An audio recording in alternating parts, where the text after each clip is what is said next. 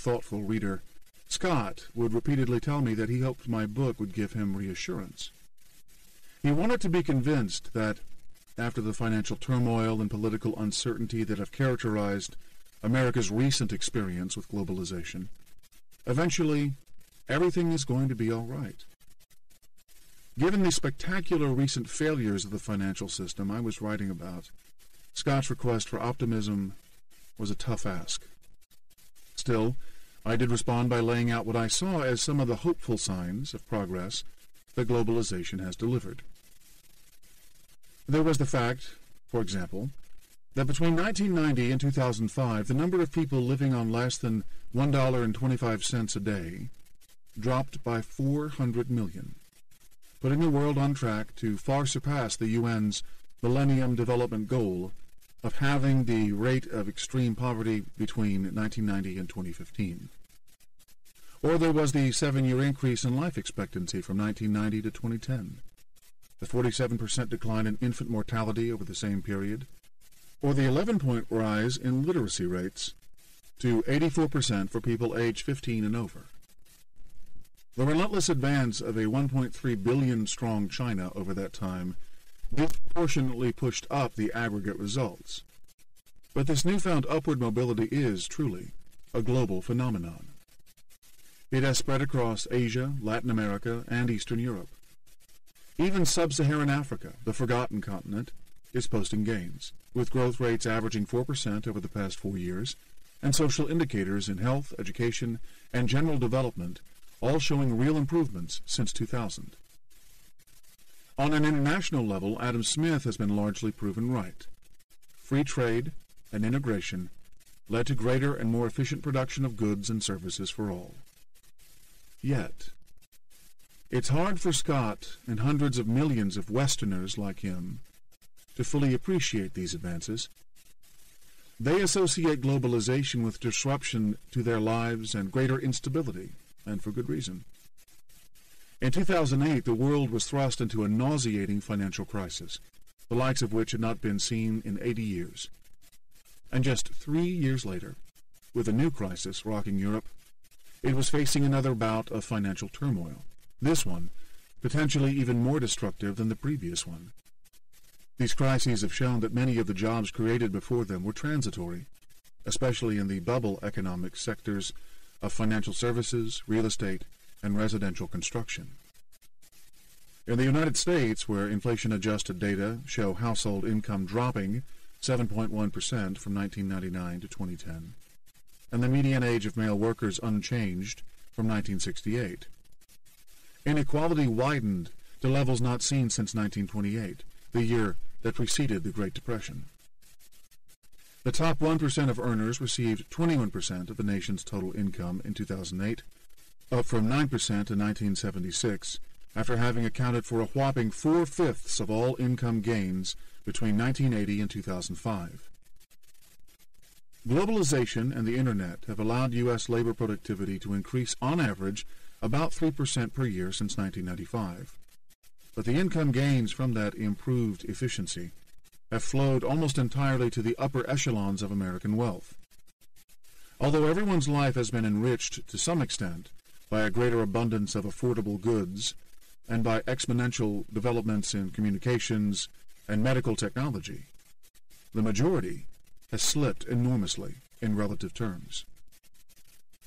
Yet even that disparity could be rationalized into some concept of improved overall quality of life if it weren't for a new element that these crises have introduced: a profound sense of uncertainty about the future.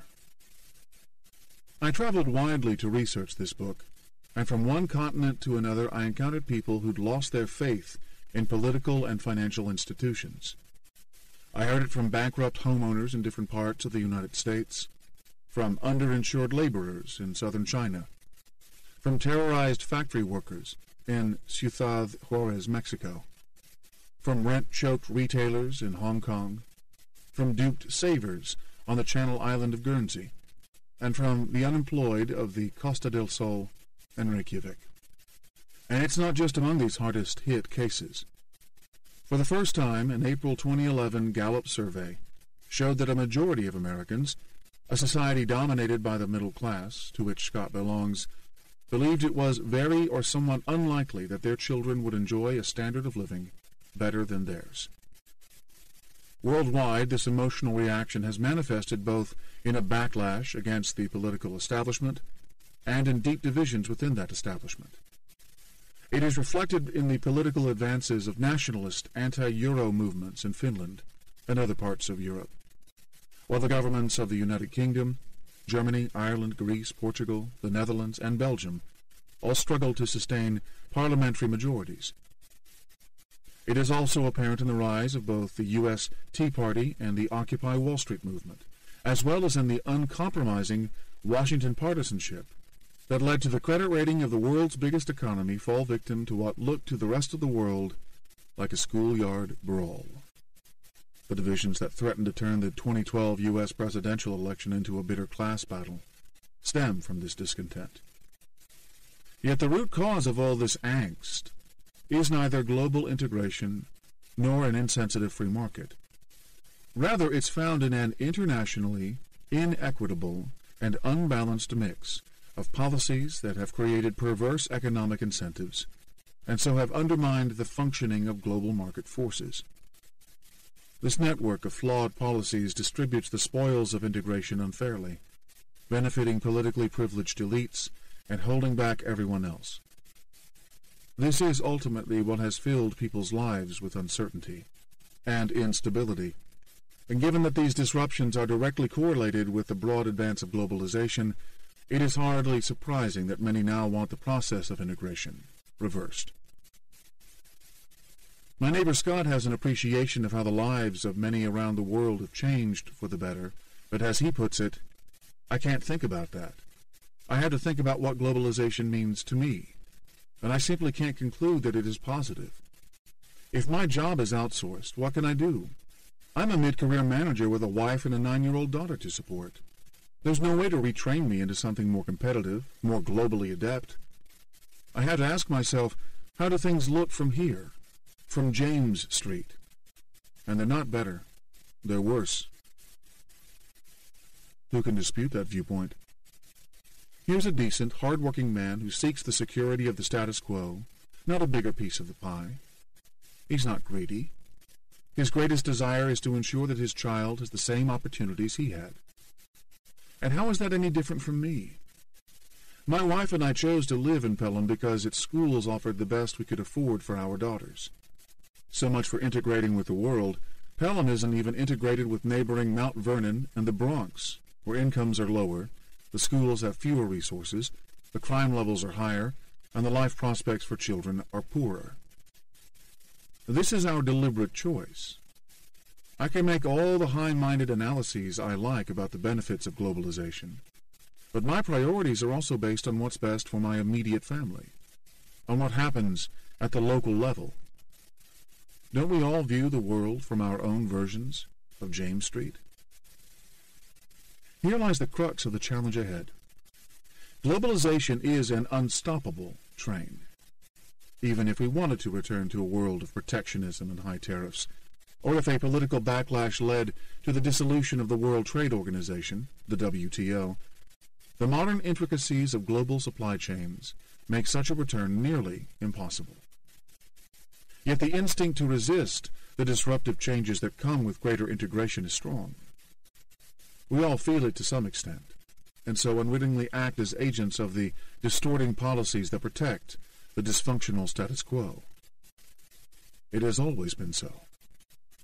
Throughout modern history, technological change and the accompanying expansion in human capability have run up against an instinctive conservatism, leaving our social, political, and legal structures ill-prepared for these new realities. Think of how ethical boundaries have persistently been challenged by scientific and medical advances over time, from Galileo to stem cell technology. This, at its core, is what Europeans were grappling with as their debt crisis came to a crunch moment in late 2011. Their financial markets had computerized and globalized so rapidly that they now operated in an international sphere where time and distance were no longer a barrier to commerce. But their politics and therefore the financial regulatory apparatus deployed to manage those markets, were anchored in older institutions that intrinsically protected national interests. This mismatch, a product of the same innate resistance to sweeping change that Scott and I both experience, left Europeans inadequately prepared for the financial maelstrom into which they were hurled. Americans and other non-Europeans are by no means immune from such breakdowns either. As we will see in this book, tensions between forward-marching globalization and stagnating national politics are on the rise everywhere. My goal is to demonstrate how, in hanging on to a non-integrated political status quo, we have failed to stop a powerful, globalized financial system from working against our common interest. In doing so, I hope to encourage listeners to overcome this conservative instinct and push for reforms that steer globalization into the direction of a truly level playing field. Even so, Scott's viewpoint demands attention. Any serious attempt at reining in the power of global finance must first recognize the deep-seated human resistance to the changes this would entail. Such fear of the new is not something to be belittled or caricatured as backwardness. It is founded on nothing less than the dreams we hold for our children. We must give people reasons to hold on to such hopes, and yet it's fair to say that these will never be realized if we don't reform our broken global financial system. In our quest to understand this dysfunctional system, we'll first take a visit to the Bund, Shanghai's elegantly restored colonial district, and gaze across the Huangpu River at the spectacular Pudong skyline on the other side. When I look at it, and quite likely if Scott were to do so, thoughts of Manhattan immediately spring to mind. It's not that Shanghai's business district looks especially like New York's. In fact, with the skyward-reaching spire of the Oriental Pearl Tower drawing the eye, the scene is reminiscent of Toronto, with its dominating CN Tower. But I can't help but compare it to lower Manhattan skyscrapers. Why? Because both skylines are culturally entrenched symbols of what the future might hold, both for these two giant cities' inhabitants and for the countries to which they belong. More than the White House or U.S. battleships, the preeminent icon of American power in the 20th century is Manhattan's skyline. Then a group that detested that power sought to destroy the image itself. In the decade following the World Trade Center attacks, their efforts meant that a view of the cityscape could conjure painful feelings of loss, not progress. Compared to the speed with which Shanghai was relentlessly reaching for the sky, the long delays in the construction of One World Trade Center, a.k.a. the Freedom Tower, seemed to symbolize a decline in American power. That a China-based manufacturer was awarded the contract to make the impact-proof glass enveloping the tower only seemed to rub salt into that wound. On that same island 8 decades earlier, and in the midst of an even bigger economic crisis, teams of immigrant construction workers took just 1 year to build the Empire State Building from U.S.-produced materials. That aptly named accomplishment staked America's claim on the 20th century. More recently, however, the hole that the fallen Twin Towers left in the Manhattan skyline hinted that this claim wouldn't be renewed for the 21st century. By contrast, Shanghai seems desperate for the world to know that China now possesses the all-conquering spirit that turns a nation into an empire. Especially at night, when some buildings run giant video displays down their facades, while brightly lit barges float around like Christmas trees on the water. The Pudong skyline could have been lifted right out of the future. One can picture flying cars buzzing around the tops of its skyscrapers, as if in a scene from The Jetsons or, more ominously, from the movie Blade Runner. Pudong was mainly farmland in 1990, when Deng Xiaoping flagged it as the site for a financial center that would lead his country into modernity. Now it represents the beating heart of Shanghai's rapid expansion, its ubiquitous construction cranes forming the vanguard of China's full steam-ahead charge toward urbanization. No wonder Scott, and millions like him, fear that China is overwhelming us. But, like any symbolic reading, this assessment of the two cities misses the nuances of reality. With a bit more information, one can compose an equally compelling story that puts the two skylines in a symbiotic relationship.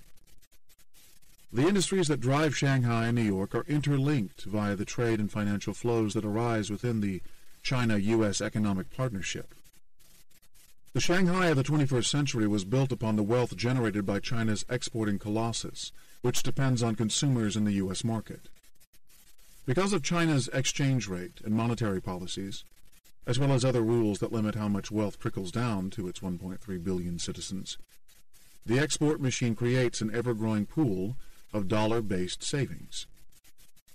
A large part of those savings is commandeered by the People's Bank of China, which then transfers it to the U.S. government in return for its bonds. In an indirect but very significant way, that money helps sustain the securities trading businesses that keep New York's lights on. It's not for nothing that the city's real estate prices held up while homes across the rest of the United States plunged in value after the 2008 crisis. Nor would it be surprising that after $24 billion had been spent on reconstruction, the area around the World Trade Center was booming once the 10-year anniversary of the September 11 attacks came around. Seen this way, Pudong and Lower Manhattan are not adversaries, but rather two halves of a powerful coalition.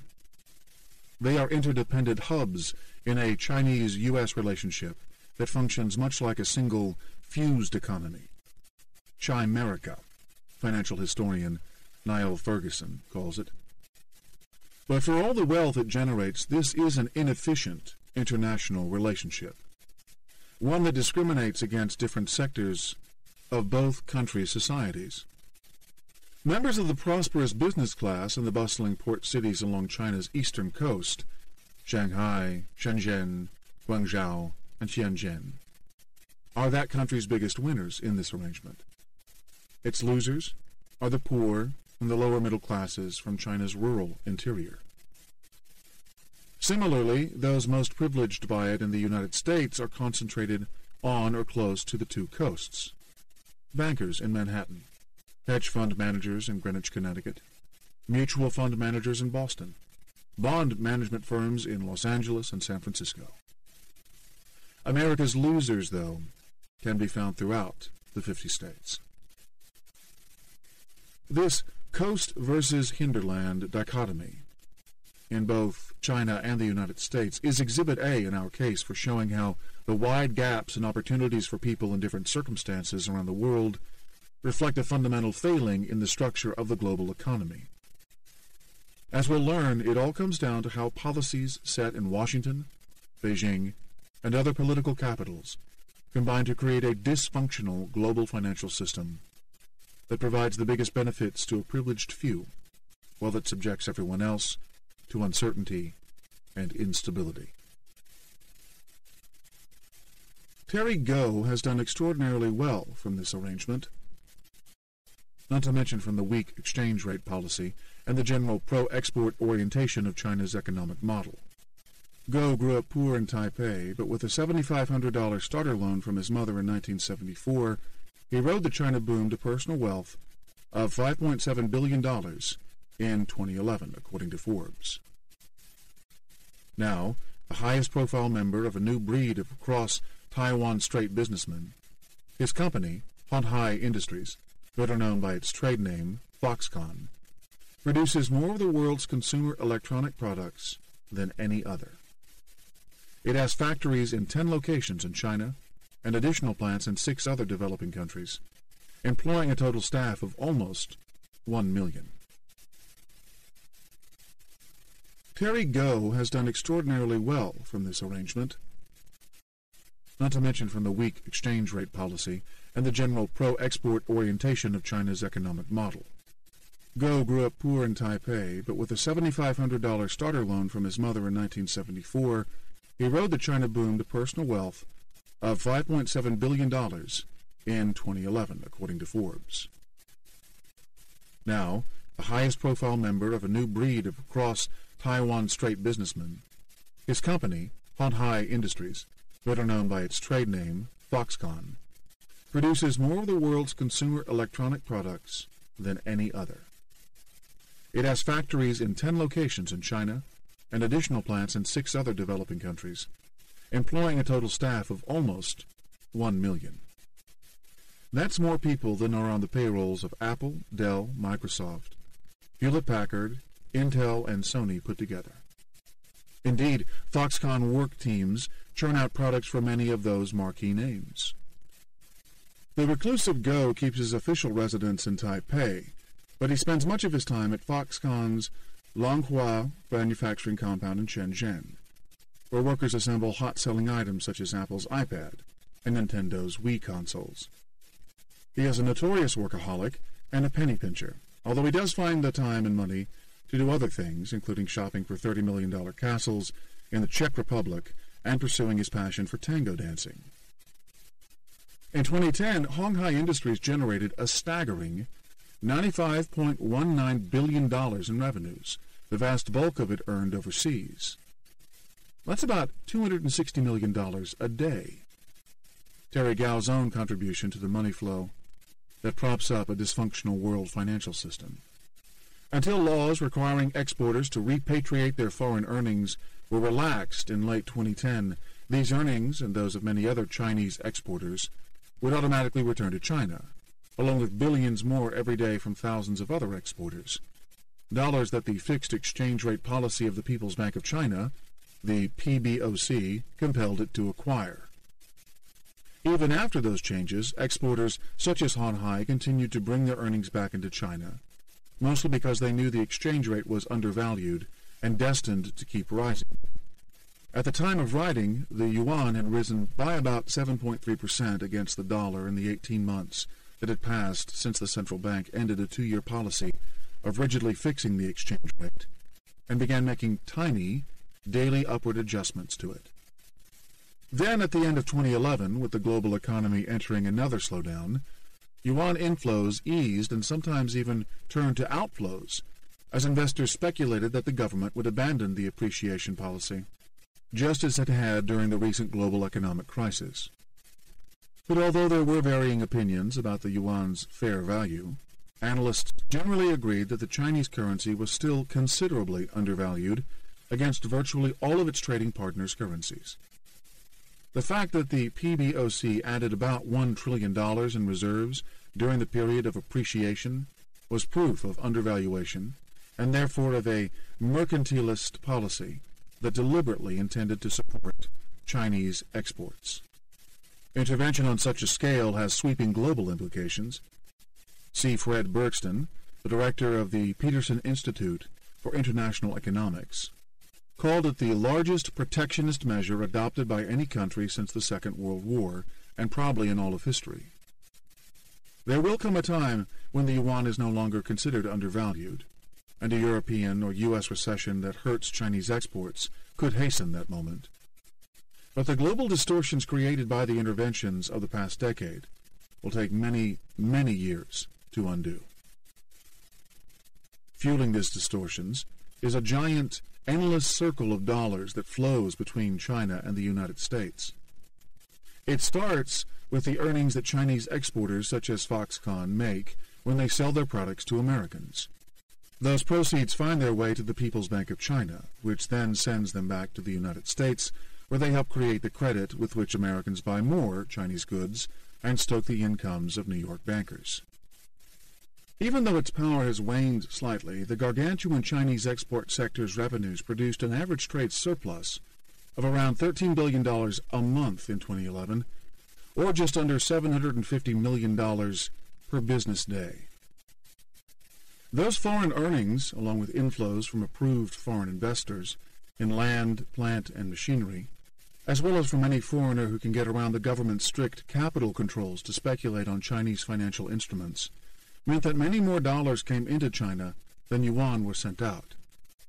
Only purchases by the PBOC, which relentlessly sold yuan in return for dollars, would prevent this perpetual inflow from pushing up the local currency's value beyond its tightly managed exchange rate target. To pay for those purchases without pumping new inflation-stoking yuan into the economy, the central bank issued yuan-denominated bonds to Chinese banks, which were flush with cash deposits drawn from China's enormous store of household and corporate savings. After effectively converting these savings into foreign currency, the PBOC then had to decide where to invest it overseas. By mid-2011, accumulated reserves hit $3.2 trillion as of September 30th, 2011. There simply aren't enough foreign markets big or liquid enough to ensure that prices don't tip against such a central bank when it buys or sells, and that are legally stable enough to protect future transactions. Thus, the PBOC typically, albeit reluctantly, steered most of its money into U.S. Treasuries, the bonds of the world's main reserve currency. Chinese foreign reserves fell slightly in the latter part of the year to end at $3.18 trillion. This was partly explained by the burst of speculative outflows that occurred in December, but there were also hints before then that Chinese banks were being told to hold on to dollars rather than sell them to the PBOC. If it accepted those dollars, the Chinese central bank would have had to gorge itself even more on treasuries, and by then it was suffering indigestion.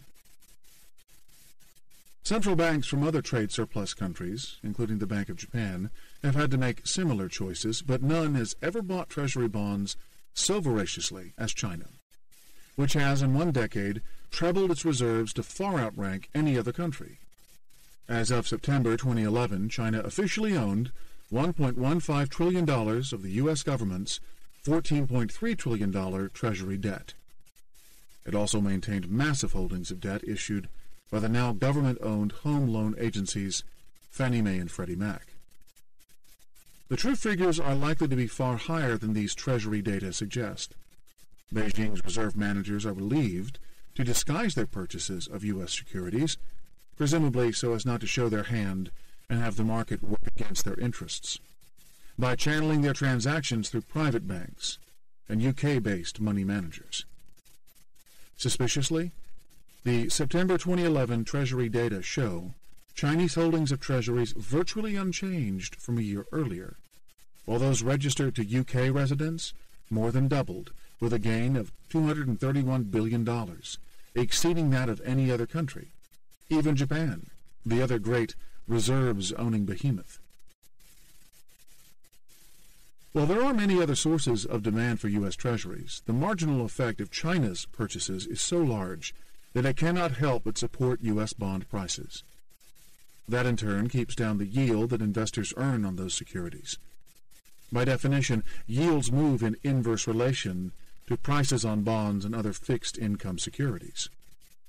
Over time, this has allowed the United States to roll over its enormous calendar of expiring debt at dirt-cheap borrowing rates, which hit a record low of 1.67% for 10-year bonds in September 2011. In effect, China is an enabler of America's debt accumulation and its steep fiscal deficit, which the Congressional Budget Office projected to reach 8.5% of gross domestic product, GDP, in 2011. The cross-Pacific savings flows, and more broadly the privilege of controlling the world's reserve currency, encourage political short-termism in the United States, which means that reforms urgently needed to bring down the country's long-term deficits are postponed. It was disturbing how little attention was focused on this international aspect of America's debt problem during the rancorous debt ceiling debate that resulted in the ignominious downgrading of America's credit rating by Standard & Poor's. A debate that was reduced to overly simplistic mantras: taxes kill growth from the right, Social Security can't be touched from the left, ignored the elephant in the room. America's debt challenges are inseparable from the problem of global imbalances. The last thing a big investor like China needs is a future debt crisis in the market in which its holdings are concentrated. Yet, by entering into what can only be described as a codependent relationship, Beijing is helping to foster the kind of U.S. fiscal problems it most fears. China cannot be blamed for an irresponsible budget process, but the fact is that the perpetual demand for U.S. government bonds, created by its excess savings and managed exchange rate policy, makes it easier for Washington to put off the hard decisions. Without China paying a high price for the United States debt, Congress would have been forced into a reckoning over deficit reduction many years earlier. Just as high market interest rates on government debt will force politicians' hands on tough decisions, as with Greece, Ireland, Portugal, and Spain's adoption of tough austerity measures during the recent Eurozone sovereign debt crisis, low rates tend to breed complacency. What's more, they encourage a willingness to take on debt across all of society. Since treasuries are the benchmark for pricing every other form of credit, their rising prices and falling yields ripple through America's financial markets, pushing investors to seek better deals on higher-yielding debt securities. That brings down interest rates on other loans and creates temptations for borrowers. It also fires up the kinds of factories in which New York specializes: bond trading desks. As the China to U.S. trade and finance cycle accelerated through the first 8 years of the decade, the monumental international fund flow became the gasoline with which Wall Street's traders, salesmen, and financial engineers cranked up a prodigious new money-making machine. It was a marriage made in hell, as Chinese money, the fastest-growing source of U.S. finance, was taken in by America's under-regulated, misincentivized financial sector and multiplied many times over into an explosion of excess credit. The profitable relationship meant that investment banks could promise the sky in salaries and so lure many of the sharpest young minds from around the world. Math graduates who might otherwise have discovered clean energy solutions at engineering firms ended up designing complicated new securitized and derivative products for banks to sell. Their inventions included the now notorious collateralized debt obligations, known as CDOs, into which were bundled thousands of home loans before they were chopped up into securities of differently ordered claims. In what seemed like financial alchemy, high-grade AAA-rated securities could thus be magically created from otherwise low-grade mortgages, all with a little help from ratings agencies, the able assistance of the Wall Street illusionists. It wasn't until 2008 that investors were reminded that there is no such thing as magic. With demand from China's and other countries' central banks driving up the price of AAA-rated treasury bonds, and thus pushing down their yields or returns on investment, pension funds and other institutions whose charters required them to hold high-rated debt eagerly turned to these new-fangled securities as substitutes. In the process, they delivered a river of fees to the Wall Street banks that designed them, and to the ratings agencies that gave them their AAA stamp. As the CDO factory cranked up, it absorbed more and more mortgages into the securitization process, which freed up capital at the originating banks, allowing them to go out into suburban neighborhoods and recruit still more home loan clients. Most people saw it as a perfect virtuous cycle that was fast-tracking the country to universal home ownership. Only as time went on did a few Wall Street insiders, their clients, and some savvy academics recognize that the system was a ticking time bomb. Among the fortunes created by the young quants who fashioned these new instruments were those that accrued to Fabrice Tour, to his employer Goldman Sachs, and to the firm's well-heeled clients. Tour, a smart young graduate of the elite École Centrale Paris engineering school, joined Goldman at age 22 in 2001. He mastered the art of designing CDOs, as well as some even more complex swap derivatives, and he was soon bestowed with the common Wall Street title of Vice President. By the end of the decade, however, when an email to his girlfriend surfaced during a Securities and Exchange Commission, or SEC, investigation, he'd become publicly known by a more notorious title, Fabulous Fab. Written just before the financial crisis took root, his email read, "The whole building is about to collapse any time now. Only potential survivor, the Fabulous Fab, standing in the middle of all these complex, highly leveraged exotic trades he created without necessarily understanding all of the implications of those monstrosities." The SEC used that message and a host of other data to file fraud charges against TÖR's employer. In a case that Goldman settled out of court for a record $550 million, the SEC charged that in 2007, right at the top of the housing boom, TÖR knowingly assembled complex synthetic CDOs whose derivative-based structure was founded on dubious mortgages, and then passed them off to naive investors as if they were low-risk securities. Meanwhile, the SEC said a better-informed and more privileged client used the same investment vehicle, which Goldman had named Abacus, to place short-selling bets against the securities.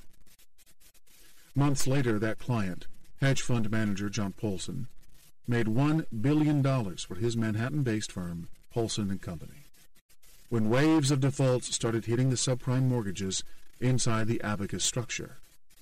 It was a crowning moment in a year-long spree of bets against the housing bubble that earned Paulson & Company a staggering $15 billion. Paulson himself took home $4 billion that year, catapulting him to 6th place on Forbes magazine's list of America's richest people. For his part, the then 28-year-old TÖR earned a $2 million bonus. After paying a mere $4,000 a month in rent for his Greenwich Village apartment, TÖR could devote his winnings to other pursuits, including what his neighbors described as wild all-night parties.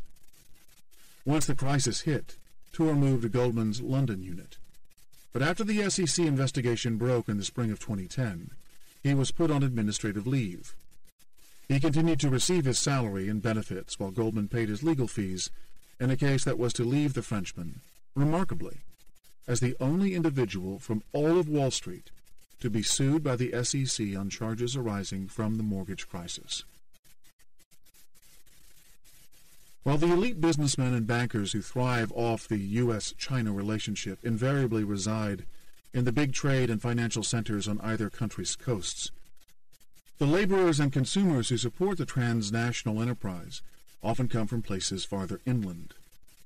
The way this deal is played out, it has left the skyscraping city as the victor and the hinterland as the loser.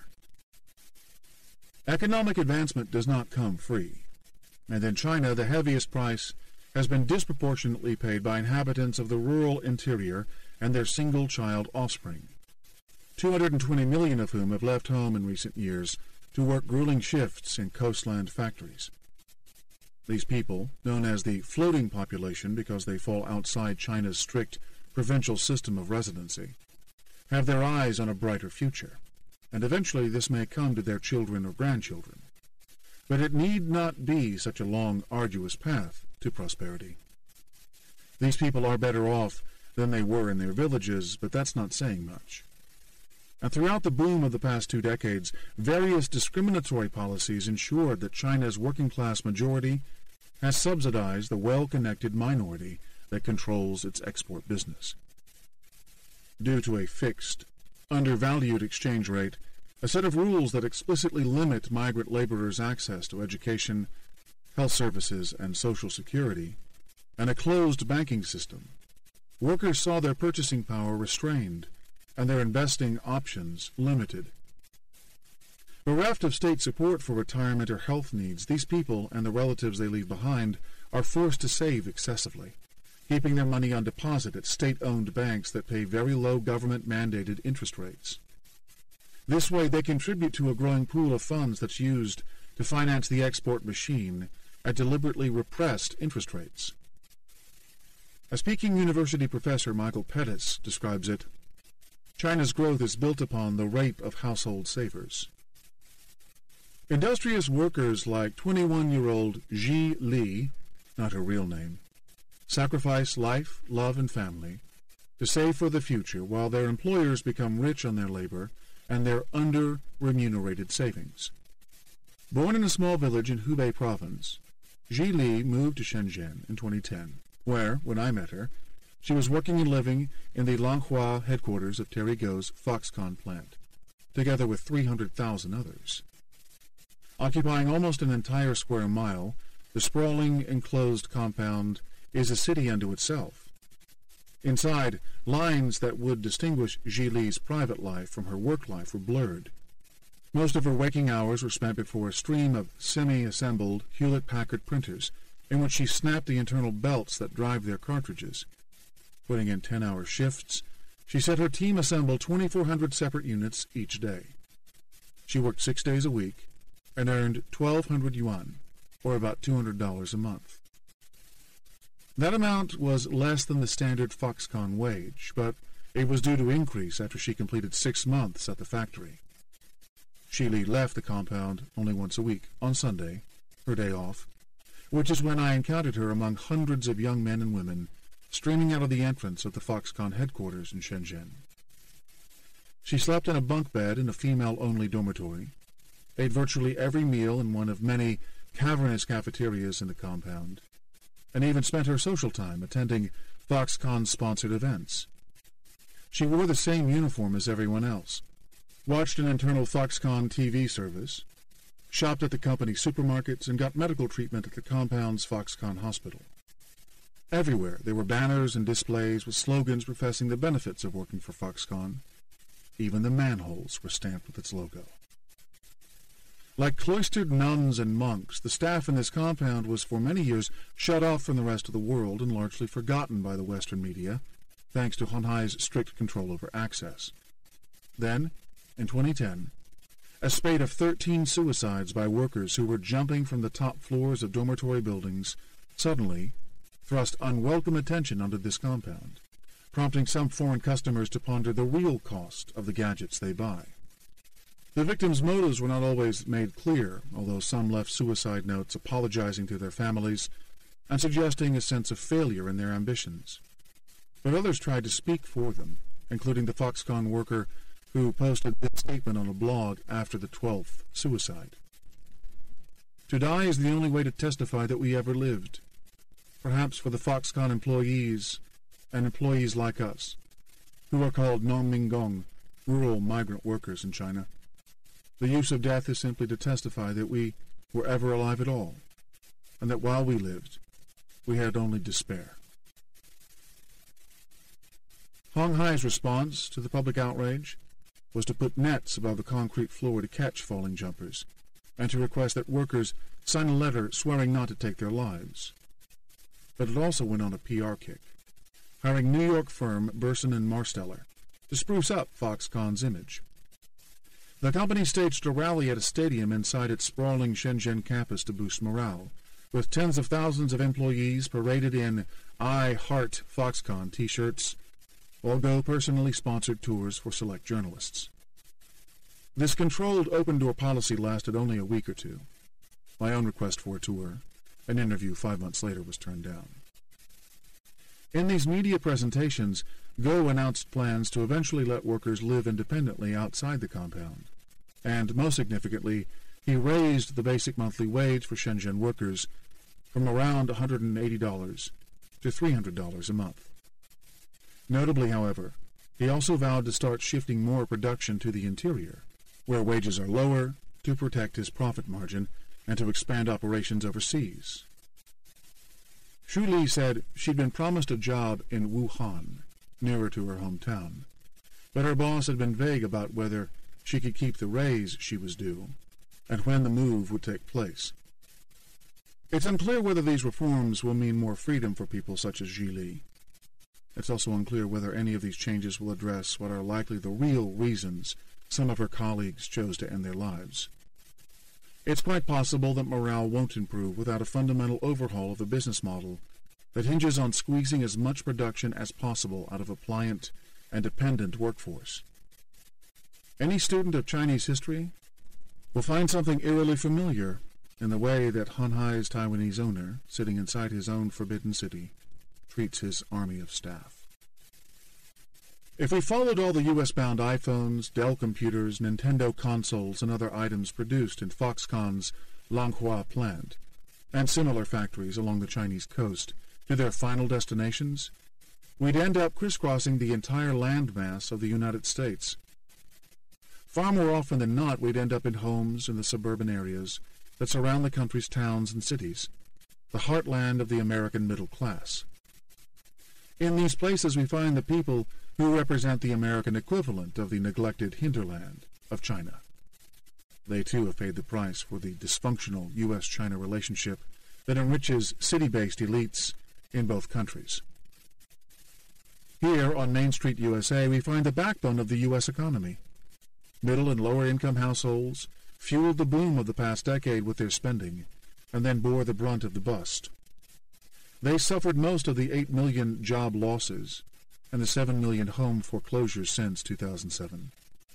They contributed to the pension and retirement funds that purchased Wall Street's doomed CDOs and other toxic securities before the market tanked and their value plunged. Their taxes backstopped the $700 billion program to bail out the country's biggest banks and companies in 2008. They provided the soldiers who fought the wars in Iraq and Afghanistan, and even once the economy began recovering from the crisis, they continued to struggle as it failed to add enough jobs to keep up with population growth and kept toying with a return to recession. With home prices still falling, the jobs that disappeared, millions of them in construction, weren't coming back, and people's debts were still exceedingly burdensome. Yet this suburban base remains vitally important as a market for Foxconn and other Chinese exporters. In 2007, the year before the financial crisis, households earning less than $150,000 a year accounted for 83% of all consumer spending in the United States. In that year also, Americans took on an additional $70 billion in new credit card debt and $1.14 trillion in mortgage loans to bring the total amounts outstanding to $942 billion and $14.6 trillion, respectively. That's a total of $131,000 per household. Without these debt-dependent consumers, the international cycle of trade and finance would stop. Among the tens of thousands of Hewlett-Packard computer components that have passed through Foxconn's Longhua plant's gates were parts that went into a desktop computer that found a home in Philadelphia. The machine was used to manage the accounts of John DeVliger, an artist whose classic Italian-style murals were sought after during the housing boom by wealthy hedge fund managers in Connecticut and New York. DeVliger's income was decent but unpredictable, and the burden of legal fees and child support payments from a recent divorce left him short of cash. So, in 2006, he decided to tap the equity he held in a small investment property in the working-class Philadelphia suburb of Upper Darby, where a single mother of 3 kids paid him $1,200 a month in rent. He'd bought the place for $100,000 in 2004, but 2 years later, AmeriQuest Mortgage, a loan originator, offered him a line of credit worth $148,500, virtually equivalent to the full appraised value.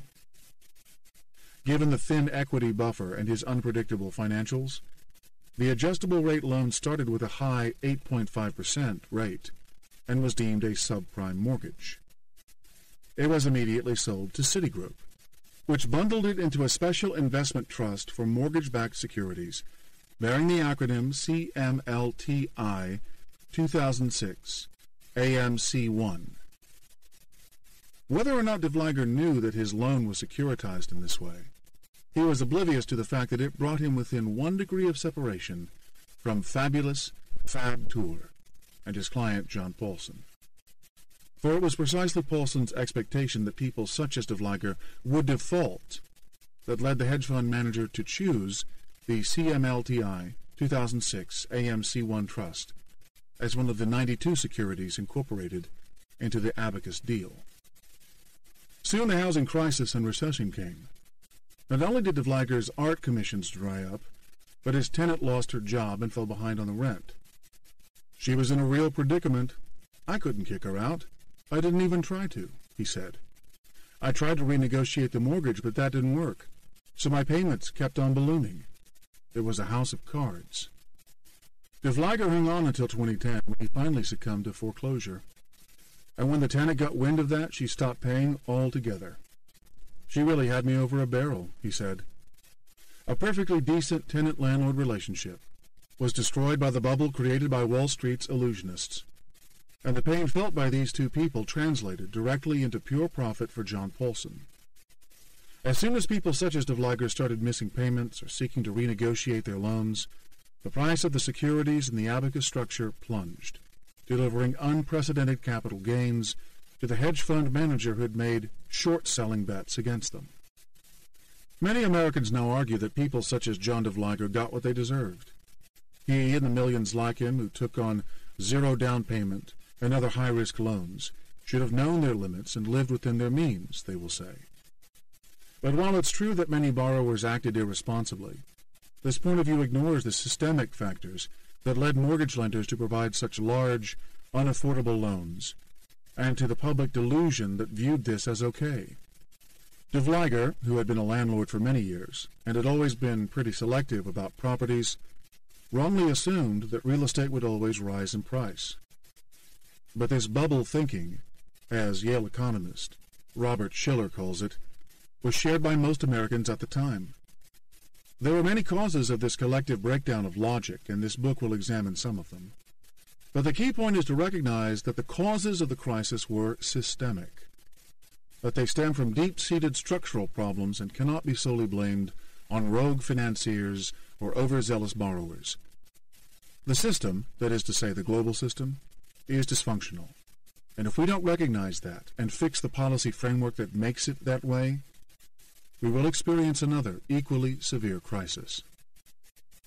This system is fixed in favor of a privileged few, but is geared against people such as Devliger and his tenant, as well as the pension funds that bought the other side of Paulson's abacus deal.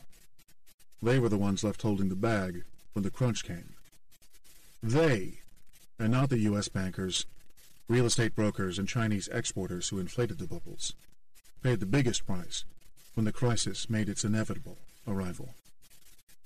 People like them, the ordinary middle and working classes of America, China, and other countries, will pay for it again when the next crisis comes. The divisions created by this discriminatory global system are not confined to the United States and China. The relentless growth of China's export machine is also feeding economic distortions elsewhere.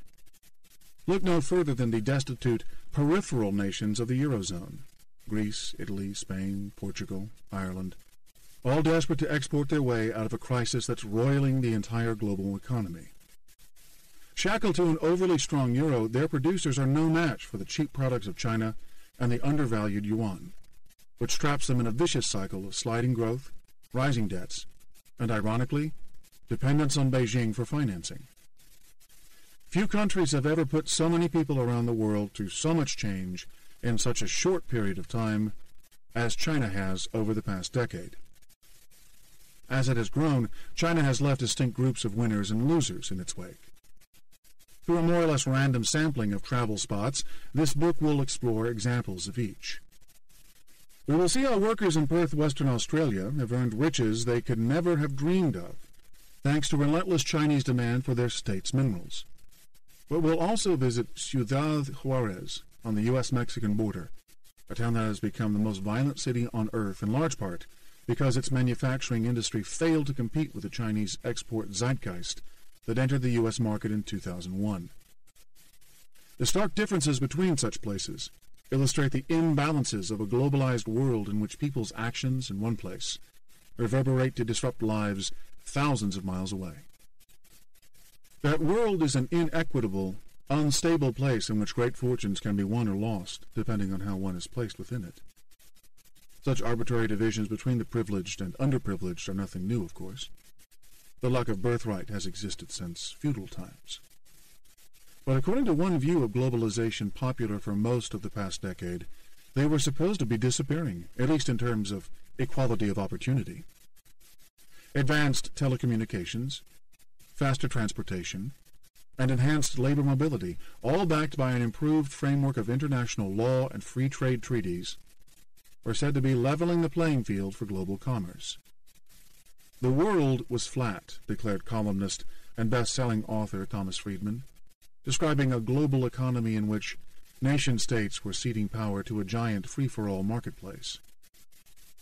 According to the Friedman thesis, the winners would be those who sold products or labor of the highest quality and value for money, while those unable or unwilling to innovate, increase productivity, and ascend the value chain would lose. As governments ceased propping up favorite domestic industries, everyone would have to compete on those basic terms. This new hyper-competitive world would be tough, but it would not be discriminatory. And by encouraging a drive for productivity and innovation, it would ultimately be a better place. The global financial crisis and the starkly divided world of winners and losers that emerged in its wake dispelled this myth with brutal force. It showed that although goods, services, and capital markets have indeed gone global, the playing field is far from level, and precisely because of the distorting role played by a well and truly alive nation-state. Yet even as the financial crisis has exposed an alarming degree of fraud and corruption among those who rode the prior credit bubble to great wealth, pursuing the perpetrators won't in itself fix the problem. The issue here is the failure of our economic and political system, and for that we are all in some way complicit. We, that is to say those of us with the right to vote, we who live in the wealthy democratic societies of the West, have let the few who thrive from this failing system use their financial resources to manipulate our electoral process and block any serious reforms to it. Until we destroy the scourge of money politics, our democracies will fall short of their rule by majority promise, ensuring that our societies become increasingly divided and economies more unstable. According to the neoliberal dogma on deregulation and privatization that held sway after the end of the Cold War and informed Friedman's thesis, there was little wrong with the economic inequities that later propelled those who participated in the Occupy movement into the streets of the world's capitals. Wealth disparities were part and parcel of a more efficient free market system, one that was forcing the global economy into a survival of the fittest process of evolution. By neoliberalism's own internal logic, if you intervened in that system, you would hold back the advance of human prosperity. But this view failed to recognize that the free market system is not free at all. The global economy is unbalanced, fraught with massive distortions, inefficiencies, and inequities, most of which arise directly from government policies, sometimes from too much regulation, other times from too little. Each flawed policy is a problem in itself, but worse is the damage done by their misalignment with one another. A global matrix of mismatched, distorting policies lies at the heart of many of our economic problems. These distortions, and not some Darwinistic process that weeds out laziness or incompetence, are the major reason why, in 2010, America's wealth gap was at its widest level in 8 decades. Yet few see this picture. Instead, many blame international inequities on supposed flaws in national character, on Americans' rampant consumerism, or on the sloth of the Greeks and Italians. But while no one can dispute that Americans must learn to live within their means, indeed circumstances are now forcing them to, or that Greece and Italy need structural reforms that ensure that hard work is rewarded, it's dangerous to view these countries' problems in isolation from the policy distortions that shape the global financial system. It might be easier to understand the crisis as some kind of retribution for an era of wanton excess, but such moralizing won't shape effective policy making. The solution requires a wholesale change in the way the global economy is structured. Without that, the arrival of a more frugal U.S. consumer will only add more hardship. A good place to start is the price of credit, the mechanism through which America's and Europe's debt has ballooned. For too long, debt was mispriced. It was given too high a value by creditors, the corollary of which meant that borrowers paid too little. Yes, greed and naivete contributed to the mania for U.S. subprime mortgages and for investment homes in places like Spain and Ireland. But the financial bubble would not have been possible without the fundamental mispricing of debt caused by the interplay of poorly designed policies from different governments around the world. It's a central tenet of economics, and certainly one that the neoliberal reformers subscribe to, that if you mess with prices, you undermine the market's capacity to allocate resources to where they are most needed. There are sometimes good reasons to intervene in that process and create positive incentives, to steer funds toward infrastructure, education, or health services, for example. But if price distortions happen on a systemic, economy-wide basis, the growing mismatch between demand and supply eventually produces a crisis. These price distortions can arise because government regulations favor certain industries or firms, and conversely, because a failure to enforce pro-competition regulations allows private monopolies to undermine the free market. Either way, we end up with perverse incentives, so that people consistently make economic decisions that lead to suboptimal economic results for all.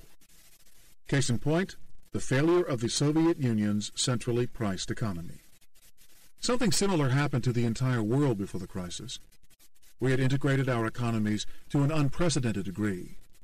But by leaving in place all these misaligned policies, prices, and incentives, we misallocated resources and created an inherently unstable financial environment. Integration is indeed the route to prosperity, but it needs coordination to ensure efficiency. In China, the undervaluation of the yuan, low interest rates, and savings-inducing social policies reduced the cost of entry into manufacturing and created an overwhelming incentive for Chinese businessmen to focus on exports rather than domestic consumers. In the United States, the overpricing of bank assets encouraged excessive risk-taking, all because of the unspoken too-big-to-fail doctrine, with which the government implicitly guaranteed to bail out banks if they fell into trouble. This in turn left the U.S. economy dangerously dependent on a continued credit-fueled expansion in household spending.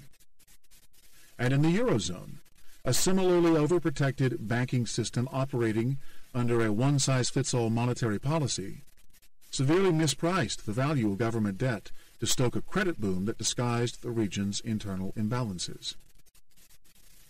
To a large extent, these policy distortions can be traced to the twin trends that I've loosely grouped into the two parts of this book: the rise of China as a world economic force, and the emergence of a powerful, under-regulated, and globalized financial sector. Together, these tectonic shifts have put the world economy off kilter. The imbalances have reached a point where the previous dichotomy, one in which China and other developing countries manufactured stuff and the rest of the developed world bought it, cannot last. As they gradually reduce their overinflated debt by selling assets in a multi-year deleveraging process, U.S. and European societies will, inevitably, face a continued slowdown in spending. These advanced economies' consumers are not the pot of gold they were for developing countries' producers, and will themselves depend on exports to spur growth. To get the world back to equilibrium, then, policy incentives must change so that Chinese save less, Americans save more, and Europeans sort out their intra-continental savings and spending mismatches. If we fail to achieve this rebalancing, the eventual outcome could be devastating. Trade conflicts, social upheaval, even revolutions and wars, in an area in which peaceful democracy appears to be ascendant, and where open trading systems are protected by the World Trade Organization. Such conflicts might seem like distant prospects, but in the grand sweep of human history, they are common. The problem is that no side will change on its own for fear that others will freeload. The only way forward lies in multilateral agreements reached through forums such as the Group of 20 developed and developing nations and the International Monetary Fund. Yet for national governments to engage with one another in this way, they too need to be properly incentivized. They will seek to change the status quo only if they are under effective political pressure to do so, if ordinary people like you and me demand it. Throughout my conversations with people affected by the financial crises of recent years, I encountered a profound worldwide loss of trust in our political and economic institutions. The disturbing conclusion I draw from this is that we are losing faith in our collective ability to form governments that will represent the collective will of the people. That marks a depressing departure from the optimistic, if often misguided, utopianism of decades past. It also poses a serious threat to free market capitalism, a system that, for all its flaws, has until now proven to be the most effective in fostering and perpetuating human prosperity. A functioning capitalist system depends on people's trust and confidence. Trust that the law will protect their contractual and property rights, trust in the currency in which they save, and confidence in a stable future. Without trust and confidence, people don't invest in risk-bearing assets. And that means that businesses are denied a flow of funding that's needed to permit growth. In movements as disparate as Occupy Wall Street, the U.S. Tea Party, and the Arab Spring, we find evidence of people seeking to force political change for what they see as the better. And that should be encouraging. But for most of them, the focus is on attacking existing institutions rather than building better, new ones. Equally important, few of these protesters are focused on what must happen at the international level. Our societies need to take that next step and do so in concert with one another. It's an enormous challenge, and if we don't find a way to collectively reform our broken global financial system, the next decade looks bleak. You don't need to hear it from me. In the following chapters, ordinary people will, like Scott, give voice to their fears, hopes, and dreams, and so demonstrate how our existing global system is untenable. Taken together, their stories should also make it clear that whichever way things go from here, we are all in this together. Part 1. The Rise of China. Chapter 1. Origins of Dysfunction. How we got here. Richard Nixon was the accidental architect of our current global financial system. That makes him the ideal starting place for getting a grip on the dysfunctional nature of the world economy. In the late 1960s and early 1970s, outlays for the Vietnam War were playing havoc with the finances of the U.S. government. The trade deficit was expanding monthly as American consumers gravitated toward cheap new imports from Europe and Japan. A growing band of nervous foreign investors began exchanging their dollar reserves for gold, driving U.S. gold holdings down to dangerously low levels. President Nixon felt trapped by an economic juggernaut he could not control. So, on August 5, 1971, Nixon gave a televised address to the American people. Its significance was likely lost on most of his audience, but it hit like an earthquake in the halls of the world's banks. Looking solemnly into the camera, the president began by speaking gravely about an all-out war waged by international money speculators against the United States.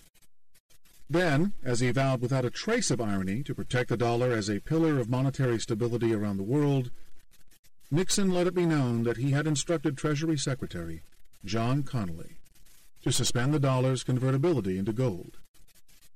With those words, the Bretton Woods system, a regime that had maintained global monetary stability since the end of World War II, was finished.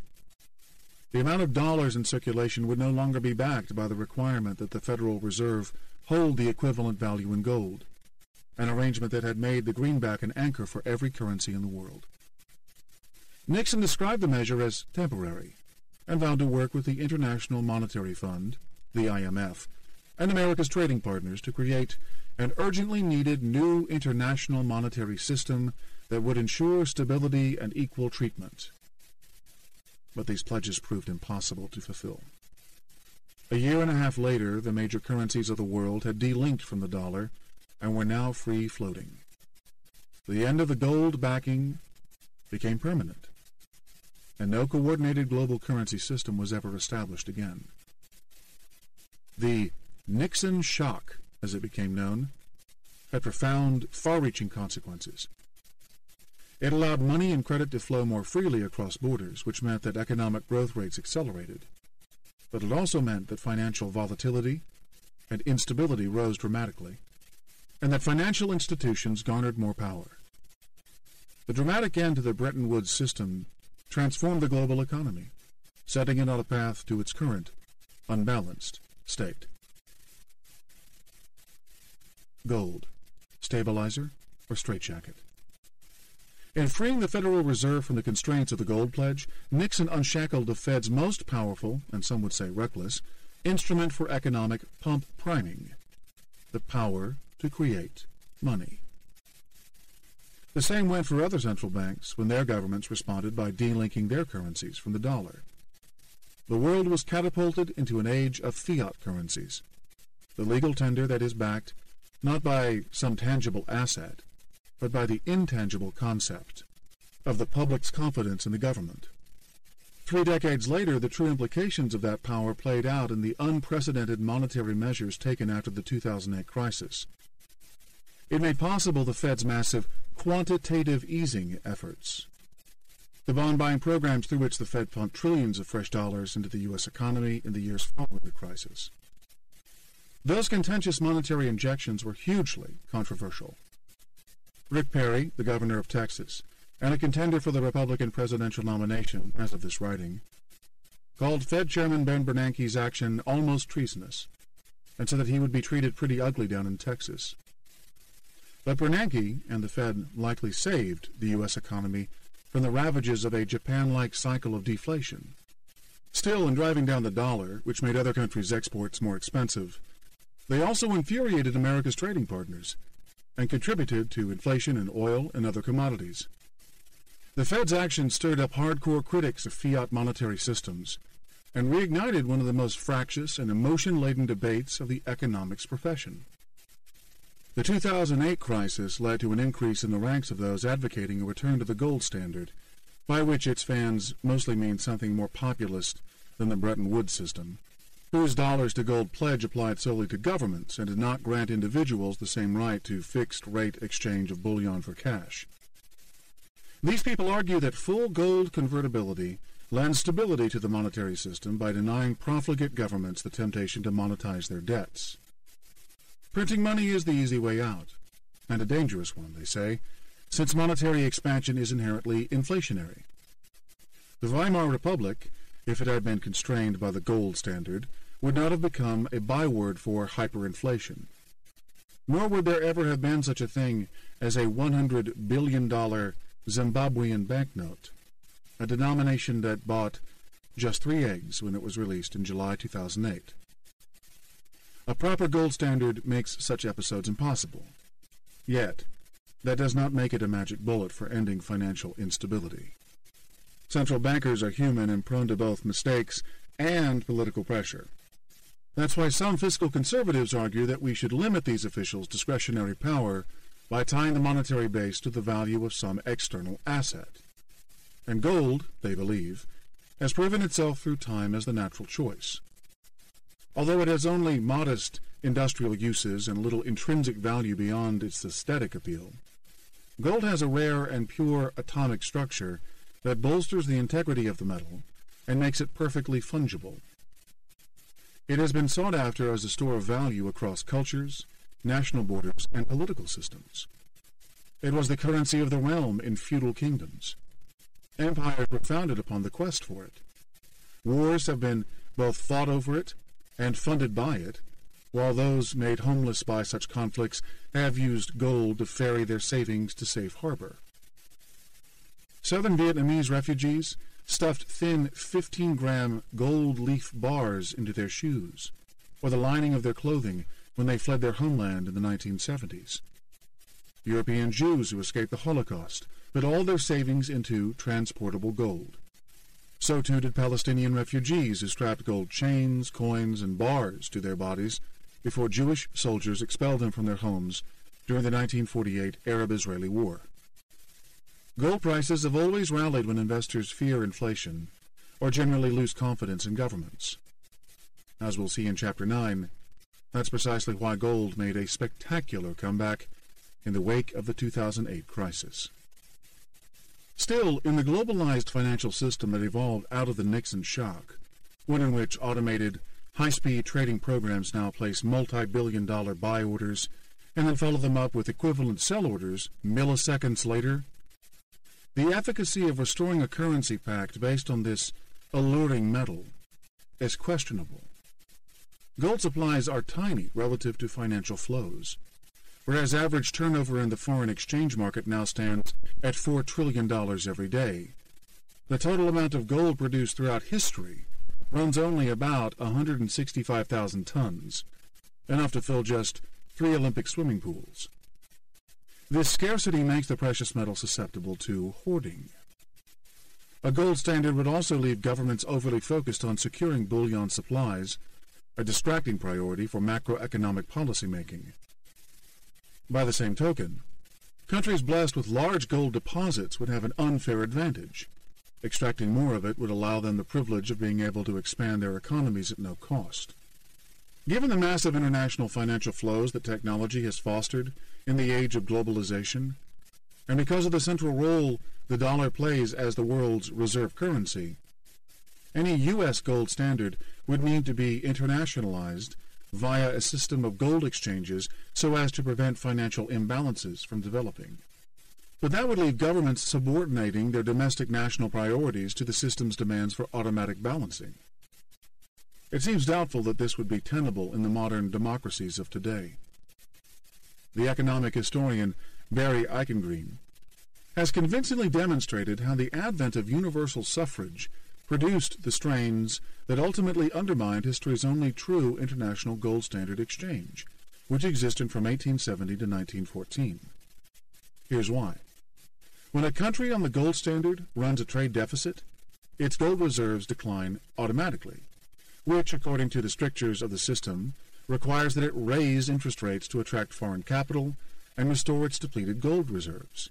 But if that happens during an economic contraction, this brake on growth can have a brutal impact on people's lives. Greece subjects itself to the same under the de facto gold standard of its economy's peg to the euro.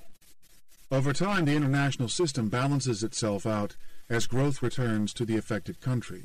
But in the short term, the forbidden tool of devaluation looms temptingly, a solution that's easier to administer politically as it shares the burden with foreigners. It's hardly surprising that on that evening in August 1971, Nixon, who fundamentally mistrusted multilateral institutions, cast blame on shady foreign money speculators. What is most lost in this age-old debate, however, is the fact that the rigid system preferred by gold bugs has historically failed to deliver the holy grail of permanent financial stability for the same basic reason that fiat currency regimes have failed.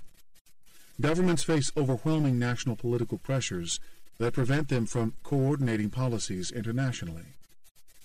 Without the giant imbalances in trade and capital flows that arise from misaligned policies, and without the politically untenable outflows of jobs and price pressures that come with them, either the gold standard would survive, or economies would be sufficiently stable that there'd be no need for it. Either way, the conclusion is the same. We desperately need to improve international cooperation between governments. Currencies go topsy-turvy.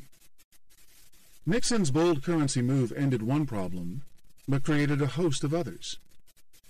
The sharp drop in the dollar and the world's sudden immersion in a system of floating exchange rates wreaked havoc with international contracts and drastically shifted the terms of trade between countries.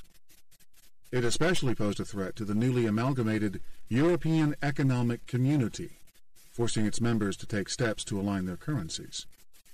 These measures would eventually lead to the ultimate manifestation of continental monetary union, the euro. As currencies realigned in the wake of the Nixon shock, so too did the prices of every asset affected by them. The immediate impact was a collapse in world stock prices.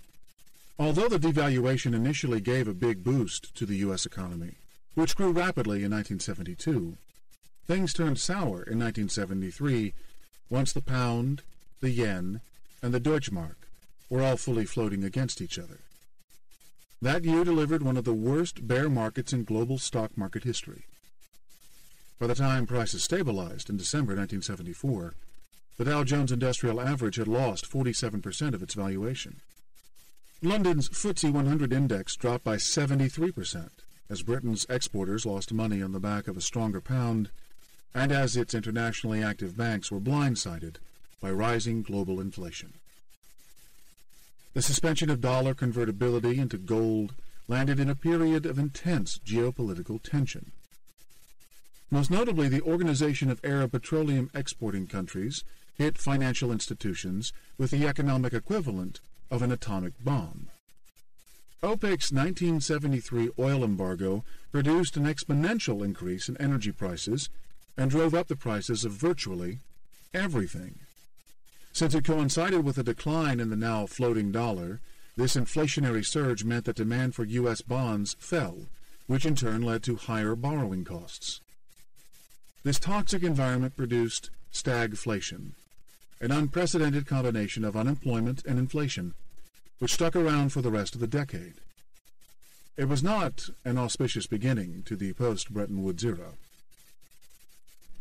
The end of the dollar-gold peg also introduced the concept of foreign exchange and monetary policy risk to the boardrooms of multinational companies, spawning whole new businesses for financial institutions, currency and interest rate hedging. In 1972, the Chicago Mercantile Exchange launched trading in foreign exchange futures, contracts that would allow companies to lock in the price of a currency over time.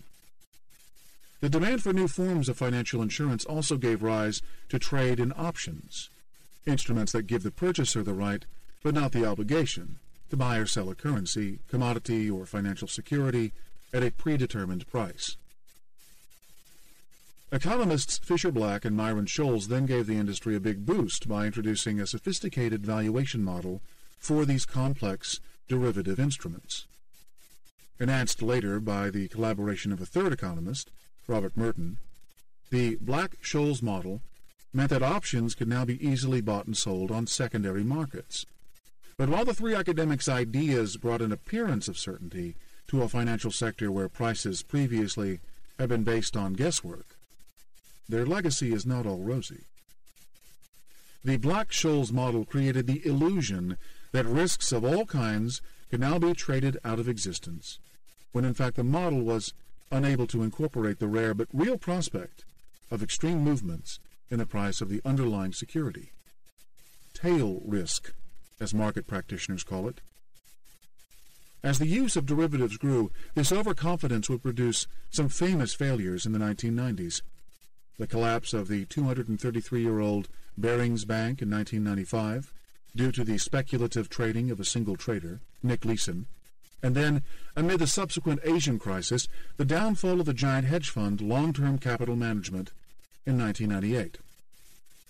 LTCM's demise was all the more notable for the fact that its directors included none other than Myron Scholes and Robert Merton. The year before, the pair had shared the Nobel Prize in Economics for their work on options pricing. Even after that spectacular failure, investors would repeat the same essential mistake over and again, wanting to believe that innovation had somehow killed risk. The consequences in 2007-2008, as we now know, were devastating. In contrast to financial institutions, U.S. exporters initially welcomed this new era of weak dollar exchange rates.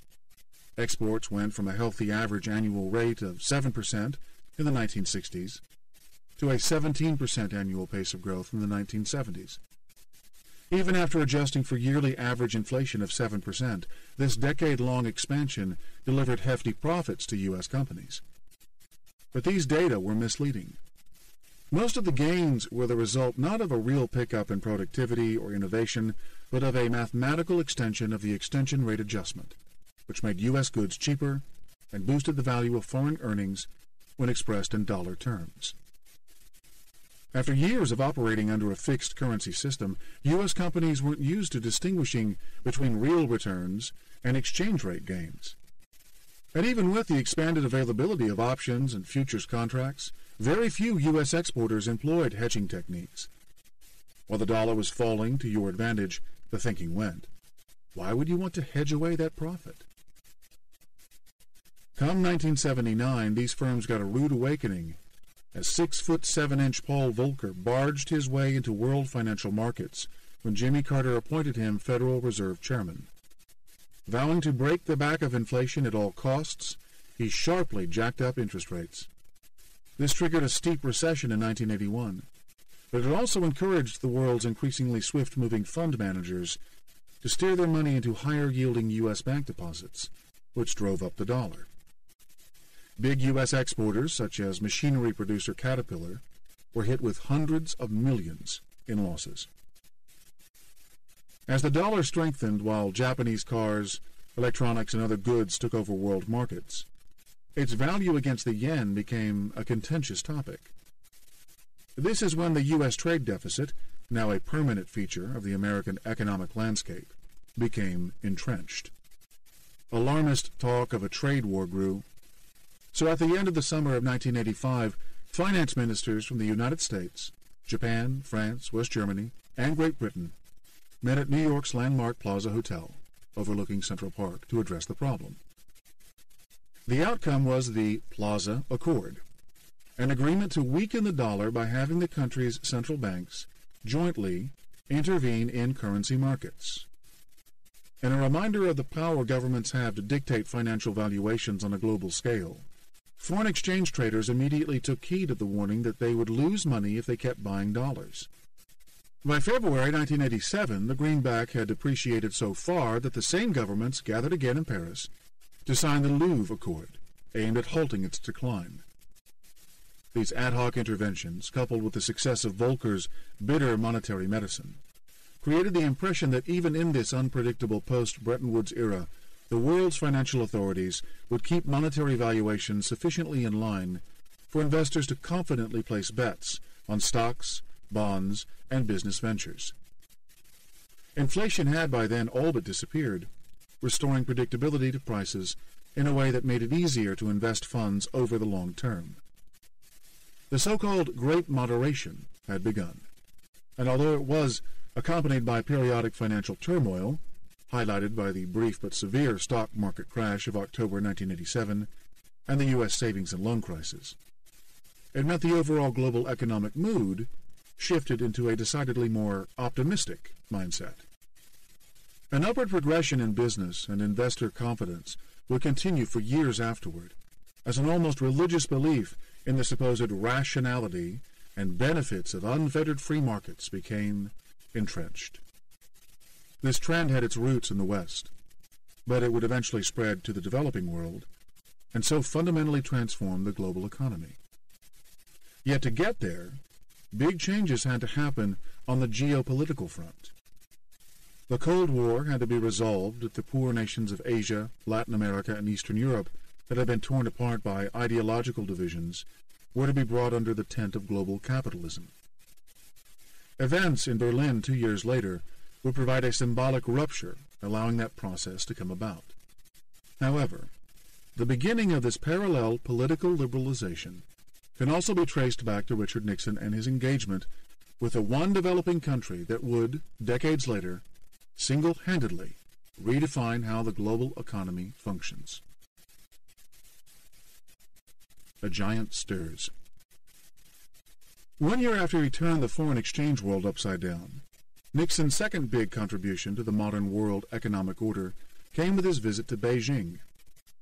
Mao Zedong, who had been confined to a sickbed only 9 days before Nixon's visit, greeted the U.S. president with an outstretched hand, making for an historic photo op. The two countries still had much work to do to set aside past tensions, but with Nixon recognizing China's interest in a single-nation solution to its dispute with Taiwan, a mutual understanding was established and the path was set for more open bilateral trade.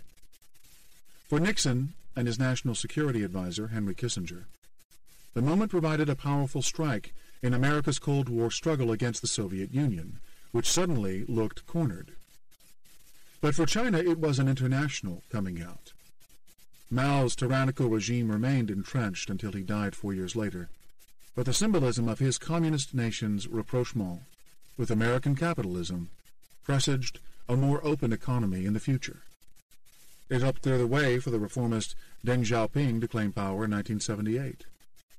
A year later, he normalized relations with the United States and launched a centuries-overdue process of modernization.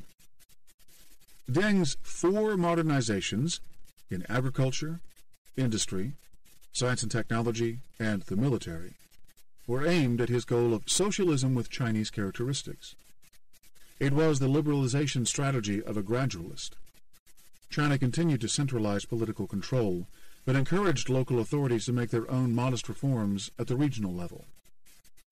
Deng could see the rapid advances being made in Japan and Taiwan, two countries whose brand of capitalism also incorporated a heavy dose of central planning. He knew that he, too, had to unleash the entrepreneurial zeal of his people in a choreographed way. Deng was remarkably successful. Peasants could now till a portion of their own land for profit, dramatically improving crop yields and encouraging some in rural communities to branch out into business. Then, with Deng provocatively announcing that China should let some people get rich first, a capitalist class was created from scratch, as new sectors were opened to private enterprise. Yet the state maintained tight restrictions over political activity, as was made clear during the 1989 Tiananmen Square crackdown, and took a slow, gradual approach to liberalization. As this process continued through the 1980s, it prepared China for an unprecedented pace of economic development after 1990, when, for 2 decades, it would run an average annual growth rate of 9%. In so doing, this giant nation transformed the global economy. As China emerged from the cocoon it had occupied since its humiliating defeat by Great Britain in the Opium Wars of the mid-19th century, big changes were also happening in the land of its old colonial adversary. Margaret Thatcher, Britain's Iron Lady, came to power in 1979, and her conservative government set about undoing the quasi-socialist structure of the UK economy. She privatized state-owned industries, sold off coal mines, broke up unions, and generally extracted the government from the economy. In 1986, the Big Bang financial reforms were introduced, including an end to a ban on stock brokerages performing banking services. The change gave British banks a chance to grow in scale. They became world leaders in capital markets, which were starting to challenge commercial bank lending as the driving force behind global financial flows.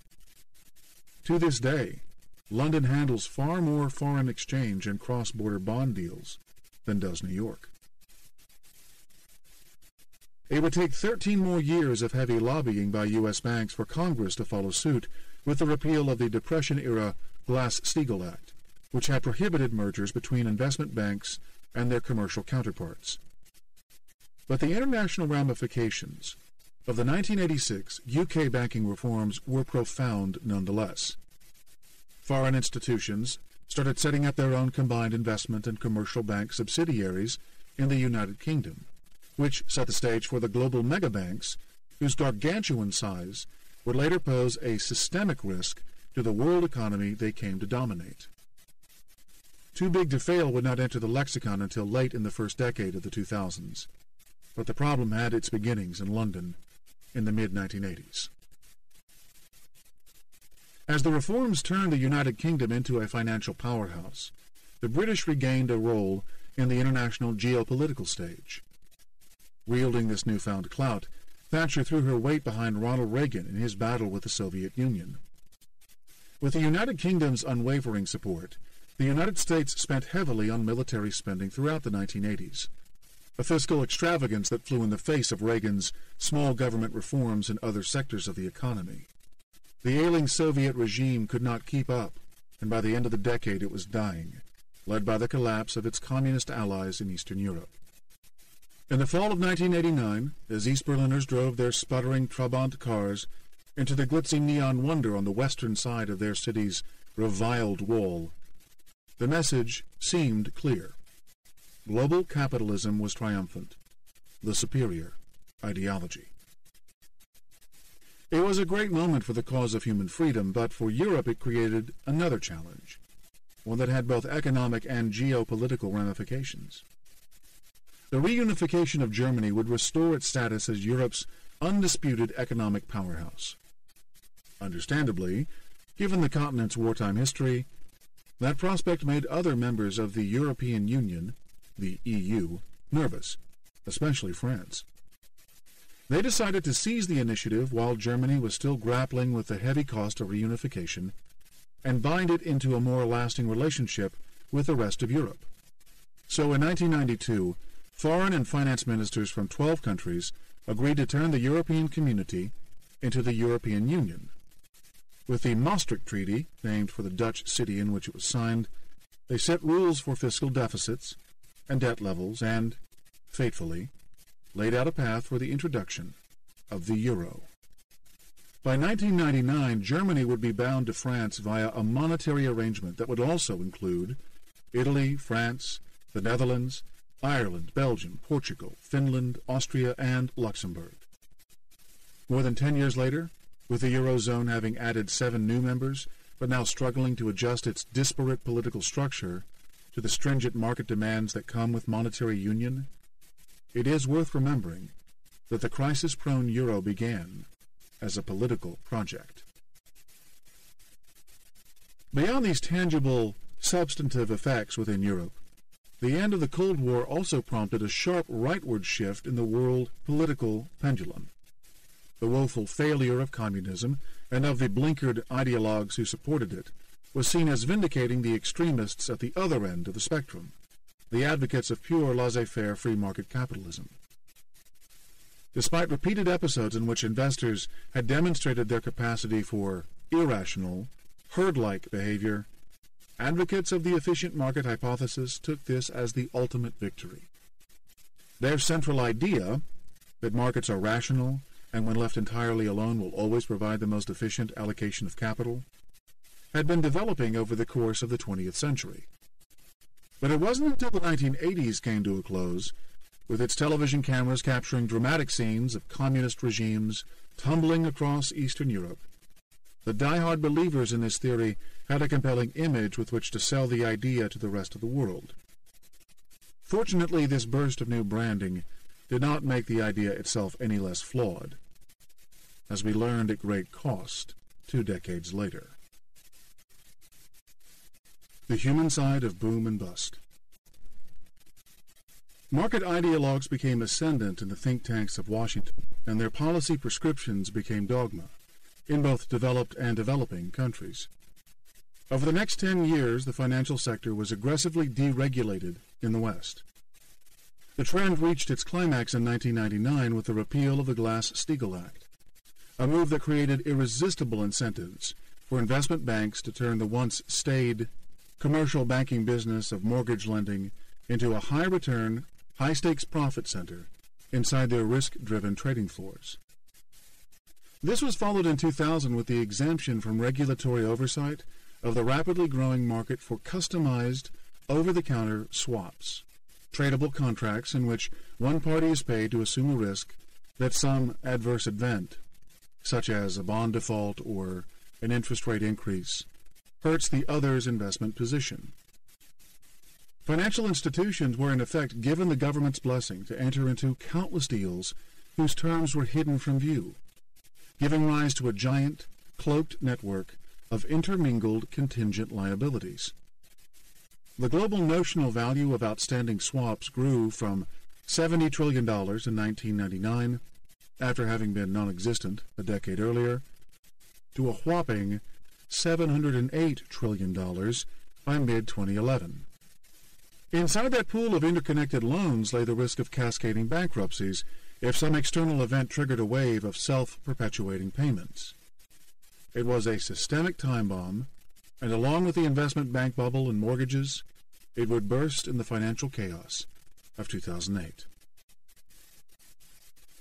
In developing countries, the so-called Washington Consensus became a template for sweeping reforms emphasizing privatizations, fiscal discipline, liberalized trade and foreign investment, competitive exchange rates, export-oriented policies, and market-based interest rates. Much of this was constructive for the global economy in the aggregate, which would show unprecedented growth over the next 2 decades.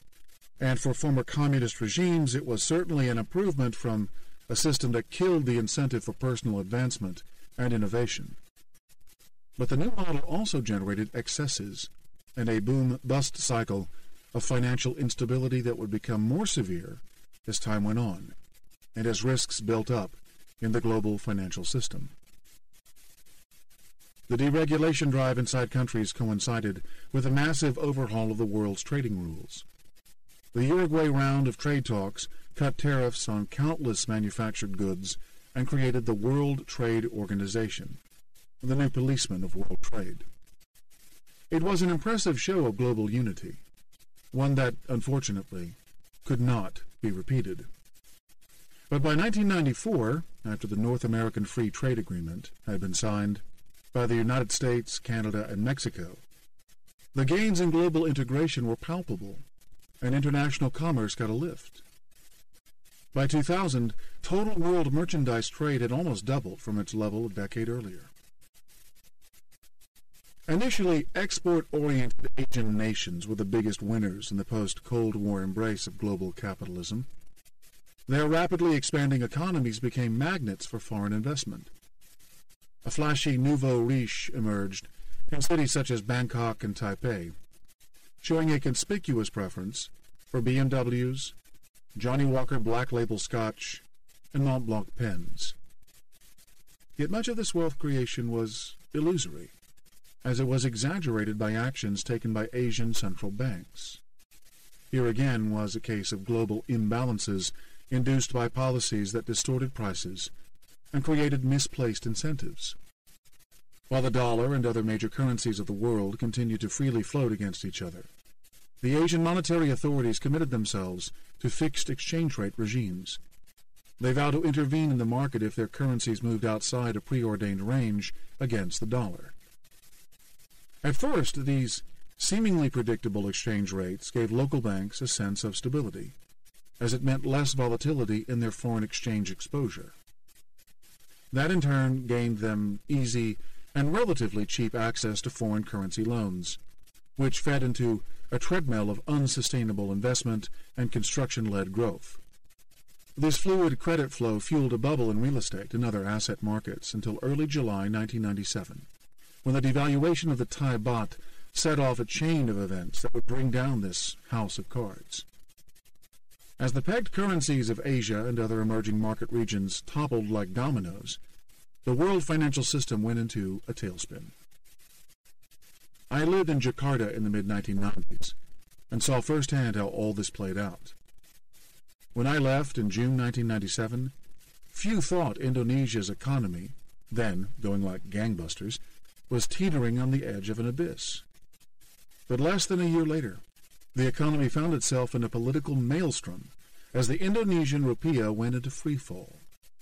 Its peg to the dollar had become the next line of attack for speculators after they finished breaking the South Korean won. This fomented a crisis that forced President Suharto, the dictator who had reigned over a crony capitalist economy for 31 years, to accept a $43 billion loan from the IMF. The deal came with tough conditions: high interest rates, an end to gasoline subsidies and other government interventions, and fiscal belt-tightening. These austerity measures kicked in right as the economy was descending into chaos. The net result was a breakdown in public confidence and social order that would bring an end to the Suharto regime. 11 months after leaving a growing economy that was drawing in a steady stream of businessmen and investors, I found myself on a near-empty Boeing 747 from London to Jakarta. When I arrived at the Soekarno-Hatta International Airport, I saw a mass of anxious Indonesians clutching hastily packed boxes. It was an exodus of fear. President Suharto had resigned a day earlier, the culmination of 10 days of a violent outpouring of bottled-up fury, much of it directed at members of the country's ethnic Chinese minority. The financial chaos had exacerbated deep-seated ethnic tensions as indigenous Indonesians turned on the Chinese, traditionally key actors in the country's merchant class, as scapegoats for Indonesia's economic ills. A friend, Reuters reporter Jim Della Giacomo, penned a haunting personal reflection on what he saw, including this account of a scene in Glodok, the city's unofficial ramshackle Chinatown, where local Chinese shop owners and their families were knifed by gangs of marauding youths while their stores were looted and torched. He wrote, "As I dictated my story standing next to a tray of charred meat, the stench of the burnt flesh even overpowered the lingering smell of burnt plastic. I rate it as one of the most disconcerting smells I have known in my 32 years. A distant cousin, of the familiar aromas of cooked livestock we associate with mother's cooking or father's barbecue. One man told me the charcoal and yellow pieces on which flies now pop back and forth were not human, but meat salvaged from the supermarket. I could have carried on the fiction if not for the unique smell and unmistakable shape of a human hand, complete with wristwatch, being one of them. Events such as these offer a poignant reminder of how human lives can be profoundly affected by financial policy making. Until a crisis such as Indonesia's in 1998, or America's 10 years later hits, most people have no idea how they might be affected by such things, and even after they've been blindsided by its effects, they remain confused and mistrustful. The fact is, a straight causal line can be drawn from Asian central banks distorting currency policies through to the economic imbalances they created, then on to the Asian financial crisis, and finally to this orgy of violence in Indonesia. Sadly, the line didn't stop there. Contagion from the financial upheaval spread around the world like a virus as the cycle of competitive devaluations spiraled wider. Fixed-rate exchanges everywhere came under attack as each country's exporters felt the competitive challenge from Asia's newly weakened currencies, and as prices from the commodities produced by many developing countries plummeted. The lesson for the governments of Indonesia, Thailand, and South Korea, as well as for Russia, Brazil, Argentina, and other countries rocked by what was dubbed the Asian financial crisis, was that they had let their currencies get too high and had held too few reserves against them. The same lesson was embraced by an observant China, which had resisted the competitive devaluation pressure from its neighbors and maintained the yuan's peg to the dollar, earning kudos then for a policy that would later draw criticism. From then on, the central banks from Asia's export-driven economies would deliberately buy up foreign currency assets, both to keep their own currencies weak and to maintain a buffer of reserves. And since the dollar was just as entrenched in its role as the international reserve currency as it had been in the Bretton Woods era, their buying activity would focus on U.S. assets. With this deliberate policy of reserve accumulation, Asian savings were delivered en masse to American borrowers. The great financial transfer of our age was underway. Buyers of last resort. Throughout these crises, the U.S. economy had powered along relentlessly, seemingly unfazed by the turmoil in Asia. It was the age of the Internet boom and the instant 20-something multimillionaire. These new young winners seemed to spring out of nowhere as a steady flow of dot-com companies launched initial public offerings to which investors swarmed in search of the next Microsoft. Such easy wealth flowing to computer geeks made it seem as if anyone could become instantaneously wealthy. The wild, breathless finale of a decade-long bull market rally swelled American workers' 401k accounts and inflated their sense of wealth. And as this bolstered their confidence, they expressed it in that all-American way. They spent money. This is how, in the late 1990s, the United States entrenched itself as the world's most important consumer market. While everyone else was beset with financial difficulties, Americans kept digging deeper into their wallets and purchasing goods made elsewhere. They became the world's buyers of last resort. As the country stocked up on foreign-made clothes, appliances, and toys, Americans' personal savings rate, which had averaged 7% of disposable income in 1991, dropped to an average of 2.7% in 2001. Simultaneously, the U.S. trade deficit went from $31.1 billion in 1991 to $108 billion in 1997, and then exploded to $364.4 billion in 2001. The relentless spending binge pulled the rest of the world out of its doldrums, and at the time was seen as part of a healthy, symbiotic relationship. Just as Asian exporters were lifted by U.S. purchases, so too did the U.S. economy benefit from the weak currencies left over from the Asian crisis, which drove down the cost of foreign imports, boosted American households' purchasing power, and suppressed inflation. The flood of cheap goods from Asia amplified globalization's already widespread disinflationary effect on prices. When combined with the new rapid expansion of the Internet, the development of sophisticated new purchasing and inventory management systems, and the rollout of various business-to-business software technologies, a virtuous cycle of productivity enhancement was put in motion. Suppliers in Asia and other developing regions started advertising their wares online, allowing U.S. buyers to bargain shop from anywhere in the world. Companies such as Walmart hooked their automated purchasing systems into a globalized system.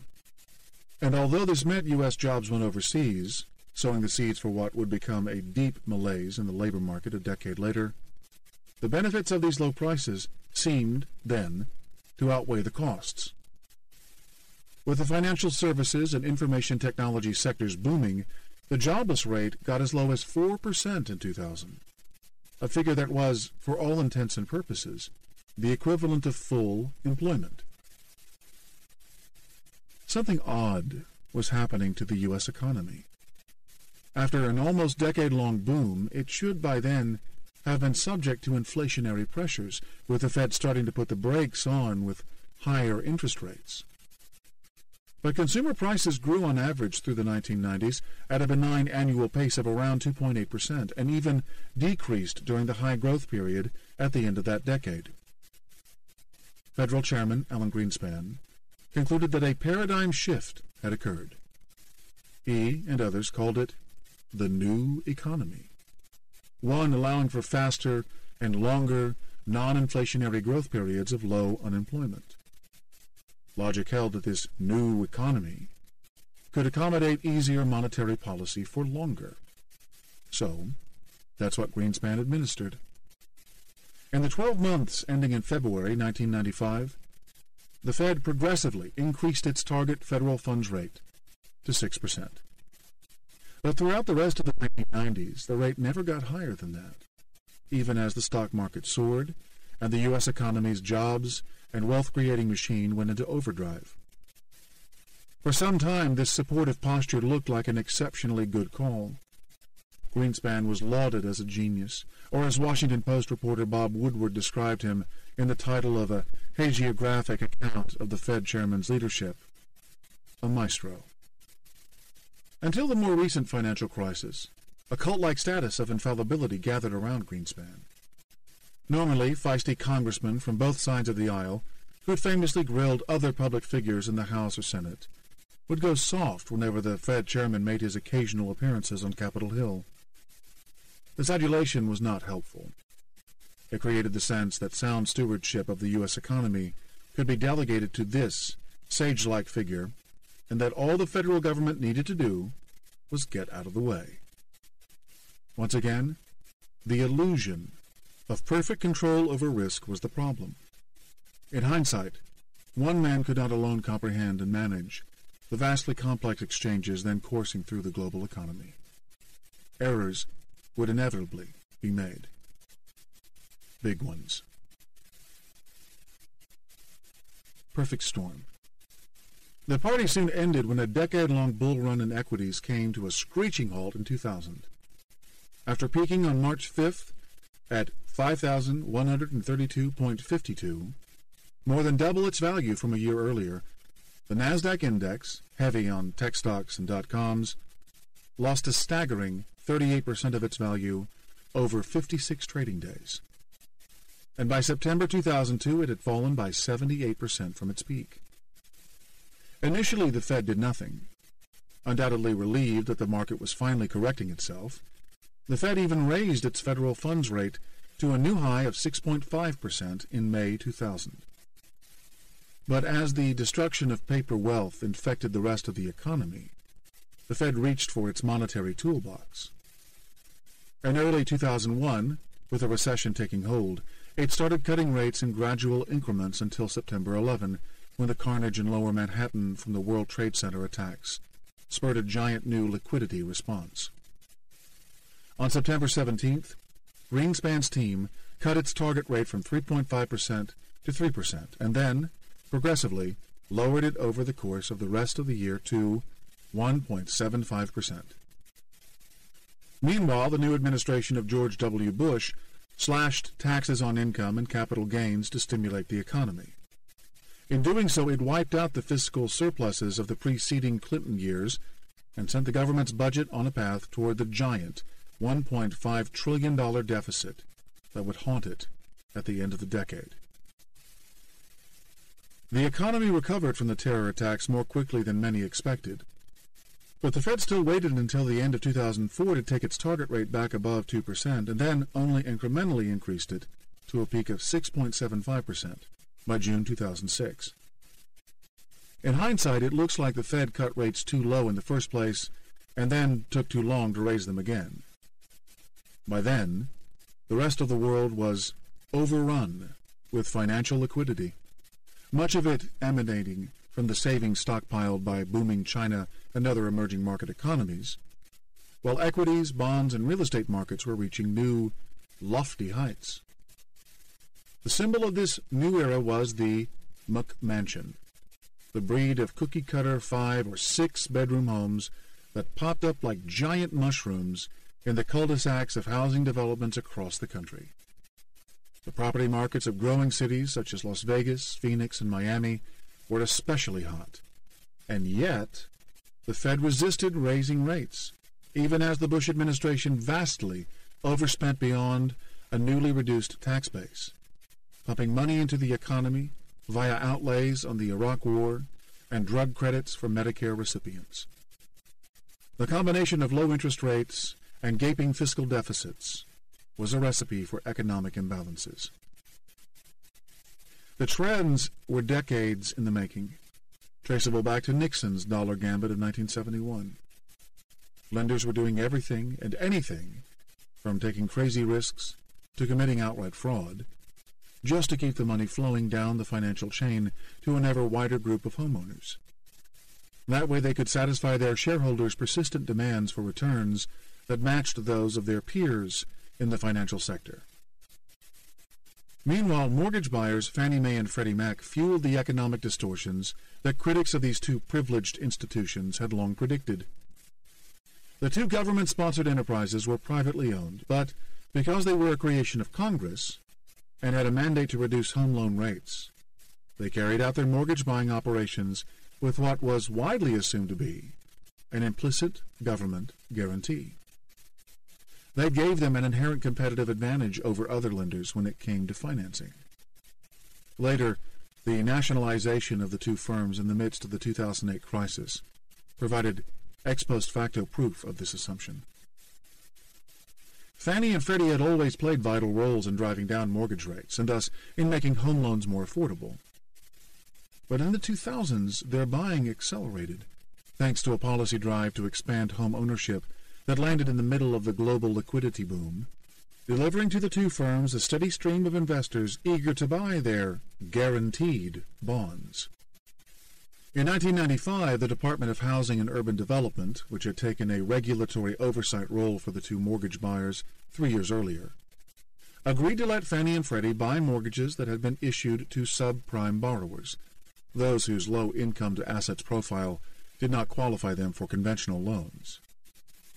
While HUD expected the two agencies to use strict lending standards before it purchased such loans, once the next decade's global liquidity boom worked its way into the U.S. housing market, their lending in this category expanded rapidly. By 2006, subprime loans accounted for 20% of all Freddie and Fannie mortgage purchases. By then, a worldwide hunt for yield was underway among conservative bond market investors who wanted to park their money in safe, highly rated, yet profitable securities. The yields on U.S. Treasury bonds, a measure of investment return that always moves inversely to price, had become unattractive as the central banks of China, Japan, and other Asian saving nations gobbled up these risk-free, benchmark government instruments. So bond investors went farther out along the risk curve. Next in line, in terms of higher yields in return for incrementally more risk, were the agency bonds of Fannie and Freddie. But the implicit government guarantee one that central banks such as the People's Bank of China even recognized, meant that their yields also fell to levels only marginally higher than their treasury bond equivalents. Essentially, there was too much demand for low-risk investments and too little supply.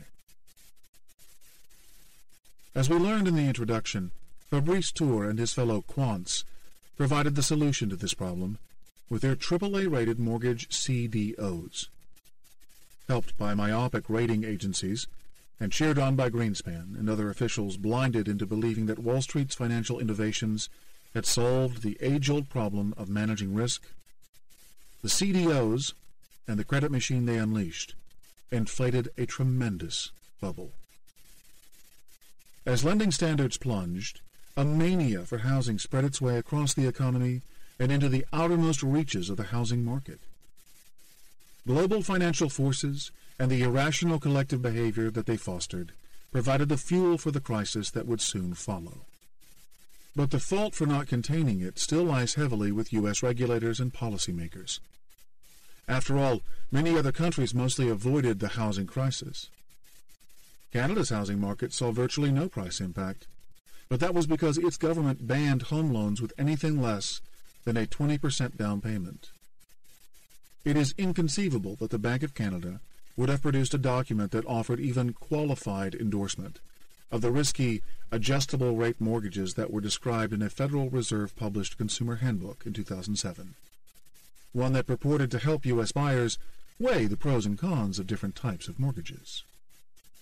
Clearly, the Fed was an integral part of the problem. It played a critical role in encouraging the gross mispricing that would bring the financial system to its knees a year later. In big parts of Europe, meanwhile, a similar trend in prices and credit occurred, but for different reasons. The same global liquidity flood was sloshing into European markets, and its bubble-creating power was amplified by a giant new innovation of their own, the euro. As countries made preparations for the European single currency's introduction in 1999, the borrowing costs of peripheral Eurozone nations, such as Italy, Greece, Ireland, and Spain, plunged.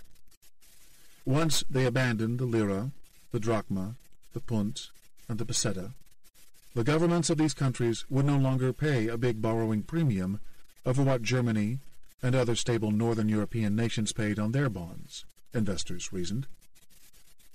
In just 4 years, Italy's 10-year sovereign bond yields went from a 1995 peak of 13.75% to 3.5% at the euro's debut. There they stayed for the next 9 years. The same massive credit windfall was enjoyed by Greece, Spain, Ireland, and Portugal, with different effects in each. In Greece, it allowed the government to spend lavishly on an extensive welfare state and to rack up untenable fiscal deficits. But in Spain and Ireland, the benefits flowed to private sector banks, which created a giant mortgage lending system that previously had not existed, fueling an unprecedented borrowing and construction binge. This was another case of gross mispricing and misplaced initiatives. With the benefit of hindsight, we learned during the sovereign debt crisis that the credit risks in these peripheral Eurozone countries had not diminished to anywhere near the level that bond prices had assumed during the euro's early years. The advent of the euro and the end to 17 legacy currencies was supposed to make capital markets more efficient across Europe, freeing up lending for businesses and industry. It achieved that to some extent, but mispriced credit rates also steered money away from productive industries and instead into construction and real estate. This is one reason why Ireland, which had been the poor man of Europe 2 decades earlier, ended up with the highest concentration of home ownership in the world. It's also why the Irish government had to call on the EU and the IMF to fund a $50 billion bailout of its banks in 2010.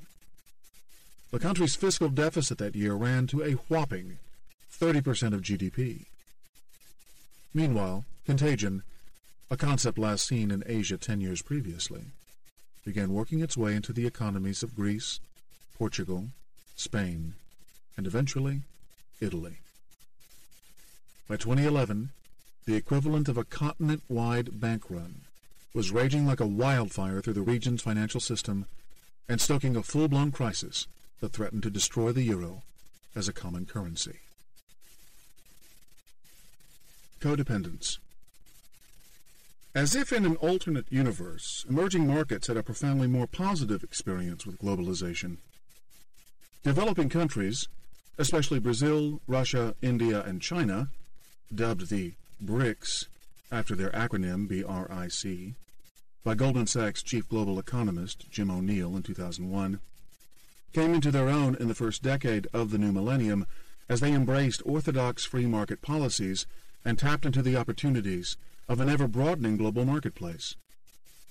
While advanced countries threw all their eggs into a basket dominated by finance and services, these emerging market economies went from strength to strength, creating new manufacturing and service industries while rapidly improving the quality and sophistication of their output, enabling them to climb the technology ladder that would add value and increase earning power. Between 2000 and 2008, some 30% of total world growth was generated by the 4 BRIC countries, up from 16% in the previous decade. Across the emerging market world, hundreds of millions of people were added to the ranks of the middle class, as both income and spending levels rose at a rapid pace. But it wasn't all roses for the developing world. This was also a period of extreme movements in commodity prices, which led to food and energy inflation, and so fueled divisions in societies. Producers of crops and resources profited, but the urban poor, in many places, eventually found their disposable incomes squeezed by the higher prices. In some cases, this led to political upheaval, most notably in Egypt, Tunisia, Libya, and other Middle Eastern countries that experienced the Arab Spring in late 2010 and into 2011. Ultimately, these disruptions can be traced to the distorting policy imbalances that developed within and between countries as the global financial expansion unleashed by the Nixon shock of 1971 reached its zenith in the latter part of the 2000s. And it's impossible to grasp the nature of those policy effects without comprehending the relationship between the United States and China, the behemoth of the BRICS. Starting with Nixon and Mao's ice-breaking moment, the two giant countries' relationship would grow into an economic pairing of a kind the world had never seen. Once the new millennium had begun, their economies had acquired a deep interdependence. One could equally say codependence. The American consumer market provided the means through which China, with its export-oriented economy, could clock the fastest, sustained rates of development in history. And China, meanwhile, provided the cheap goods needed to sustain the American way of life, as well as the finance to pay for it.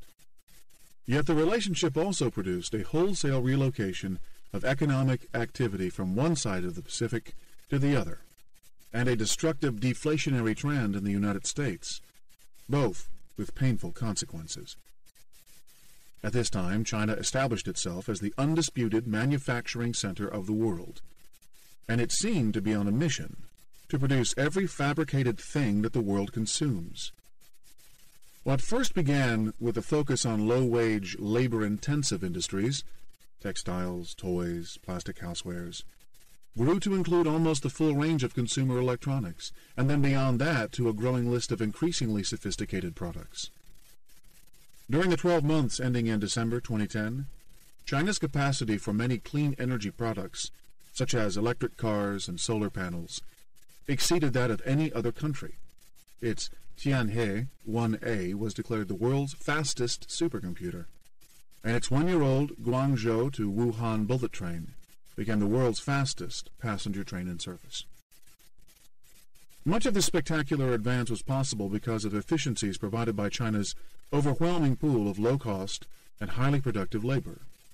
But that pool could not have been tapped if it hadn't been for the ongoing program of political and economic reforms aimed at creating Deng's socialism with Chinese characteristics.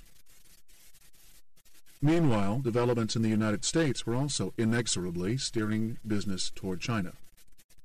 An information technology boom that had opened up business to greater competition generated a constant feedback loop of rising productivity, essentially the capacity to produce more stuff for less money. That was good in principle, but it also meant that firms with costly operations at U.S. sites, with local workers earning American wages, faced an unrelenting competitive challenge. The only way to survive was to drive down costs, and for many that meant moving to China. Either they shifted parts of their own production overseas, known as offshoring, or let foreign suppliers do the work for them, known as outsourcing. The technological changes that drove firms to this solution also facilitated it. When it was let loose on business transactions, the Internet and communications revolution led to quantum leaps in the efficiency with which goods could be produced overseas and brought to market. Just-in-time inventory management systems, the net-based integration of computer systems, and advances in scanning equipment combined to permit goods with barcodes to be monitored all the way along their international supply chains with nearly perfect accuracy. That visibility and certainty sharply reduced the amount of inventory firms had to carry in their warehouses, delivering monthly cost savings and permitting companies to operate with longer factory-to-warehouse shipping times, which in turn allowed them to seek out cheaper suppliers in far-off locales. As these systems developed, they were rapidly rolled out overseas. China's computing, telecommunications, and general networking capacity grew by leaps and bounds, with its broadband subscribers growing from 10 million in 2000 to 120 million in 2010, and its cell phone usage surging from 100 million to 824 million. Having passed European nations, then Japan, and finally the United States, China is now far and away the biggest user of both services. No longer was the Asian country too far away or too unpredictable to be a feasible manufacturing base. With the ease of a mouse click, purchasing managers could now monitor the passage of their goods as they went from the factory line in Shenzhen to the shipper in Hong Kong to the distribution depot in Long Beach.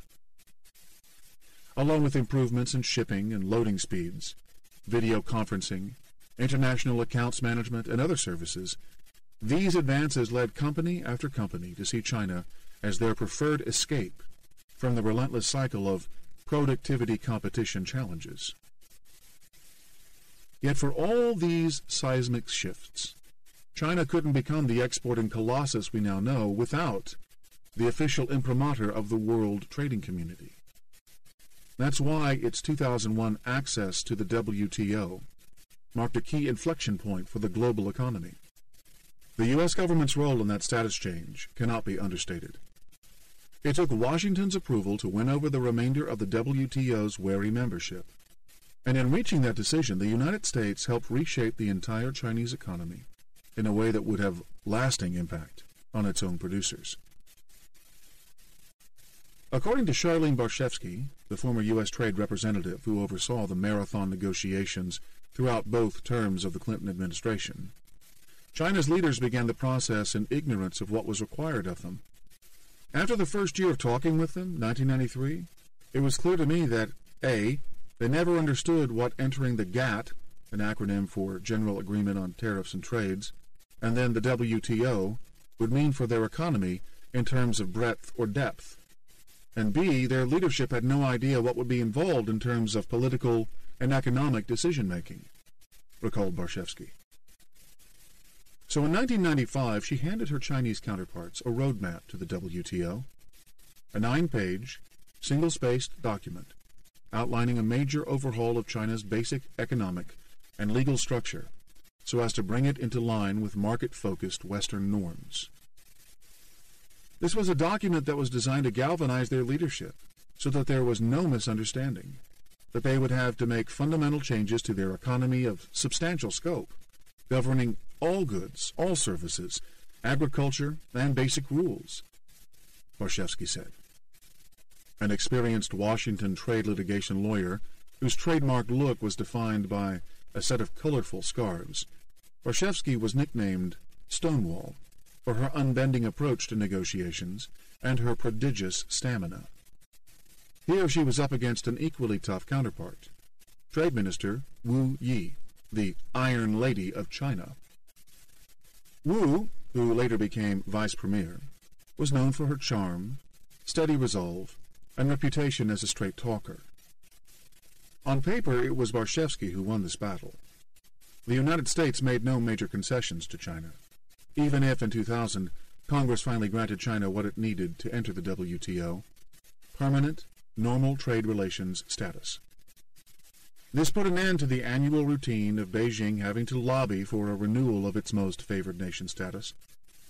Yet it was no more than the same rights the United States granted to nearly every other country. And to achieve that, China had to make profound changes. Following Barshevsky's roadmap, its government had spent the preceding 5 years making sweeping reforms. It shut down many state-owned enterprises, redrew its legal code to incorporate U.S.-style notions of intellectual property rights, and modernized its antiquated, bad debt-riddled banks. You could say it submitted to an American nation-building plan. Still, China undoubtedly got what it wanted out of the WTO, with the opening up of new markets for its exports. China's already rapid pace of economic development accelerated to unprecedented speeds. Thus, the communist regime could keep its pact with the Chinese people. It produced jobs and income growth, and they accepted its authoritarian rule. For a time at least, American workers did well out of the deal too. Although it meant they were priced out of a host of new job sectors in the global economy, the new inflow of low-priced Chinese goods allowed them to sustain the lifestyle they'd become accustomed to, while the cheap credit that China helped to subsidize generated employment in finance, retail, and construction. Sad to say, the 2008 crisis proved that many of those jobs were temporary. The debts, in contrast, stayed on. In 2007, economic historians Neil Ferguson and Moritz Schulrich labeled this relationship Chimerica, encouraging people to think of the United States and China as a single fused economy that accounted for 1/4 of the world's population, 1/3 of its GDP, and over 60% of world economic growth between 2002 and 2007. West Chimericans are wealthy and hedonistic. East Chimericans are much poorer, they wrote. But the two halves of Chimerica are complementary. West Chimericans are experts in business administration, marketing, and finance. East Chimericans specialize in engineering and manufacturing. Profligate West Chimericans cannot get enough of the gadgets mass-produced in the East. They save not a penny of their income and are happy to borrow against their fancy houses. Parsimonious East Chimericans live more humbly and cautiously.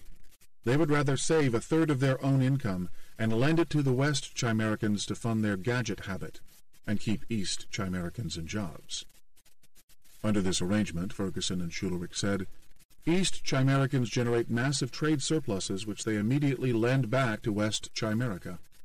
This in turn depresses the key long-term interest rate in West Chimerica and sustains a boom for financial and real assets in West Chimerica and its satellites. If this sounded like a marriage that was too good to be true, it was meant to. The term Chimerica was also a reference to a chimera, the author said, the monstrous, two-headed beast of Greek mythology. And near the end of the decade, that beast's frightening potential was unveiled as the financial crisis wreaked havoc on the world. The biggest fall was felt by the United States, where jobs were slashed and home prices plunged. By 2010, people's attitudes about the relationship had turned negative. A survey by the Pew Research Center found that 46% of Americans thought increased trade with China had been bad for the United States, against 45% who saw positive effects. The House passed a bill that would compel the U.S. Treasury to impose punitive tariffs on Chinese goods in retaliation for currency manipulation, and while the Senate rebuffed that one, it resoundingly approved its own bill a year later, only to have the newly Republican-controlled House reject it. During the 2010 midterm election campaigns and the 2012 presidential campaigns, candidates produced ads that charged their incumbent competitors with having voted to send jobs to China, or that otherwise sought to make themselves out as tough on China. China no longer had to worry about having its most favored nation status renewed, but it had also become most favored boogeyman among scapegoat-hunting U.S. politicians. U.S. anger is justified. In 2001, China committed to free trade, yet as we'll learn in Chapter 3, it continued various distorting policies that gave unfair advantages to its exporters. The state deliberately sets interest rates low while keeping its currency artificially weak and limiting the yuan's convertibility. It also curtails workers' organizing power and restricts their welfare benefits, a stance that compels them to save for the future, which provides an even bigger pool of cheap finance for industrialists. The government's centrally planned infrastructure projects are often pursued in the service of exporters and prioritize indigenous products through procurement protocols, which foreign patent holders say results in the pirating of their technology. Under its program of Special Economic Zones, or SEZs, China built entire cities from scratch, such as Shenzhen, which now has a population of 10 million, to attract foreign investment into exporting facilities. It has dished out cheap land to favored developers, often forcibly confiscating it from existing inhabitants in a way that would be impossible under Western laws dealing with civil rights and property ownership. All this has made it possible for big manufacturers to set up in the exporting coastal regions and has facilitated the biggest mass migration in history. By government design, more than 200 million people have moved from poor rural areas into the coastal regions, their bodies absorbed into the machinery of the Chinese exporting superstructure. Even after following Charlene Barshevsky's roadmap, China's economy is still subject to central planning, and its one-party political system remains highly authoritarian. With wages and other costs rising in the post-crisis period, the country's entire model is now in question. Yet the other side shares blames for the imbalances. China's excess savings and currency policies generated the capital that flowed to the United States, but America's dysfunctional financial system steered it into the least productive areas. The United States failed to improve vital social and physical infrastructure, partly because of political divisions at the federal, state, and local level, but also because the housing boom consumed the financial, material, and human resources that might otherwise have gone toward better transportation, education, healthcare, and energy. Poor quality infrastructure makes production less efficient, another reason why the United States couldn't match China for jobs. It's worth noting that Germany's high-end infrastructure allows it to compete as a major manufacturing exporter, even with wages far higher than China's. And China itself is compromised by the deterioration in America's financial position, which leaves its loan of more than $1 trillion to the United States looking vulnerable. It must keep financing the U.S. government because if it started dumping U.S. bonds, it could precipitate a price collapse. Yet, in maintaining the flow of financing, it perpetuates a dangerous codependency. In essence, the global crisis stems from Americans having enjoyed too much of a good thing for too long, and from the structural factors that left them ignorant of the risks. The rally in asset prices, stoked by Chinese financial flows, left the average Joe with no historical reference for gauging the dangers of spending beyond his means. How could he comprehend that the constant advance in stock and home prices had to end, or that they were sucking up money that might otherwise have helped make his country a more attractive place to employ people? How was he to know that global imbalances were distorting the value of his home and his retirement assets? The gains were repeating year after year, so how could he imagine they would end? But end they did. In the fall of 2008, the average Joe got a massive wake-up call. Chapter 2. Average Joes. Drowning in a sea of global financial liquidity. Meet Joe Bonadillo, a victim of the international liquidity boom that left the American economy in a paralyzing debt trap. As a single, 51-year-old man with no kids, Bonadillo might not seem like your typical middle-class American. He never went to college, and has never worked in a factory or an office. He has spent the bulk of his adult life self-employed as a professional drummer, not exactly a common occupation. Still, in many ways, Bonadio's financial experience during the first decade of the 21st century is archetypically mainstream. For most of those 10 years, he averaged about $75,000 a year as he hired out his services to other musicians and producers. It wasn't a huge income, and it came in fits and starts, but he owned his own home, and by juggling 3 credit cards, he could manage the cash flow well enough to sustain a comfortable existence. Yet, because of the sweeping shifts in the global economy outlined in the previous chapter, he ended the decade on the edge of bankruptcy and with a chastened view of his financial well-being, not unlike much of the American middle class.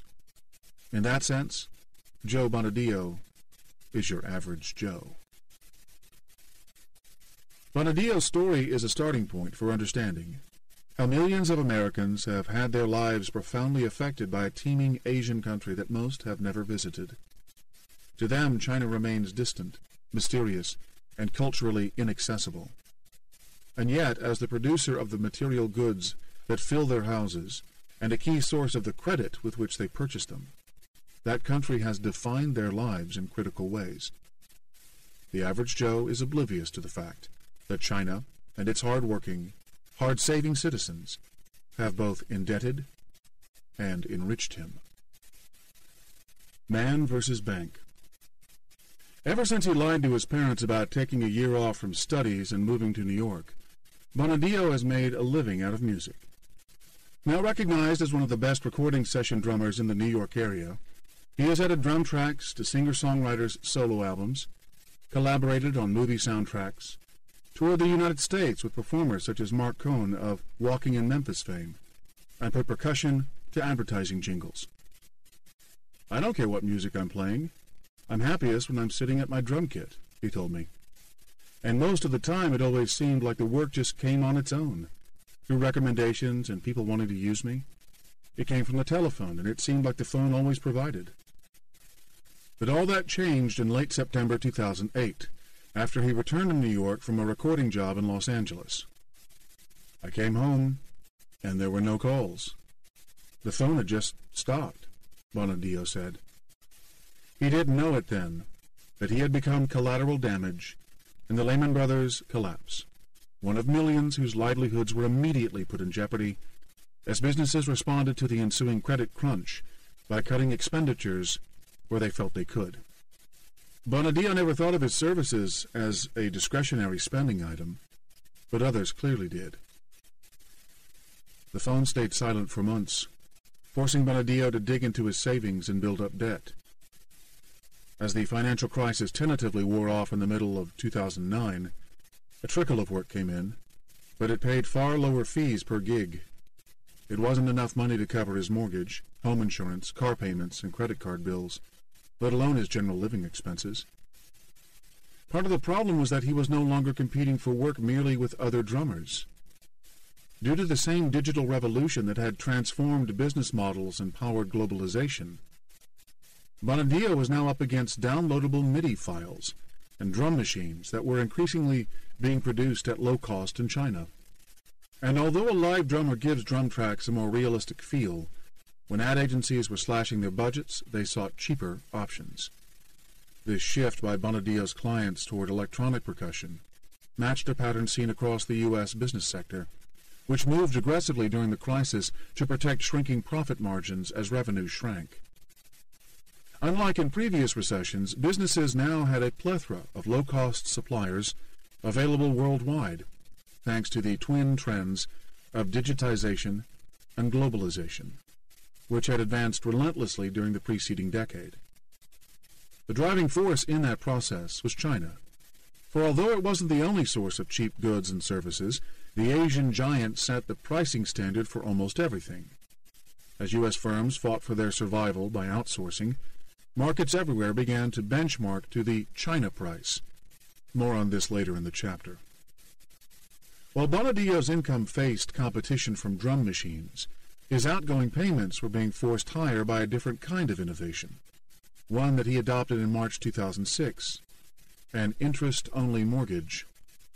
The existence of financial Innovation such as this can also be partly linked to the rise of China.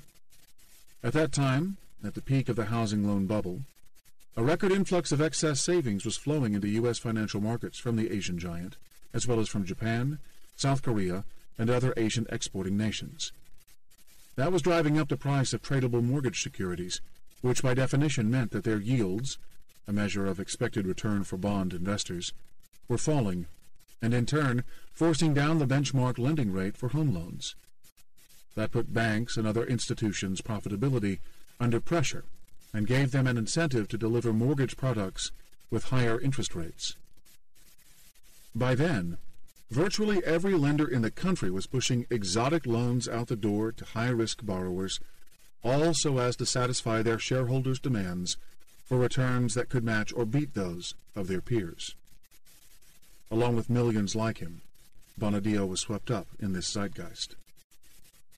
After inheriting a small amount of money upon his father's death, the drummer followed his brother's advice and signed up with a personal financial advisor from the Merrill Lynch branch near his gym. 3 months later, the advisor phoned with a really good deal. It entailed placing a new 7-year, interest-only mortgage on his home in Mount Vernon, just outside New York City, and upping its principal from the $235,000 that he then owed to $318,000. The monthly payment was higher than the interest plus principal payments on the existing smaller loan, but the rate was lower, and Bonadio could use the added cash to both pay off high-interest credit cards and keep a buffer to tide him over in difficult months. In good months, he could freely make bigger payments to knock down the principal, but in bad months, he wouldn't have to meet those demands. Bonadio's advisor reasoned that this flexible structure was more appropriate for his client, given his shifting monthly income. Moreover, his home had been appraised at $625,000, more than double the $245,000 he'd paid for it 10 years previously. Bonadio had some doubts about taking on a loan that would mature in just 7 years without any fixed principal payments. But he trusted the man on the other end of the line. "He was my financial advisor," he said. "He was helping me invest my money, so I said, okay." By the end of 2009, Bonadio felt nothing but anger toward his Merrill Lynch advisor. With his income a fraction of what it was, the burden of making interest-only payments on a giant loan falling due in just 3.5 years was a source of extreme stress. "I now had more money owed than I could pay, and I didn't know what to do," he said. "My fear had risen to an amazing level because when you have a lot of time on your hands, and when one of the things that are really concerning you is finance, you watch the Business Channel, and all those channels did, for basically a year, was to spread flames of fear about how we were in a lot of trouble." Bonadio had long since blown through his cash buffer, and although he'd made some principal payments, he still owed $309,000 on the home loan and had racked up an additional $50,000 in credit card debt. The value of his home, meanwhile, had followed the rest of the U.S. real estate market, lower, and was now estimated at just $350,000. With those numbers, there was no way he could refinance the mortgage. Bankruptcy looked almost inevitable. He had to find a way to work out a deal with his creditors, and the first place to start was with the credit cards, where he was stuck in the pernicious grip of compound interest. Bonadio started responding to radio ads from one of the few growth industries of that time, debt settlement services, which promised to negotiate on debtors' behalf and cut their debts in half. But he found that each carried an onerous upfront payment, a system that was later restrained by a law introduced in 2010. These firms demanded 15% of the total debt owed, and would not start the process until sufficient funds were stashed in escrow to cover their fee. Bonadio's view, quite reasonably, was that the negotiators should be paid a percentage of what they saved him, not of what he owed. After encountering a dozen companies with the same upfront fee structure, he stumbled upon the Consumer Recovery Network. Not only did it charge an after-settlement fee based on money saved, it also offered the option of a one-off $999 payment for a set of instructional CDs that would teach him how to manage the negotiations on his own. Comforted by CRN's promise to treat the $999 as a down payment on its 15% performance-based advisory fee if he later wanted its help, Bonadio plunged into the do-it-yourself route. It was an eye-opening experience, prying open a window into the ruthless strategies that big banks use with the multitudes of cash-strapped debtors that the crisis had left in its wake. As Bonadio quickly learned, a customer who falls behind on a credit card payment soon gets a phone call. At first, it's a friendly reminder that the account is overdue. If that doesn't prompt a payment, there will soon be more calls, occurring more frequently. Bonadio says that at one point he was receiving between 40 and 50 calls a day from his 3 banks. Typically the calls are recorded messages, but if the recipient responds, a human being jumps on the line to suggest that the minimum payment be made. If the customer says he won't or can't make the payment, the bank representative will warn about a deteriorated credit rating and the perils of bankruptcy. At that moment, many debtors relent. In doing so, they hand the bank a victory at their expense. Here's why the banks win. Based on the universally applied 29.9% default rate that Bonadio was paying on his credit card debt, it would take 44 years of minimum monthly repayments to pay back the $54,000 total. By then, he would have paid an additional $130,000 in interest. In contrast, because of the front-loading effect of the interest paid when the loan was at its largest, the banks would have earned back the entire amount in just 3.5 years. What the bank desperately wants to avoid is a 6-month cutoff date. If payments aren't received by then, it must write off the entire loan on its balance sheet, recognize the loss, then fight with other unsecured creditors over what could be a measly payout from a drawn-out bankruptcy. That's why it resorts to the telephone equivalent of saturation bombing during the first 90 days. They know what's going to drive you nuts, and that you are going to give them $60 just to shut the phone up, said Bonadio. If just one of those calls hits its target and prompts a minimum payment, the clock kicks back to 6 months, and the bank is in the clear. But if the customer reaches the 4th month with no payment, the game changes. Out of the blue, a settlement letter will arrive from the bank offering to accept perhaps 50 or 60 cents on the dollar. The savvy debtor will politely demand something more generous, and the bank, weighing the cost of a lower settlement against that of a charge-off, will routinely concede. In Bonadio's case, he settled with Citibank, JP Chase, and Bank of America for an average 31% of the total, a saving of $37,379. Most debtors cave into the bank's phone call attacks, however.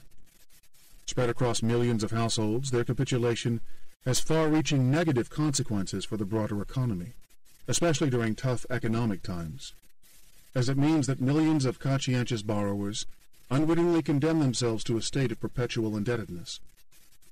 Even when the banks claim to be working out a deal to get their clients back on their feet, it's not clear that the clients are the ones being best served. 2 of the banks involved in Bonadio's case, Citigroup and JP Chase, responded to my requests for comment about it by assuring me that they never work with debt settlement companies, and instead encourage customers to consult licensed, not-for-profit credit counselors. That stance would steer debtors away from the sharks, but it would also deny them help from outfits that achieve bigger take-home settlements, such as the Consumer Recovery Network. Bonadio is one of the few who outwitted the system. Why? Not because of his steely resolve, but rather thanks to the help of yet another digital innovation, caller ID with ring controller. With that little box, he could program the phone to not ring whenever calls came from a number associated with one of the bank's debt collectors. The machine, he says, kept him sane. It also gave him the detachment and time with which to watch how the banks approached problems such as his, and to better comprehend their modus operandi. That perspective embittered him. "I'm not a religious person," he said, "but it is as if Satan said, 'I want to be on earth,' and God asked him, 'What are you going to be?' And he said, 'I'm going to be a bank.'" Bonadio's demonization of the banks won't resonate with all Americans, especially those who believe that people like him were just paying the price for spending money they didn't have. But to spin that kind of simple morality tale out of the worst economic crisis in 80 years is to ignore the global financial forces that led to it, forces that overwhelmed the U.S. economy. In the years of hyperglobalization that preceded it, the ever-expanding trade surpluses in the exporting nations of the developing world created a glut of savings that flowed into the U.S. financial system. So, while American competitiveness quietly declined, threatening jobs and undermining Americans' capacity to repay their debts, the inflows of foreign money left banks and other financial institutions flush with cash.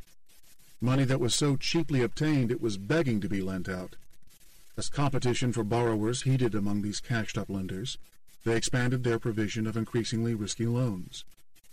For sure, homeowners such as Bonadio should have been judicious in assessing their offerings, as should have the banks in the way they viewed their clients, but at the time, economists across the country were spouting a mantra that housing prices could never fall, and Federal Reserve officials were lauding the flexible new lending programs.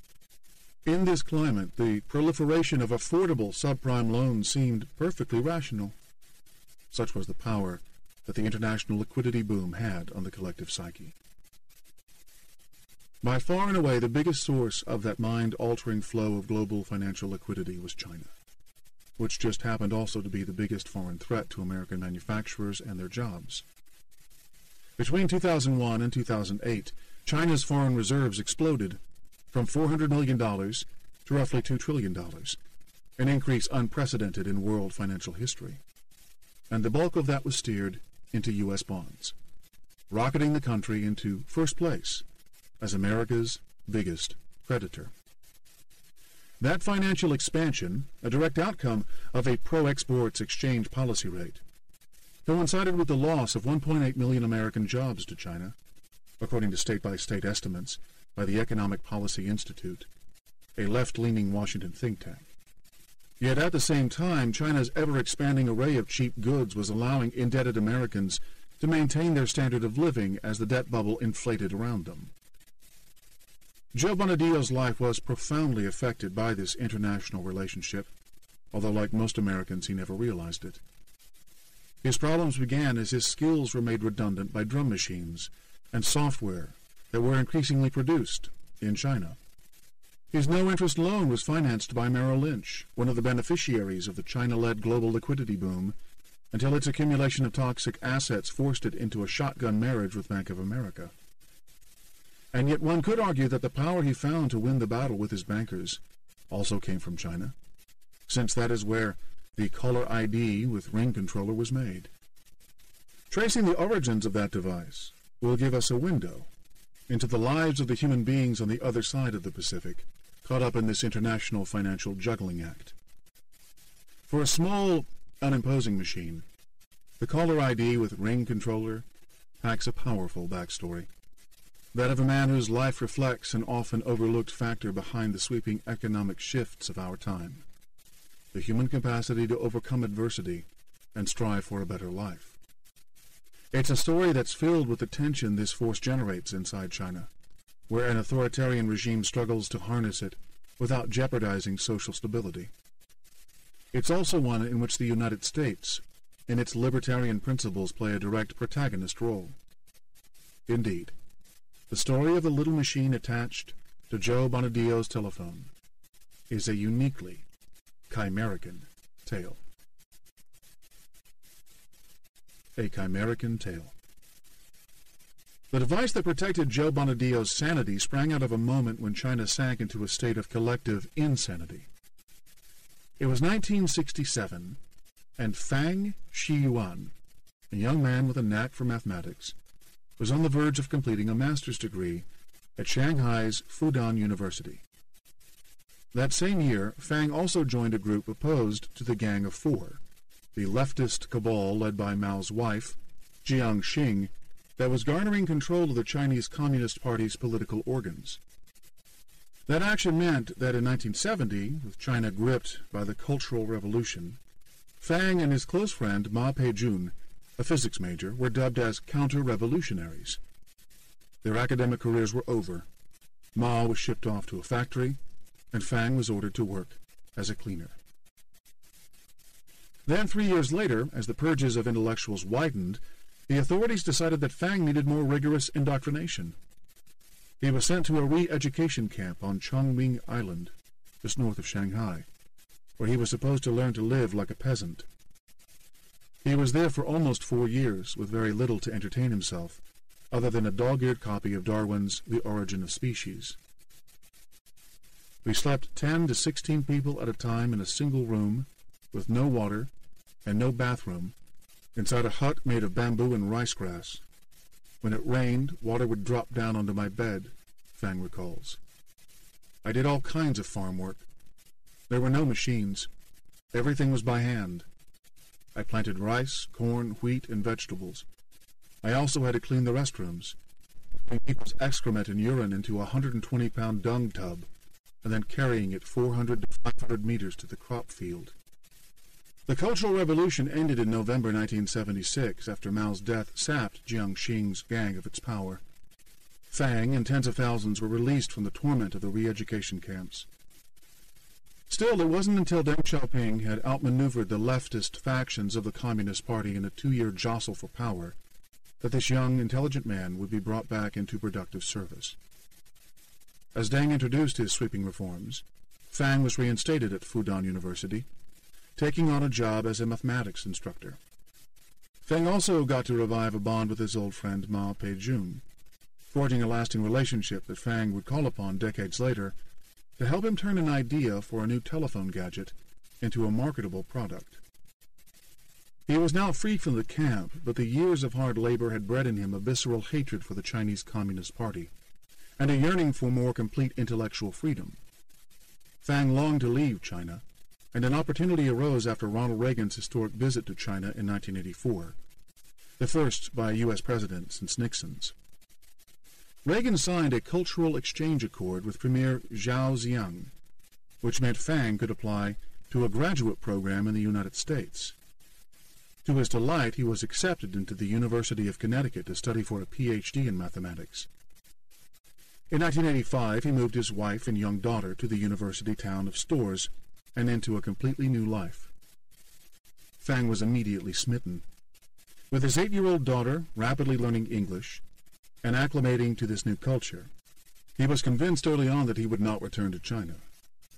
4 years later, he tuned in to CNN to watch the protests at Tiananmen Square and the subsequent massacre, viewing scenes that his colleagues in Shanghai would never see, and cementing his determination to stay in the United States. And as luck would have it, President George H.W. Bush responded to those events by granting temporary visa extensions to Chinese nationals living in the United States. Then, in 1992, that arrangement was made permanent with the passage of the Chinese Student Protection Act, which provided 55,000 green cards to Chinese who'd entered the country before April 2, 1990. James Fang, as Fang Jiwan was by then calling himself, now had a path to U.S. citizenship. After graduating in 1990 with a dissertation on risk theory, Fang wanted to start a business, to live out the great entrepreneurial promise of the capitalist society he now called home. So, he bought a photo processing store in Meriden, Connecticut. The business struggled, but it provided the inspiration for the product that would later help Joe Bonadillo settle his debts with his bank. I was always getting annoying phone calls from telemarketers trying to sell me something, explained Fang. So I kept on thinking, is there a way I could design a product that could deal with this problem? He was so determined to bring his idea to fruition that he sold his business in 1997 and took a 2-year computing course, which landed him a job at a consulting firm, Computer Science Corp., at the height of the dot-com boom. There, he worked on the software design for his product on the side and founded JF Technical Developing Company, securing patents for his caller ID with a Ring controller. The only source of capital for the project was Fang's meager savings. When he looked for programmers to do the tedious work of engineering the unit's operating system, he found he couldn't afford American engineers. The solution was obvious, but symbolically powerful. he called his old friend, Ma Pei-jun, and asked him to find programmers in Shanghai and a manufacturer to assemble the device. Ma's own import-export company would then handle shipping logistics for the finished product. James Fang had come full circle. At the beginning of the 21st century, he was hitching his future to that of a city in which he had personally lived out one of the most tumultuous moments of the previous century. Production began in 2003. Storing the incoming shipments in the garage of his home and cutting out middlemen by running the business from a basic website, he has garnered sufficient but not spectacular revenue. Selling at around $80, the product has mostly sold to senior citizens who use it to block out persistent telemarketer phone calls. Early on, it was clear that this business was never going to deliver enough money to sustain him, so he looked for work. He discovered there were jobs in the one sector of the Connecticut economy that was booming in the mid-2000s, all on account of the cash generated by the credit boom: gambling. Fang took a job as a supervisor at the giant Foxwoods Casino and Resort, run by the Mashantucket Western Pequot Tribal Nation, and then later moved to the Mohegan tribes nearby Mohegan Sun Casino. Although it suffered big losses in the 2008 crisis, much as Las Vegas casinos did, the Mohegan Sun was tapping a new, lucrative client base for which Fang's language skills came in handy: high-rolling Chinese gamblers. Tables turned. For this rapidly growing new clientele, the casino could thank the economic miracle that occurred during Fang's absence from his homeland. While China's 2009 income per capita was only around $3,700 in nominal terms, far below the United States' $46,000, its rapid development had brought outsized benefits to higher income earners, the kind who travel and spend big at baccarat tables. In 2009 alone, China added 112,000 new high-net-worth individuals, or HNWIs, to its ranks, according to a report by Merrill Lynch and consulting group Capgemini. And that took the total number of HNWIs to 477,000, putting China in fourth position after Germany, Japan, and the United States. In Wall Street's interpretation, an HNWI is someone who has $1 million of investable net assets, excluding his primary residence. The inequality of China's wealth is skewed even more at the top end of the scale. Forbes reported that China had 115 billionaires in 2011, placing it second in the world after the United States' 412. Fang's old counter-revolutionary buddy, Ma Pei-jun, has benefited from this trend. His Shanghai-based exporting company, Crede Industries, has grown from strength to strength, bringing him a prosperity that he and Fang never dreamed of in their youth. He has ridden Shanghai's spectacular property boom, in which apartment prices rose more than 115% between 2003 and 2010. Fang, by contrast, has jumped from job to job and had bad luck with real estate. He spent $200,000 on a house in Norwich, Connecticut, in 2007, not long after Joe Bonadio took out the interest-only mortgage on his home just 2 hours south. Like Bonadio, Fang's property has lost more than a third of its value. Now, Ma is much richer than I am. In the United States, you can buy a new house for $150,000, but in China it will cost you twice as much. So you have to be much richer to live there, Fang said. I can't afford to buy an apartment in Shanghai now, but I can buy a house in the United States. So much has changed. Although property analysts say Shanghai's unique financial and geographical circumstances make it a poor proxy for the broader trend of real estate across China, that's little comfort to Fang, who was eager to buy in his old home city despite his bitter past. The problem is that Chinese state policies and foreign capital flows are working against him. Shanghai's prices have been pulled upward by the meteoric growth inside Pudong's 208 square mile special economic zone, which gained privileged rights to develop a foreign-financed financial district in 1993. Like any real estate boom, this one is the product of a tug-of-war between finite space, as defined by boundaries of the Pudong SEZ, and big inflows of money. The earnings generated by exporters benefiting from China's weak exchange rate must go somewhere. But capital controls prevent those profits from being invested overseas, and because of the very low benchmarks fixed by the People's Bank of China, it's not worth depositing that money in a bank paying interest rates below inflation. So, it flows into property. This confluence of factors explains why some wealthy locals have purchased Pudong apartments for $10 million. It gives one pause to think that this is happening inside the same city where, 40 years earlier, a cabal of leftist extremists carried out a crazed strategy for ending social inequality, one that aimed not at lifting people out of poverty, but rather at bringing James Fang and others down to the level of the peasant. Although Fang is now heavily invested in China's success, his experiences there leave him wary of it. He still has faith in the United States' superiority. There is a property boom in China, but everything is now stable in the United States. In China, they won't let the prices go down, but they have to so that people can afford them. He believes China is losing its competitive edge in labor-intensive industries to Vietnam and other low-wage centers. The real challenge for his homeland, he says, is to become an innovator and push itself up the value chain to maintain profit margins and jobs, something Chinese officials are very keen to achieve, and that various Western businessmen and economists expect to happen. But Fang doesn't see it as likely. China's economic model is too dependent on cheap labor for it to take on the value-added economies of richer neighbors such as Japan, Taiwan, and Korea, where labor is expensive but also highly skilled, he says. And the components inside his own product, the caller ID with ring controller, capture the essence of the problem. Fang demonstrated this disparity when I met him in Shanghai during his annual visit to the city in 2010. He took me to a giant multi-story wholesale electronics bazaar where he purchased parts for his product. There, rows and rows of stalls display their offerings as if in a candy store. Trays of tiny, colorful components needed to complete the circuitry in different electronic gadgets.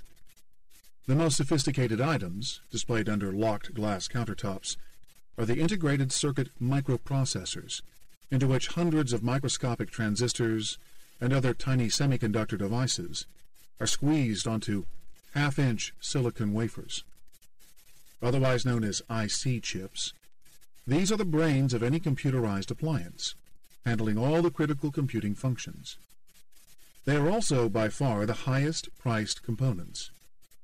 And when you look at their labels under the glass tabletops, you find they are made in Japan, Taiwan, Korea, and other countries where labor costs are high. In Fang's case, he uses a U.S.-made IC chip that costs him around $2. All the other, far less sophisticated bits and pieces, needed for the caller ID with ring controller, the lengths of copper wire, the plastic circuit board casings, the capacitors, resistors, inductors, and various other components for managing the electrical current through a circuit board, are made in China. Most of these were displayed in open wooden trays into which customers could put their hands. Their price tags showed them selling for a few cents each. A key question for the future of the global economy hinges upon whether China can go from producing these secondary parts to highly sophisticated items such as the IC chips. Microchip processors such as America's Intel, Japan's Toshiba, and the Taiwan Semiconductor Manufacturing Company jealously guard the intellectual property in their products. They have, so far, managed to keep low-cost mainland Chinese manufacturers out of the field. Still, many believe that the microchip industry, and numerous other high-tech sectors, will soon go China's way. In 2010, U.S. businesses began to complain that China was unfairly fast-tracking this process by disadvantaging foreign producers via its indigenous innovation policy, which requires government agencies to prioritize Chinese-made technology in their procurement. This comes on top of their frequent complaints about rampant piracy of intellectual property in China. Throughout the year, as China announced a string of new technological achievements, including the unveiling of the world's fastest supercomputer, talk was running high about the prospects of it eventually leading the world in high-tech innovation. Having taken all the manual labor jobs, China seemed to be on the verge of stealing all the brain jobs, too. Would there be anything left for Western workers to do? Yet the driver of China's economy is still its giant pool of cheap, industrious labor. If the relative costs of that labor rise, through either wage hikes, higher administrative expenses, a loss of efficiency, or an appreciation in the yuan exchange rate, the economy faces a difficult competitive challenge. China's leaders live in mortal fear that the growth of the past 2 decades could halt, leaving millions of young people jobless and ripe for another Tiananmen Square-like uprising. With social cohesion given such high priority, they are wary of unwinding their pro-manufacturing, pro-export policy base, even as other countries criticize them for fomenting global financial imbalances. Yet in sticking with this model, China could be limiting its future development. A system that places the employment of manual labor under an authoritarian hierarchy of command is less likely to encourage the outside-the-box thinking that drives innovation and growth in countries such as the United States. The Caller ID with Ring Controller's global journey from idea to product demonstrates this dilemma. The original concept came from Fang, a naturalized American citizen living in Connecticut who was educated in a U.S. institution. And although he outsourced the basic code-writing process to a few young Chinese software engineers, the core design of the gadget's computerized function is also his. Likewise, its IC chip brain is made in America. Yet to transform the idea into something marketable back in the United States, low-cost human hands are needed. These Fang finds at the Shanghai Dingling Electric Company, where young women are paid to snap and glue together the chips, transistors, wires, and casings he purchases at the Shanghai Electronics Wholesaler. These women belong to a giant multitude of people who have moved from the poor rural villages of inland China to factories up and down the country's eastern coast. Their hands are the foundation of the Chinese economic miracle. If it weren't for them, Chinese factory owners, exporters, and middlemen wouldn't be buying multi-million-dollar apartments in Pudong or taking gambling vacations in Connecticut. Wang Shenju. Fang and Ma Pujian's daughter, Maggie Ma, who has managed Creedy Industries since her father's retirement, took me to visit Shanghai Dingling's facility in a dusty neighborhood about an hour's drive from the city center. Dingling's owner, Ma Renyuan, gave us a tour of the assembly line. There I met the people who made sure that a cash-strapped drummer on the other side of the world could afford a little machine that helped him outwit his debt collectors. We entered a room with about 30 young women sitting at benches in 2 lines, each wearing a lime green uniform. That day they were working on a job contracted by Shinko, a Chinese maker of air conditioners, whose ductless split units had recently been introduced to the U.S. market. Each was working with a different component to be snapped on a printed circuit board, giving the air conditioner its electronic nerve center. We stopped to talk to the first on the line, Wang Shenju, who was wielding a pair of pliers in front of a pile of small yellow plastic squares, each with a pair of 2-inch pins sticking out of it. The plastic squares, I later learned, were EMI suppression capacitors, which cut out electromagnetic interference and thus prevent the annoying buzz that sometimes comes from electrical circuits. It was her job to snip the ends off the metal pins so they'd fit into their designated slot on the circuit board. Snip, snip, snip, snip, snip, snip. Thus Wang continued, picking up capacitors one by one and cutting their 2 pins down to size. She had a bag of 1,000 in front of her that she had to finish. And as she kept snipping, she answered our questions, never once stopping or looking up to see my face. As I spoke through a translator with her boss standing nearby, it was extremely difficult to get a conversation going, and I found myself awkwardly resorting to simple, closed-ended questions. How old was she? 25, snip, snip. Where was she from? Anhui Province, snip, snip. How long had she been working here? Just over a year, snip, snip. When did she move to Shanghai? In 2005, snip, snip. Had she been recruited from Anhui for a job, or did she find one when she arrived? I came here first, snip, snip. How much did she earn? About 2,000, snip, snip. How many hours a day did she work? 8 hours, snip, snip. Did she miss home? There was a short silence. Yes. We walked down the line, talking to the women as they snapped capacitors, resistors, and inductors into the circuit board. Each conversation was the same, the worker looking down, continuing her task, giving short single-sentence answers. Their ages ranged from 18 to 25, and half seemed to be from Anhui, an inland province due west of Shanghai, with the other half from Hubei, which was farther west from Anhui. I learned that most of them lived in dormitories not far from the factory, and that they'd all come to Shanghai on a whim, looking for work. To economists and policy planners, these women with their faces turned away from me are statistics. They belong to the biggest migration in human history. According to official estimates, in China, some 221 million people, 2/3 of the entire population of the United States, are living outside their home province, mostly because they have moved in search of work from an inland, rural area to a manufacturing hub on the coast. Another 300 million are expected to make the same trek over the next 3 decades. These migrants form China's floating population, so-called because they live outside the parameters of the hukou residency system that formed a centerpiece of Mao's command economy. A person's hukou, a form of internal passport, is determined by family history and birthplace, and in theory is supposed to stay with that person for life. Although it has been made more flexible over time, the system continues to make a permanent distinction between a rural resident and a city resident, and so hinders a migrant's economic rights. Typically, a city government will refuse public services to anyone without that city's hukou. That means that up to a quarter of China's population, and the poorest sector of it, cannot get state schooling for their children in the cities where they live. They are also denied public housing, health benefits, and Social Security. In a few cities, Shanghai included, these rules have been relaxed, giving migrants a somewhat better deal, and there is widespread acknowledgement within China that the hukou rules need to change nationwide.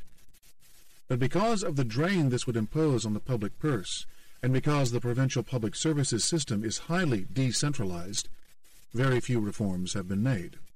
Meanwhile, as the migrations continue, the discrimination deepens.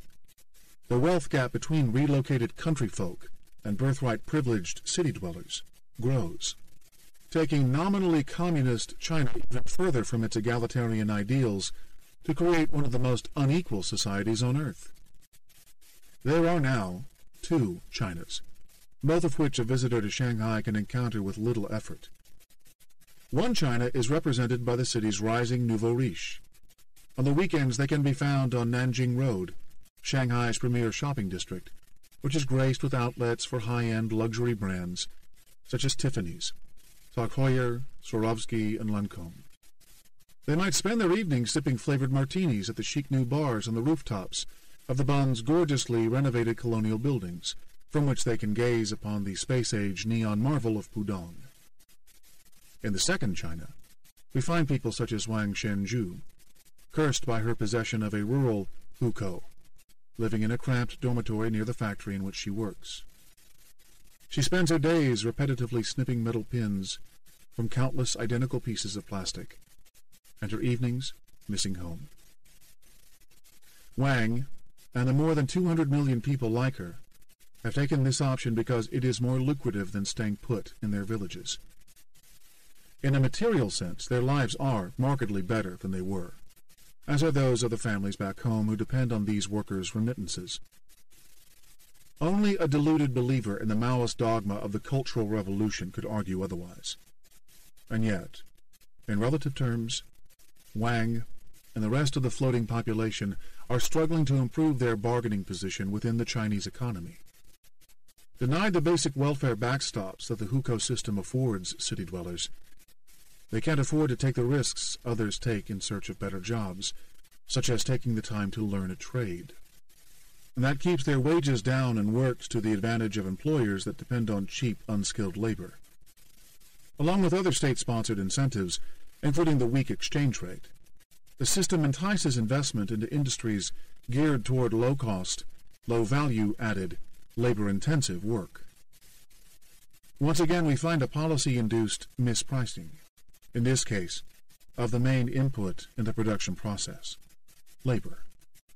It ensures that capital is misallocated into China's for-export manufacturing industry and diverted away from investments in industries with higher-cost labor whose development could spawn a more self-sufficient, consumer-led society.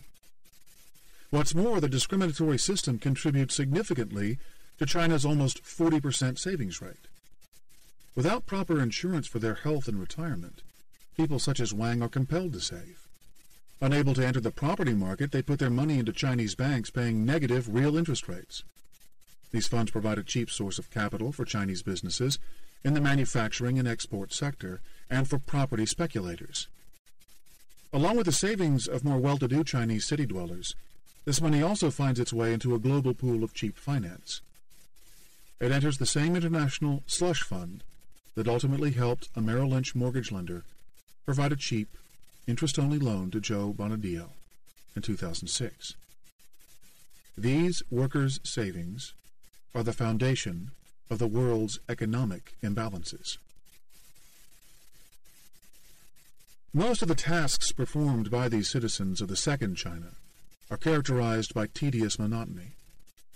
For someone privileged enough to earn his income in a field that encourages creative thought, it seems unfathomably boring. But it is no different from working-class environments across the world. I saw 1,000 seamstresses in a cavernous factory in Jakarta carrying out the same sort of repetitive activity. And who's to say the workers at Shanghai Dingling Electric Company aren't better off than, say, the Mexican migrants who spend their days hunched over strawberry fields in California, or packaging beef in the slaughterhouses of Nebraska? The harsh reality of the global economy is that the poor and underprivileged do jobs we lucky white-collar workers can't even conceive of doing. But what makes the Chinese role in this system so significant is its scale. It is much more than merely the adoption of a weak currency. It is the presence of millions of needy young people willing to work very hard for comparatively little money. The masses of young Chinese men and women who spend their days, or nights, as the case may be, snipping pins, threading pieces of leather, or snapping bits of plastic together. They are the true backbone of the global manufacturing system. From what I gathered, Ma Ran paid the women on his assembly line 2,000 yuan a month, or $300 for a 40-hour week, compared with the approximately $300 a year earned by rice farmers in these migrants' home villages. It's a big improvement in living standard. It's also a significant advance in working conditions compared with those of factory workers in the giant manufacturing zone that rings the Pearl River Delta farther south. Unskilled workers there frequently told me they were entitled to a 40-hour week base salary of around 1,200 yuan a month. And although they'd usually take home more than that because they typically worked 60 hours a week, it was often a struggle to get employers to honor overtime benefits for those additional 20 hours. For the most part, Ma Ran's more generous terms are explained by Shanghai laws, which set the highest minimum wage in the country to match its cost of living. But when translated into dollars and compared to his competitors in the United States, he is paying his staff peanuts. As we've seen, that's a direct outcome of a discriminatory system that weakens laborers' bargaining power. Also because of that system, Ma Ran is under no obligation to provide his workers with health care or many other benefits considered routine in the West. He makes no contribution to their retirement accounts or to a workers' compensation fund, and pays no other payroll taxes. And this is at the same time that he, and all other export-focused businessmen operating in China, benefit from low interest and exchange rates, both of which are mandated by the central bank, and made possible by the excessively inflated savings rates of the working and middle-class populations.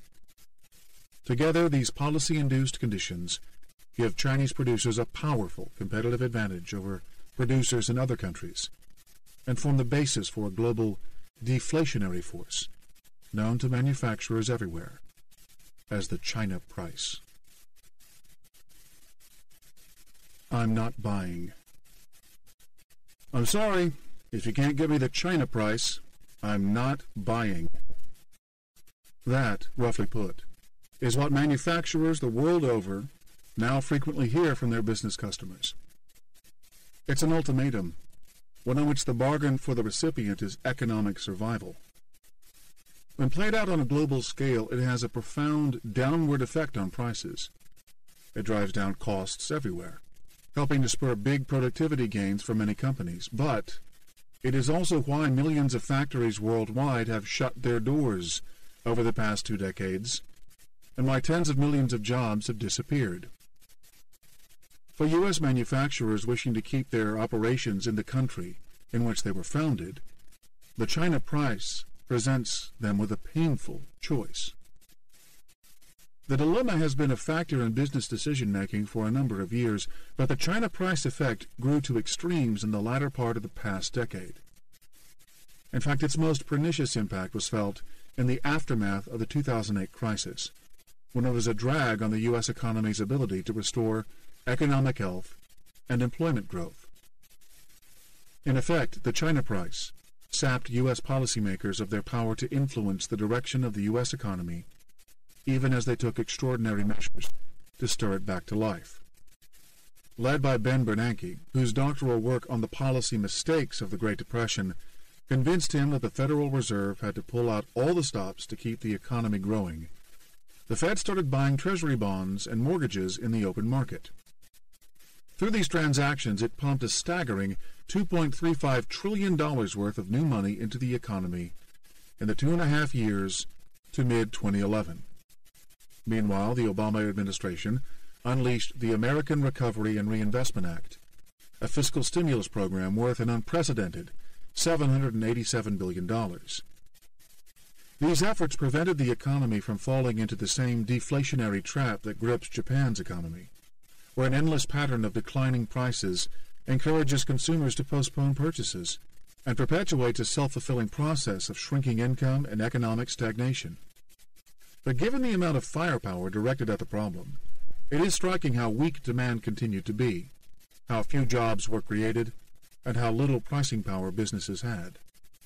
3 years after the Lehman Brothers crisis, unemployment was holding near 3-decade highs above 9%, while core inflation, a measure that strips out volatile food and energy prices, remained below the Fed's 2% target rate. These statistics speak to a failure to close what economists call the output gap, the difference between excess production and the newly reduced level of demand. In a normal economic recovery, this gap is closed quasi-automatically via the magic of the inventory cycle. Firms first respond to the collapse in demand by running down their inventories. But as those stocks reach unsustainably low levels relative to sales, they start ordering again, which in turn leads to a revival in production at factories, fresh job creation, higher aggregate income, and a restoration of business pricing power. Following the crisis of 2008, however, the cycle either stopped working or took much longer to play out. The most common explanation for this was one backed up by research from economists Carmen Reinhart and Kenneth Rogoff, who demonstrated that recoveries from unemployment declines caused by financial crises have, through history, occurred at a slower pace than those following the plain vanilla recessions that stem from the natural boom and bust rhythms of the inventory cycle. Reinhart and Rogoff argued that the United States and other developed economies faced 5 to 10 years of slow growth because of the giant overhang of debt left over from the credit bubble. Before recovery could begin, they, and others said, consumers, businesses, and eventually governments first had to deleverage so as to lower the amount of debt they held compared to their assets. and the only ways to achieve that were by cutting back on spending and by selling assets, the latter occurring in the housing market through a wave of foreclosures. Both responses put downward pressure on prices and income. This can be thought of as a long financial hangover, the price paid for having binged on too much debt before the asset bubble burst. It meant that demand would take a lot longer to rise to the level of productive capacity, and that the market's incessant search for economic equilibrium could be achieved only by more cuts in both prices and output. I brook no issue with the debt hangover thesis. A big part of this book is dedicated to examining the lasting damage that the credit bubble has wrought on Western economies. The problem I have is that people who cite it tend to understate the equally important role played by globalization in this process. Any analysis of the post-crisis environment that ignores the context of the global economy, in which manufacturers in emerging markets play an outsized and highly influential role, is incomplete. Business activities are so comprehensively globalized that it is impossible to look at what happens to the United States in isolation from what's happening in places such as China. In 2009, the U.S. economy was facing not so much a domestic output gap as a global one. And the concept of the China price gives us the means for understanding how it works. Once the crisis hit, U.S. corporate executives did two things to protect their shareholders' businesses. They laid off workers at a pace not seen for 7 decades, and they spread their operations as far globally as they could to find the cheapest supplies and services. Inevitably, a new wave of businesses set up operations in China at this time, where they were also drawn to the tantalizing prospect of new sales. For the biggest American companies, the strategy worked. Research by Fidelity Investments Market Analysis, Research and Education Group, show that operating profits for companies in the S&P 500 index rose more than 100% year-on-year in both the third and fourth quarters of 2009, with more than 80% exceeding analysts' forecasts.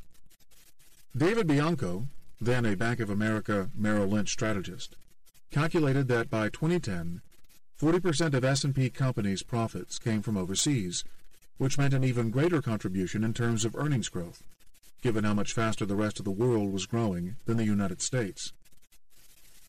The cost-cutting, as well as Bernanke's gift of cheap money, was a key reason the same S&P index of share prices rose a whopping 23.4% over the course of 2009, and a further 12.8% in 2010. And in turn, it helped Wall Street make record profits of $55 billion in 2009, and to pay out bonuses of $20.3 billion. The bonus pool might have been a record too if not for scandal-plagued Goldman Sachs, which opted for the political tactic of lowering its payments despite a phenomenally profitable year. The spillover effect continued into 2010 when Wall Street firms posted profits of $27.6 billion, their second highest total on record, and paid bonuses of $20.8 billion, the fourth biggest amount on record. As big public corporations' numbers quickly improved, each company's shareholders demanded the same results, forcing more and more Americans into the ranks of the unemployed. In November 2009, the jobless rate hit a 26-year high of 10.2%. One reason for that stark divergence is that the small businesses that account for more than half of all U.S. employment were caught in the competitive trap unleashed by the bigger guys' relentless cost-cutting. They had far less capacity to cut staff or outsource their operations overseas, and no capacity to raise prices. If their competitors were now getting the China price from their suppliers, then they would have to do the same. The alternative was bankruptcy. The deflation threat that Bernanke had to battle was thus a global one.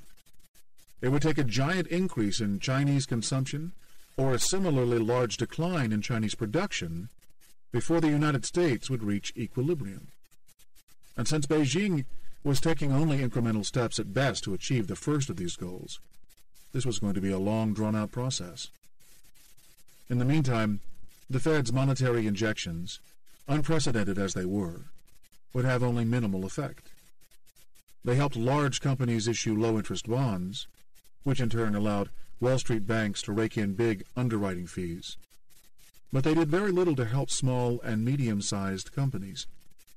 Even with a base rate at 0, banks were unwilling to lend to them in an economic environment in which domestic demand refused to pick up, and jobs were going overseas. The Fed's policies, in other words, were doing virtually nothing to help the little guys. As Keynes would have said, Bernanke was pushing on a string. Federal Reserve officials tend to take a sweeping macroeconomic view of things. They can't tailor monetary policy to suit the interests of a particular community, let alone those of a specific firm, much less an individual person. Yet the boundaries of the job are also confining. By definition, they are accountable solely for the macroeconomic performance of the domestic U.S. economy. Bernanke doesn't answer for Germans, Indians, or South Africans. That's not to say that the Fed's policies don't have a major international impact, as we'll see in Chapter 9, or that the world's central bankers don't at least try to coordinate policies.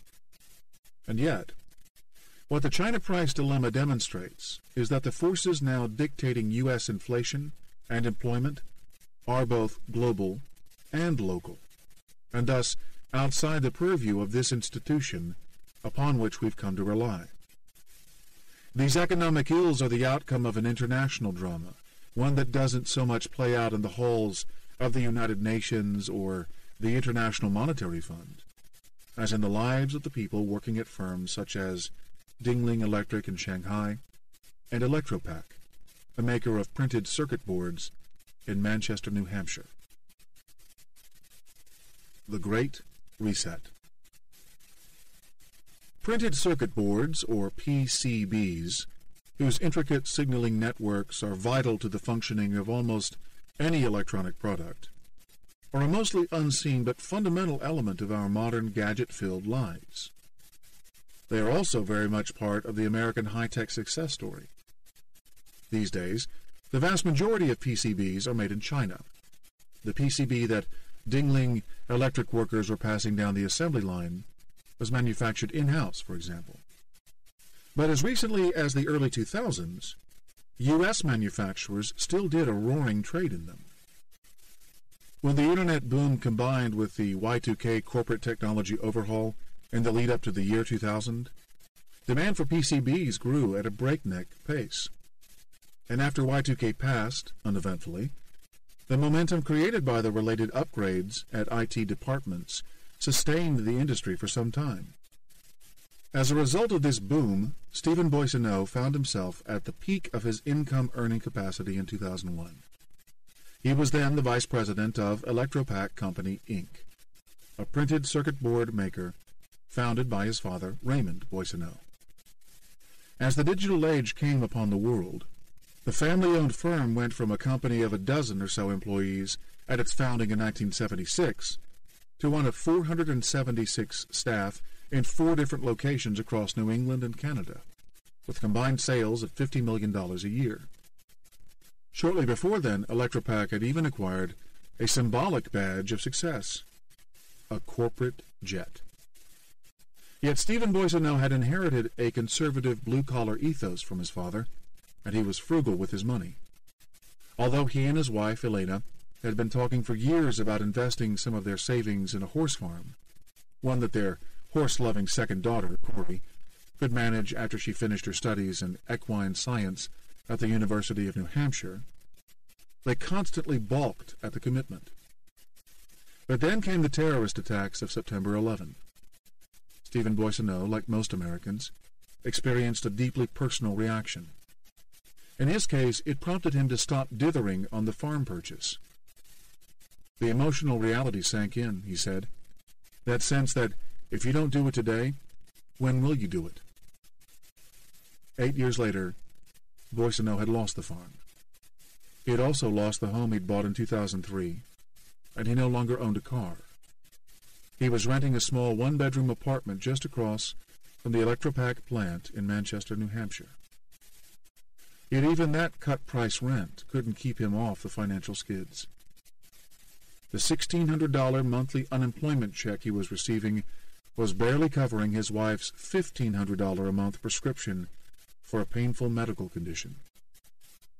When I met him in January 2011, he was weighing filing for bankruptcy. The 52-year-old factory manager had become the victim not of his own imprudent spending, but of a set of sweeping global forces that had turned his family's business upside down, forces that he simply could not control. By his and his father's telling, Boissonneau's financial fate was the result of three conspiring factors: profound technological change, the inexorable rise of Chinese manufacturing, and corporate America's willingness, as the younger Boissonneau put it, to cannibalize itself. The financial crisis was a brutal blow for Electropac, stripping it of 70% of its revenue flow in late 2008 and early 2009. But the bigger global themes that played out before and after those tumultuous events had a more lasting and damaging effect. 2 years before I met Stephen, Raymond Boissonneau had given his son the uneasy task of overseeing the wind-down of 3 of Electropac's 4 factories, 2 in Canada and 1 in Londonderry, New Hampshire. And yet even after those buildings had been shuttered and the Manchester staff cut back to a bare-bones 45, even as global demand for PCBs and telecommunications and high-tech medical gear recovered sharply from the crisis, and even after Raymond, who was still the president, had foregone his salary, a final sacrifice was still needed. It was either me or it was Electropac, the younger Boissonneau said. Either I took the losses or Electropac took the losses. There were no options. So, the son of the founder quit the company around which his entire adult life had rotated. Electropac's rise and fall is a case study in American innovation becoming a victim of its own success. Throughout the second half of the 20th century, the PCB industry was beholden to Moore's law, the trend in computing observed by Intel co-founder George Moore, whereby the number of transistors that can be placed on an integrated circuit doubles every 2 years. That law has pretty much held true for half a century, producing an exponential expansion in computing power and dramatically reducing the price of computers. It explains why the 2 GHz chips now used by the most advanced smartphones are 1,000 times more powerful than the 2 MHz computer that guided Apollo 11 to the moon in 1969. As computers advanced, they further facilitated the design and construction of even more powerful IC chips, creating what economists call a positive feedback loop, a virtuous cycle in which innovation gave rise to further innovation. What was true for computing was true for its cousin, the PCB industry. As computing power improved, the precision with which printed circuit board makers could design and integrate circuitry into their products kept expanding at a rapid pace.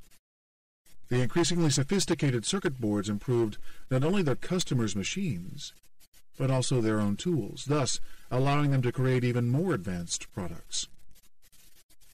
What looks like a single circuit board of, say, 1/10 of an inch will now contain many layers of complicated circuitry, each printed onto a separate copper laminate sheet that's melded to the others. Multi-layer PCBs can now run to 40 layers, a level of complexity that was inconceivable in Electropac's early years, when its staff used mechanical drills operated with foot pedals to create the board. The problem for the industry is that this ever-expanding computing power has turned a once high-tech, specialized production process into something that can be easily and relatively cheaply replicated. Although the products themselves are always customized, the process has been commoditized, which in turn means it has become exportable. Once the industry reached a critical point of efficiency, it could be transferred to lower-cost locales, such as China. This is what happened at frightening speed between 2001 and 2010, a period that Stephen Boissonneau refers to as the decade of damage. The other factor that drove this trend arose from the workings of the U.S. stock market. In the 1980s, amid what was then the IBM-led computing wave, and as manufacturers of all stripes began changing their production models and contracting out tasks they'd previously performed in-house, PCB makers enjoyed sharp expansions in demand. As they grew, their hunger for capital grew too, leading many privately held companies to take themselves public. They were now answerable to a more detached, profits-focused group of shareholders, and inclined to seek big volumes rather than develop specialized customer niches. When a hiccup occurred in the PCB industry in the early 1990s, as Raymond Boissonneau described the impact that the era's recession had on an unsustainable build-up in telecommunications equipment stocks, shareholders demanded growth by other means. A big acquisition grab began in which the volume guys started to feed off each other, Stephen Boissonneau said, citing as examples industry leader Hadco's purchase of Zycon in 1996 and Sanmina SCI's subsequent takeover of Hadco in 2000. They started wheeling and dealing to pick each other apart. They would buy the other guy's square footage, and they'd liquidate, close down that square footage, but keep the book of business, he said. Yet while this consolidation proceeded, so too did the offshoring and outsourcing of business to Asia, first to Japan and Taiwan, and later to China. So, although the domestic base of factories was shrinking, the number of low-cost competitors for these U.S. firms was bigger. There are now about 300 PCB manufacturers left in the United States, but it's times 30 in terms of how many people are actually selling the product. You went from having 600 competitors in the 1990s to now having 10,000 competitors, said the younger Boissonneau. So by the time the Y2K boom ended, a lot of those bigger guys got caught offside. They thought that the consolidation would help them shore up business, but at the same time, there was this shadow increase in competition from outside. As a privately held company, Electropac was mostly immune from shareholder pressure, but it could not as easily withstand the pressure from its customers. Throughout the 2000s, the company began receiving annual letters from its bigger customers demanding price cuts of 5 to 10% if it wanted to continue its contracts. And this was before the global financial crisis, when the economy was supposedly healthy. In essence, the entire U.S. manufacturing base had shifted its focus to China, where it seemed almost anything could be now produced at markedly lower cost. Not only were the PCB makers moving there, but everyone along the supply chain was either doing so or being held to cost standards as if they'd done so. In order to keep shareholders happy and survive competitive pressure, each business would demand the China price from its suppliers. Even if Electropac's remaining clients, those who believe for various reasons in retaining a portion of locally sourced parts, this pricing benchmark has become standard. It has changed how you value your product and your services, Stephen Boissonneau said. Many times when you quote your price domestically, it is compared to China quotes, and then they'll do the math on whether it is worth it for them to even place a small order domestically. What has been lost completely is the concept of domestic value, of what it really takes domestically to produce. It is not just in quoted prices where this imbalance arises. Customers now demand 90 to 100-day payment terms, said Boissonneau. Even big, cash-rich companies such as General Electric that can afford to make payments earlier. They do not hold the Asian markets to the same standards that they hold the domestic markets, and yet the pricing standard is established there, he said. When you have a Fortune 500 firm expecting Tier 3 suppliers to provide 90 to 100-day payment terms for products and services delivered to them, how are domestic companies supposed to survive? This brutal competition reached a new degree of intensity after the financial crisis. At that point, mere survival became the priority of every player in the market, and the China price was a way to ensure that, at least for buyers. They talk about the reset, and I think that's a great word because that was the ultimate reset, Stephen said. The ones that were on the fence, you know, the good fight guys, the companies that were sticking it out. They, too, had to reset their prices. All other options were taken off the table at that point. You either did this, or you didn't survive. And yet survival for some meant the death of others. It wasn't just the layoffs by Fortune 500 companies that drove the unemployment rate above 10%. It was the collapse of small family-run manufacturers whose customers would no longer buy items at prices that kept them in the black. Remarkably, Electropack did not add its name to the obituaries.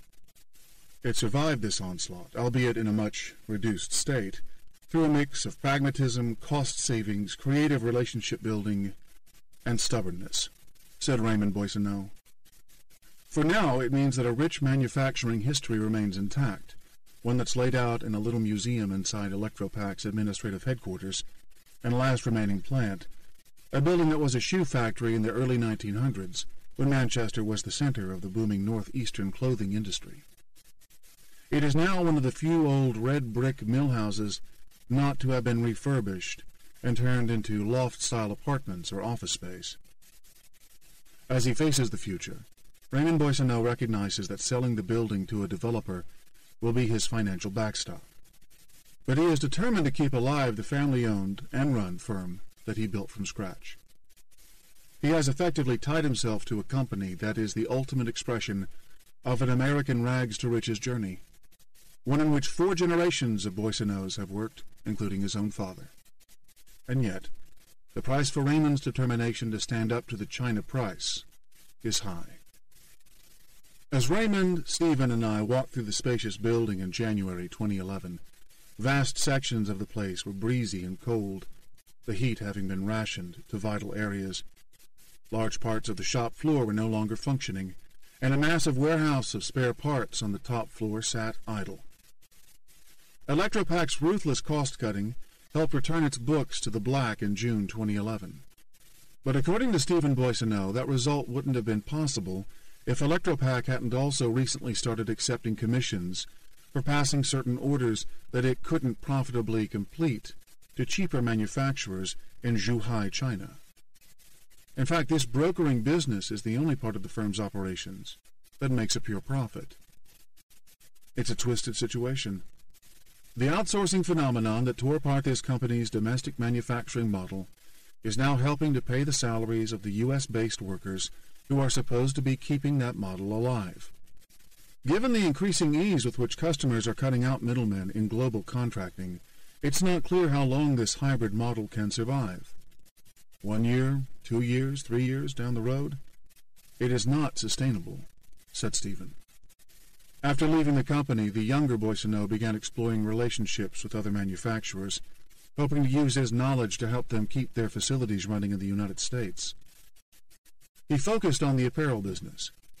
What he found were firms in desperate conditions, including a maker of high-end leather coats operating out of a factory with no windows in the midst of a freezing Massachusetts winter. They've gone through an entire decade of damage, and the people are scarred. I mean really scarred, Boissonneau said of the clothing companies he visited. You can just see the wounds from what's happened, how badly these individuals have been hurt. After concluding that there was nothing he could offer to improve the firm's outlook, Stephen Boissonneau was at the time of our meeting considering an expatriate job for one apparel company's operations in El Salvador, a move that would mean uprooting from the town and the company that has been the center of his life. This is what I'd been groomed for my entire life, he said, of what was supposed to have been his destiny at the helm of Electropack. I'm now 52 years old. I can't wait for the politicians or the government to change the playing field. I can't wait for the industry to come back. I tell you what, though, the last 3 years were the toughest years of my life. What was shocking to me and disheartening was what American companies were doing to American companies. The disregard for the supply chain, for the human beings, for the investments, for the time served, for everything. The value system virtually no longer exists. By comparison, the older Boissonneau sees a certain inevitability to what has happened, viewing the industry's shift to China in light of the migration of manufacturing from Europe to North America that fueled U.S. industrialization in the late 19th and early 20th centuries. "They are taking a page out of U.S. history," he said. It's a surprisingly come-what-may view for a man who's seen his company ripped apart by globalization. This viewpoint would find sympathy among those who cited Joseph Schumpeter's famous creative destruction phrase to describe the seemingly unbeatable strength of U.S. capitalism in the 1990s, when globalization seemed like an indisputably positive, disinflationary force. In the abstract, there's still nothing wrong with that description of how capitalism achieves efficiency, and it's an accurate portrayal of how Electropak's industry functions. Creative destruction has been the modus operandi of PCB makers throughout Raymond Boissonneau's career. No one can deny the profound advances in efficiency, sophistication, and cost-effectiveness that have transpired as producers have battled perpetual and increasingly global competition. The comforting part of the otherwise scary idea of creative destruction is that there's supposed to be something with which to pick up the broken pieces after the destruction has taken place. In the low unemployment phase of the 1990s, Americans convinced themselves that this came by way of higher-paying creative jobs, as typified by the success of dot-com startups. And during the housing bubble, construction, real estate, and finance jobs served as an offset to the constant outflow of manufacturing employment. But after the crisis, with only 140 million Americans employed in any job at all, less than half the population, the creative part of creative destruction was harder to pinpoint. In aggregate, all citizens of the world are better off for the PCB industry having been driven to new heights of innovation by global competition. World productivity is higher, and there's a greater array of affordable goods on offer for all. There's even a net increase in jobs when China and the United States are taken together. But since the losses and gains are not shared equally across geographic areas, the inherently localized nature of our political systems means that governments in losing places, such as the United States, have a hard time reconciling those losses with their constituents. The political backlash from manufacturing job losses was minimized in the years before the 2008 crisis because there appeared to be benefits to Americans in the global shifts of the time. But the case for globalization is now harder to make, as valid as it might be. There are a lot of people who feel like Stephen Boissonneau. I don't want to resort to tariffs just yet, but again, if you are the largest consuming nation on the planet, that is your advantage, he said. We should be saying, what can we do for ourselves first? And this is maybe a case of me stepping away from globalization, from the global initiative, but we want to be one nation within the globe, and the people on the shop floor are asking how all this impacts them. I don't think it's all about what they can buy, but the total quality of life. It's hard to see how Boissonneau's suggestion that his country privilege its own manufacturers over China's is doable without some sort of protectionist mechanism that limits China's imports. And since his views are hardly unique, such ideas now stand as a major challenge to the global economic system. If a tit-for-tat trade battle with China escalated into an all-out commercial conflict, perhaps with Beijing retaliating against U.S. tariffs by withdrawing its currency reserves from U.S. assets, it could have unforeseen and devastating consequences for the world. Yet the losers in the great global imbalances of the post-crisis era, such as the Boissonneaus, have a compelling case. And if things don't improve in the United States, their voices may gain enough prominence to enforce a step away from free trade. In pointing out that the problems that he and countless others face stem from choices made by Americans, by his competitors, by his customers, by his political representatives, the out-of-work factory manager also offers a valuable reminder that when we talk about the threat from China, we are talking about a global system to which we have all acquiesced. China cannot be demonized on this issue any more than can the owner of a struggling PCB maker who chooses to enter the brokering business to keep his company afloat. The solutions to the problems of Electropak and other American manufacturers are not simple. Rampant protectionism is not one of them. and they most certainly won't be uncovered if we concentrate blame on one country and fail to recognize our common responsibility for a global system that gives rise to them. Even so, China's policy framework is a central issue. We'd ultimately all be better off if China let market forces dictate the price of its currency, its credit, and its labor, and if it didn't pursue policies that drive down the costs of its goods, generate excess savings, and turn it into a giant global financier. It is true that China's current economic policy model helps Americans and other foreign consumers satisfy their desires for material things, and in that sense the rest of the world implicitly endorses it. Yet the destructive codependent relationship that has formed around this model wipes out companies such as Electropac and generates the disruptive global money flows that bring people such as Joe Bonadio to the brink of bankruptcy. At the same time, the model has allowed the Chinese economy to grow prodigiously over the past 2 decades. That has brought prosperity, but, as the following chapter demonstrates, it has also created stark economic and social imbalances inside and outside its borders. The big question is whether those distortions will diminish in an orderly fashion, or whether it will take some crisis to force change in China, a crisis that would pose a threat to the entire global economy. Chapter 3. Virtue and Vice. The Savings and Debt Conundrum. The global imbalances problem that economists and finance ministers obsess about might sound like an arcane subject, but it can be broken down to a fairly simple dichotomy. Americans spend too much, and Asians save too much. One problem with putting it that way is that to most people it sounds like only one side needs to change its ways. Across cultures, debt is seen as a vice, savings as a virtue. This is a simplistic view, however. The global economy would seize up if credit stopped flowing, an outcome that we got a taste of in the 6 months after the Lehman collapse.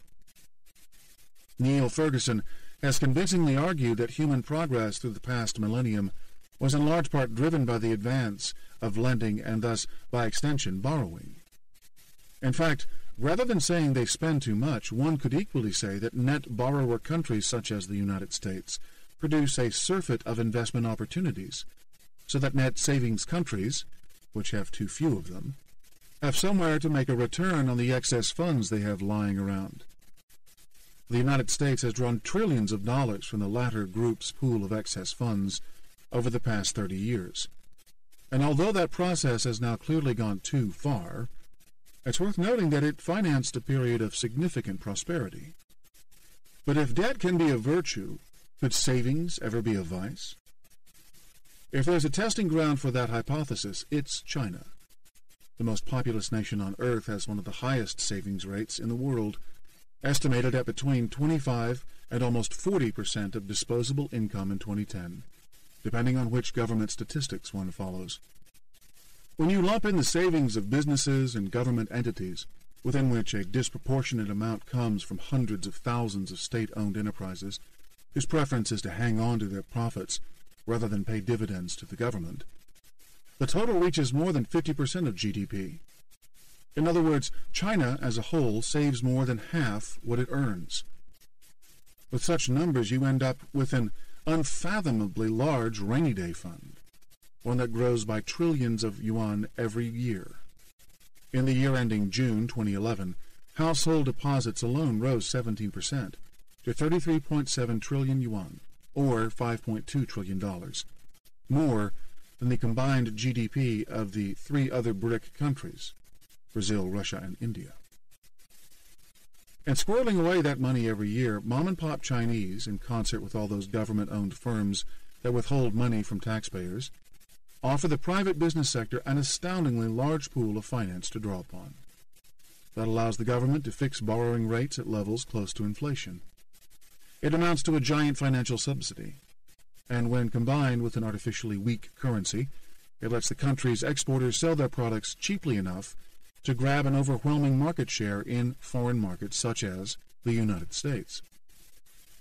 This in turn results in a persistently large surplus in China's current account, a measure both of the nation's total receipts and expenditures with the rest of the world, and of the degree to which its citizens' excess savings must flow overseas in lieu of domestic investment opportunities.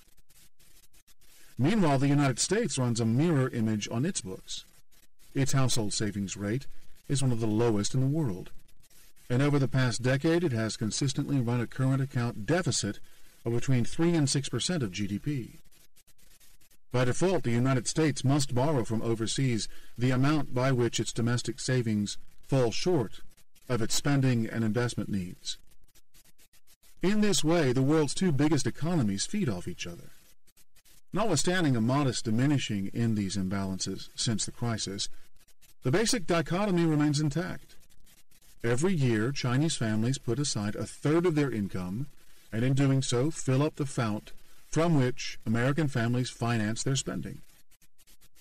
For many years, this relationship generated hidden distortions as the excess Chinese savings helped fuel the U.S. housing bubble.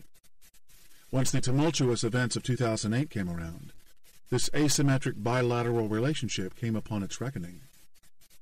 Americans now have to save more and must keep doing so for the foreseeable future, as must Europeans while they struggle to get their debt crisis under control.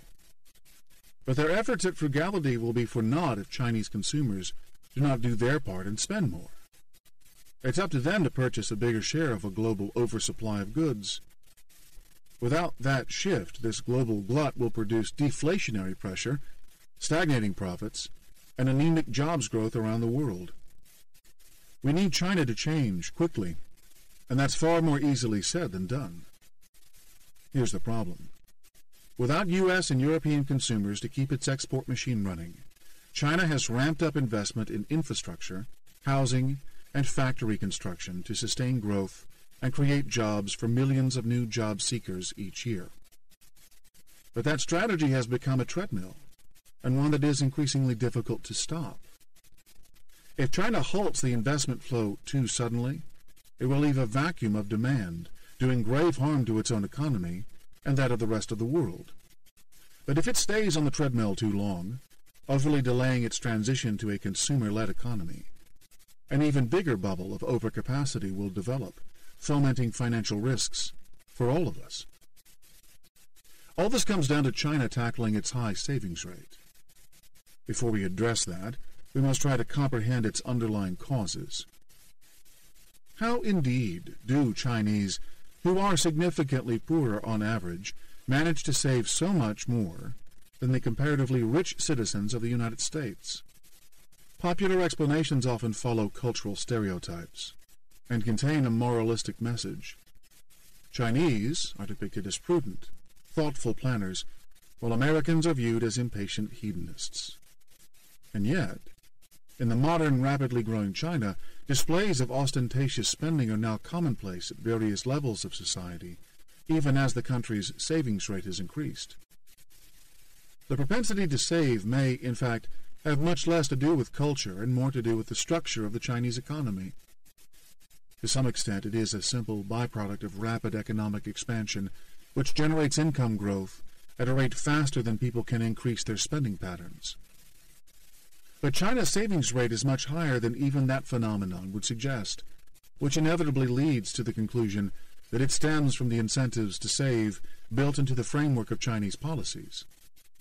Much as a low price for credit is the main driving force behind Americans' high level of borrowing, Chinese families are driven to save by the high price they pay for not doing so. This price is defined by the various contingencies for which millions must prepare: for retirement, for health care, for education, for loss of income from injury, and, as we'll learn, for men having to attract a bride in a land where social engineering has left a shortage of females. In other countries, such costs are at least partly insured by the state, guaranteed by employers, or simply non-existent. China's globally distortive high savings rate is largely a function of domestic policy. Because of that, an elite few are advantaged by access to a captive pool of cheap financing, while the vast majority are trapped by the limited options available to them. China didn't always save this much. In the early 1990s, household savings were about 15% of disposable income, at a time when the U.S. rate held around 7%. The doubling in Chinese household saving since then coincides with the surge in export-driven manufacturing and the massive migration of poor rural Chinese. The hundreds of millions of migrants who flocked into coastal cities to earn a living in factories are a key motor behind the savings growth. We'll let their stories explain why this is no longer a good thing for China or the world as a whole. Ruan Liebing. In 1980, the Chinese government named Zhuhai, a city on the southern side of the mouth of the Pearl River, as one of 4 new special economic zones where businesses would get various incentives. These included special tax breaks aimed at attracting export-oriented foreign investment, and the right to repatriate foreign currency through those zones. Along with 2 other SEZs set up in Guangdong province at that time, Shenzhen on the northern side of the river mouth and Shantou on the coast to the south, Zhuhai was chosen because of its port and its proximity to the British-controlled entrepot of Hong Kong. Although it never quite reached the dizzy heights of Shenzhen, which benefits from its land border with Hong Kong, the liberalization brought rapid growth to Zhuhai and an influx of investment by foreign companies.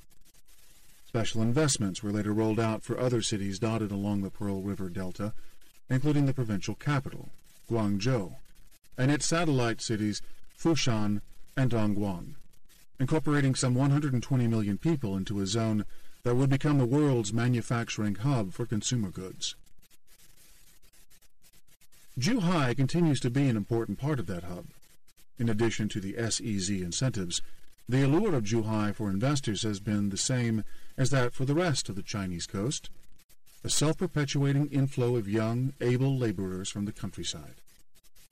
To talk to some of these workers, I walked through a rabbit warren of apartment buildings and small family-run workshop businesses, climbing the stairs in a stark Soviet-style building to an 8-by-10-foot room with a double bunk inside it. There I met Wu Goseng and Wu Xinfeng. As members of the technical staff at Zhuhai Ray-Sharp Tech Company, the 2 Wus were lucky.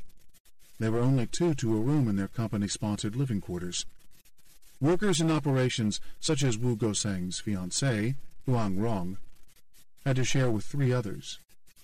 But there was nothing any of them could do about the incessant noise.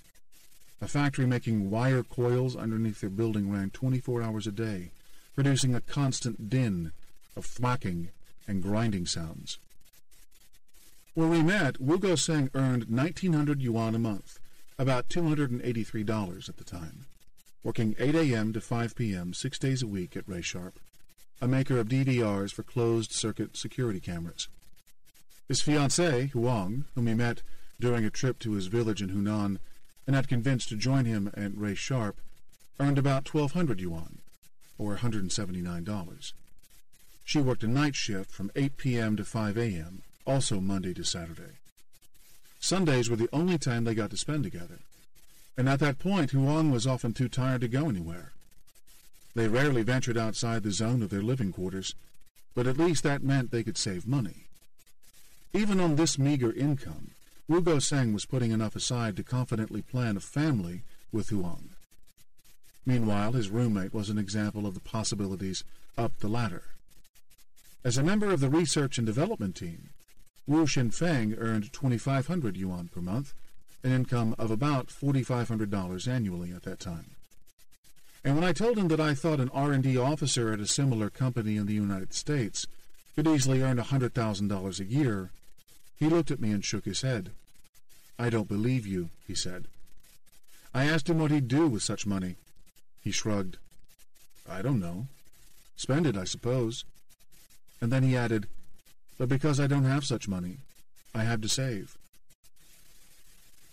A region of people who think like that does not make for an attractive market in which to sell goods. But it's a great place in which to make stuff to sell elsewhere.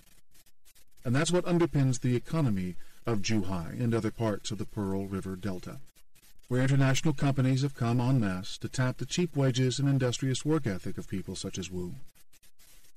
Few have done so more aggressively than Walmart. The giant U.S. retailer began operating in China in 1996.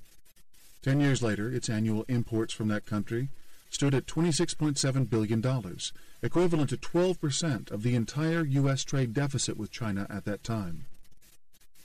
If Walmart were a country, writes economic analyst Zachary Karabel, it would have been China's sixth largest export market. The company's outsourcing to China is seen by its critics as a direct loss of U.S. jobs. Walmart's trade deficit with China alone eliminated nearly 200,000 U.S. jobs between 2001 and 2006, according to one estimate. The jobs that Chinese workers take in their place don't come with nearly the same benefits or job security. At the age of 20, Ruan Laibing took a job with one of Walmart's suppliers in Zhuhai, Electech International Company. As a newcomer, and with only a few days' training, Ruan was given a 10-hour night shift on a big upright machine that stamped molds for a model of electric can opener marketed by the U.S. retailer. He had a quota, 1,500 molds for each shift, around 3 a minute. Just 3 nights into the job, working amid the raucous noise of the machines, he reached out to remove some debris he'd spotted on the plates, but in doing so he disrupted the delicate balance between the 2 pedals at his feet and the levers in his hands. In response, the stamping mechanism slammed down on his left hand, leaving it hanging with 1 finger in place. A few hours later, after he'd passed out from the pain en route to a local hospital, a doctor opted to amputate. When I met Ruan, he was sharing space at a friend's tiny apartment outside Zhuhai city limits, less than a mile away from where the accident had taken place a year earlier. A diminutive, soft-spoken young man, he mostly kept the stump of his left arm in the pocket of his jeans, as if embarrassed for the world to see it. A prosthetic hand, provided by China's Social Security Agency, was too heavy and uncomfortable to use, he said. He was in limbo, unable to return to his village and unable to work, hoping only that a lawyer who'd taken on his case would get the company to increase its 90,000 yuan compensation. Without a hand, he would likely never work again. That money, plus a 20,000 yuan payout from Social Security, around $16,400 in total, was supposed to sustain him for the rest of his life. What he most feared was his family's reaction. Ruan's parents were illiterate and both over the age of 50, earning a mere 500 yuan a year. They were counting on their son's remittances to sustain them and to help restore their house, which had been all but destroyed in an ice storm in 2007. His father suffered from a severe stomach ulcer and had not been able to afford surgery. He was also prone to drinking, which only made his illness worse. Ruan couldn't bring himself to tell them what happened. 2 months of agonizing fear went by until he finally summoned the courage to tell his cousin, Ruan Xiaolu, what had happened. She proved to be a godsend. Xiaolu immediately phoned a friend she'd met when she worked in Shenzhen, a New Zealander, who she thought would know what to do. He referred Ruan's case to China Labor Bulletin, or CLB, a Hong Kong-based advocacy group that saw in it a way to expose the inadequacies in China's compensation system. CLB's interests lay in pursuing justice and legal reform, but the case for reform is also supported by economists. That's because the compensation law, as it is written, produces misaligned economic incentives in terms of both employer and employee behavior, including adding to people's propensity to save. CLB found Ruan a lawyer who managed to get a district judge to hear the case, making it the first in China where the judiciary had addressed a compensation claim of this kind.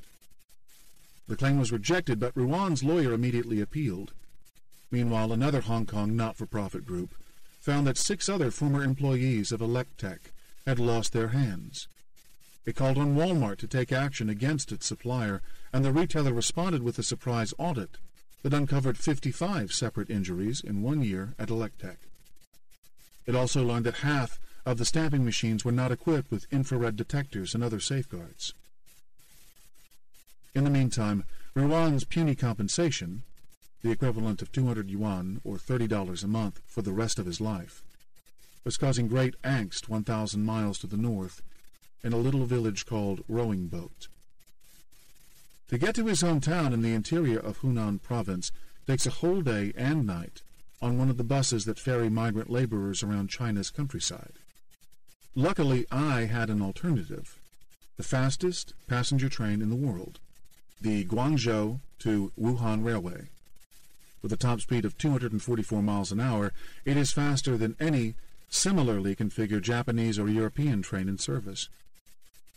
To ride on it en route to a village that seemed locked in feudal times is to give oneself historical whiplash. For the first leg of the journey, a 2.5-hour trip from Guangzhou to Changsha, we rode in silent comfort as the speedometer above the cabin door ticked up to 350 kilometers per hour. Outside, rural Chinese villages surrounded by paddy fields whooshed past, offering an idyllic tableau from the window. In Changsha, we took a half-hour taxi ride from the bullet train's out-of-the-way station to the central bus terminal, where we were greeted by a giant golden statue of a waving Mao. A 3.5-hour bus ride to a town called Longhui followed, before a 1-hour taxi ride along a potholed route to Rowing Boat. It took twice as long to travel the 200 miles from Changsha to our final destination as it did to travel 500 miles on the high-speed train from Guangzhou. The contrast between the two Chinas, evident throughout that journey, was given a final accent upon our arrival in Rowing Boat, which sits on a meandering stream with scraggy rice paddies terraced along its banks. As we walked through the township to the stares of locals, while dogs, chickens, and ducks darted around our feet, the place seemed almost entirely limited to old people and young, barefoot children. The middle generation was missing. Its members had left to work in the cities of the coast, I was told, leaving their kids in the care of grandparents. Some of the residents lived in little traditional gray peasant cottages with pitched tile roofs. Others were in brand-new 2-story homes with shiny white tiles and balconies, monuments to the remittances that flowed into the town from this absent piece of the community. We were met by Ruan Xiaolu, who took us to meet her injured cousin's parents. They were living in a relative's cowshed because work on their damaged home had stalled for lack of money. Ruan Leibing's father emerged, smiling nervously, a dark-skinned, weathered man with red beetle nut stains on the few teeth he had left. Now in his late 50s, Ruan Kaigi had spent his entire life farming rice in the paddies nearby. He had married late in life, as his stomach illness and other ailments made it difficult to find a bride. He finally settled on Lu Shimei, whose developmental disabilities had similarly hindered her search for a partner. And now, sitting on rickety wooden milking stools in a dusty yard, they explained that the same issue had worried them about their son, Leibing, since his accident. They feared he would never find a bride. "We cried for a week non-stop when we heard the news," said Ruan Kaigi, who conceded that he had started drinking again. "Our only hope lies in getting more money for him. That way we can build him a house, and with a house he might be able to get a girl." Leibing's marital challenges speak to a wider problem in Chinese society, one that also contributes to its high savings rate. With the number of boys born now exceeding by 20% the number of girls born, millions of Chinese men find the hunt for a bride to be an emotionally draining obsession. In the opposite of India's dowry tradition, Chinese families of young males will scrimp and save to come up with a bride price, a practice that has given rise to a new breed of female con artist, the runaway bride, who disappears with her money after the nuptials. It can all be blamed squarely on the one-child policy in place since 1978, which has promoted a flood of gender-based abortions by parents seeking male heirs, a mismatch that has effectively mispriced marriage. Shangjin Wei, an economics professor at Columbia Business School, found that Chinese households with sons saved more on average than those with daughters, and that this difference was accentuated in regions where the male-to-female ratio was most skewed. Those same regions also saw a bigger housing price increase than those that had comparable income levels but less of a gender mismatch. presumably a sign that bride-seekers felt more compelled to display the trappings of a dwelling when eligible women were scarce. From an individual household's viewpoint, when the competition for a marriage partner is tough, it cannot afford to save less than its competitor, wrote Wei in a column for Forbes magazine. I call this effect keeping up with the Jiangs.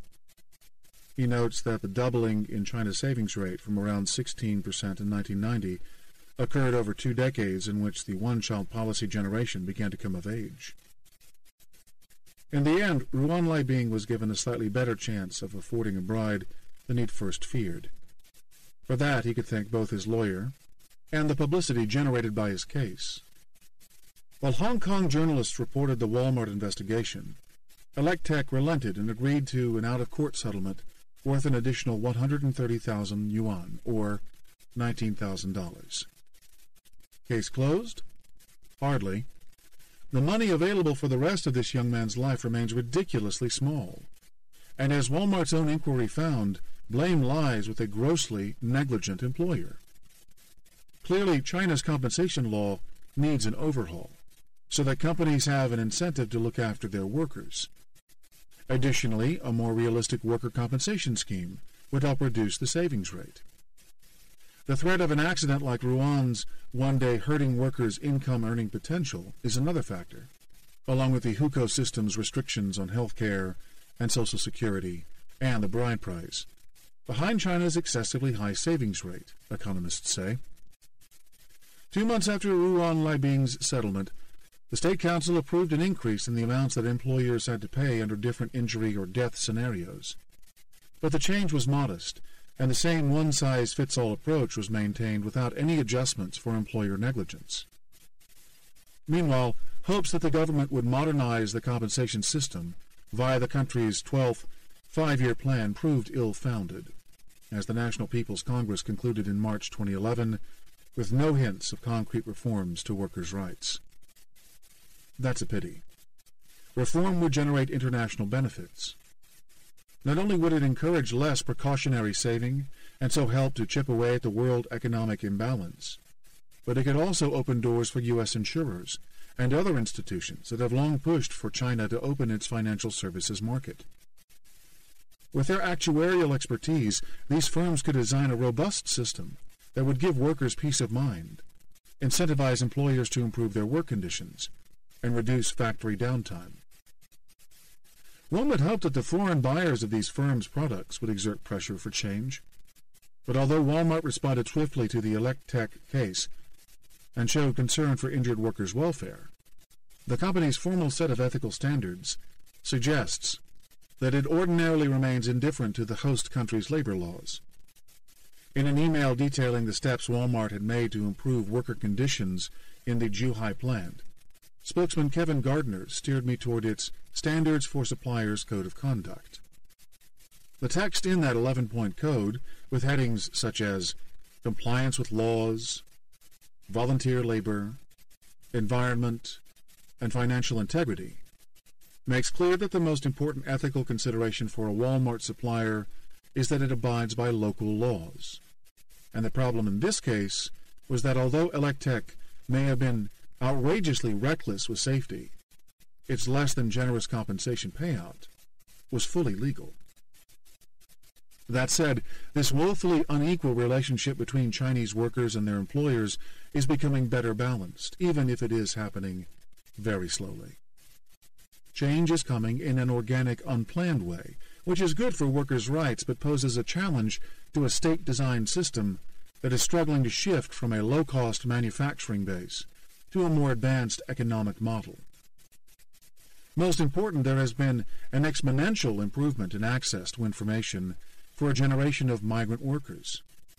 Ruan's cousin, Xiao Lu, the one member of the family who had the wherewithal to find a lawyer, is a case in point.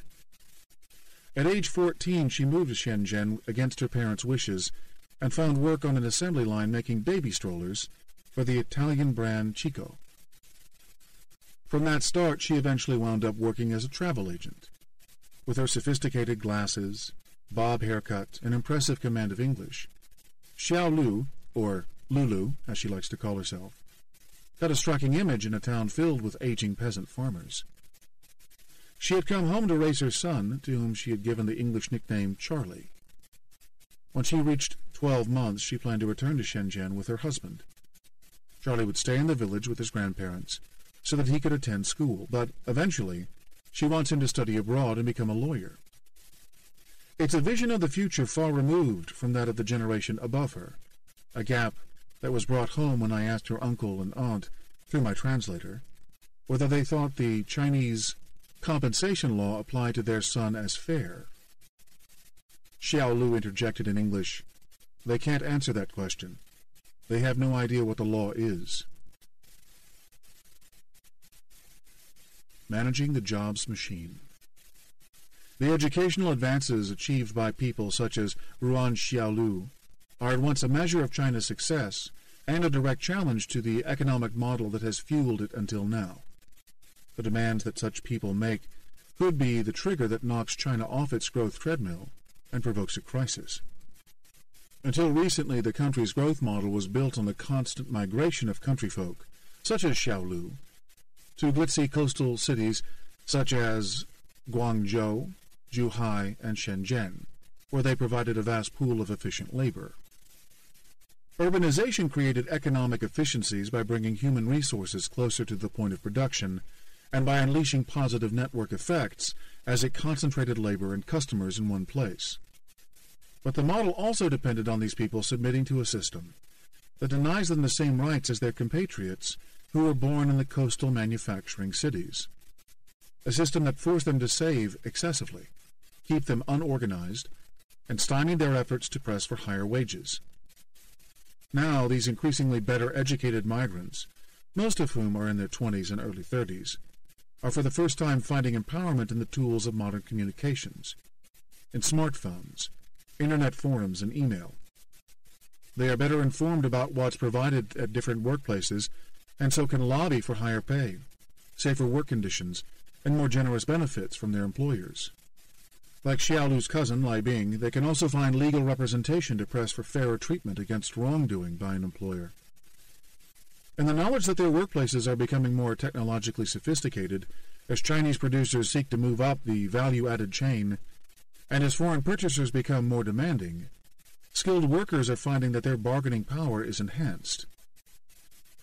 This rising power of labor, albeit still severely curtailed, is a natural progression for any rapidly developing country, but it will pose a serious challenge to the Chinese government's existing economic strategy and to the export industries that have coalesced around it.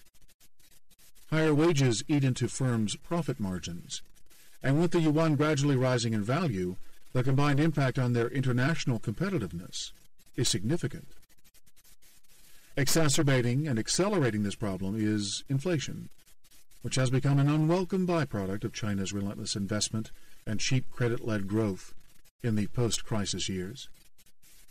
Rising prices put upward pressure on business costs, including wages, and so further erode manufacturers' competitiveness.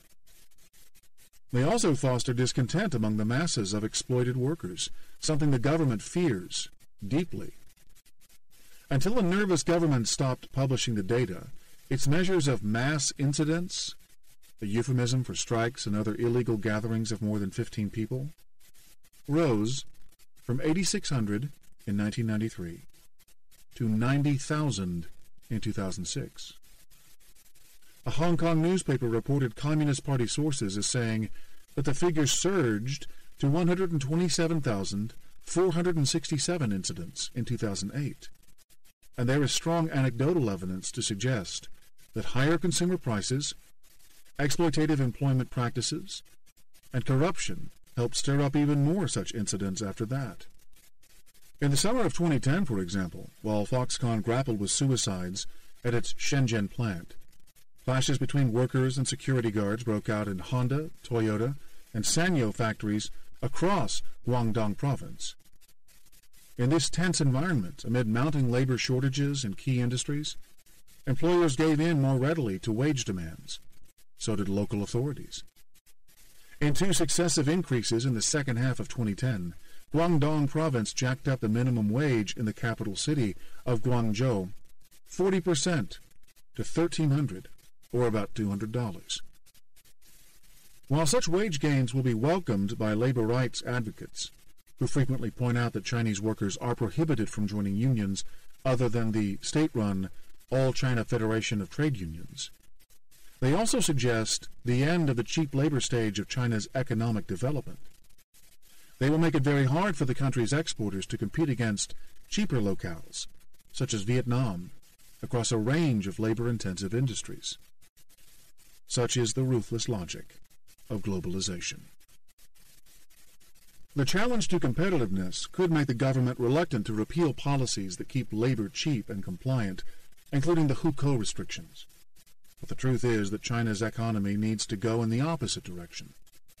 It must break with the old model of curtailed labor rights, a weakened currency, artificially low interest rates, and exclusive customs and tax breaks for special economic zones, all of which have encouraged overinvestment in low-cost, export-focused manufacturing industries on the coast.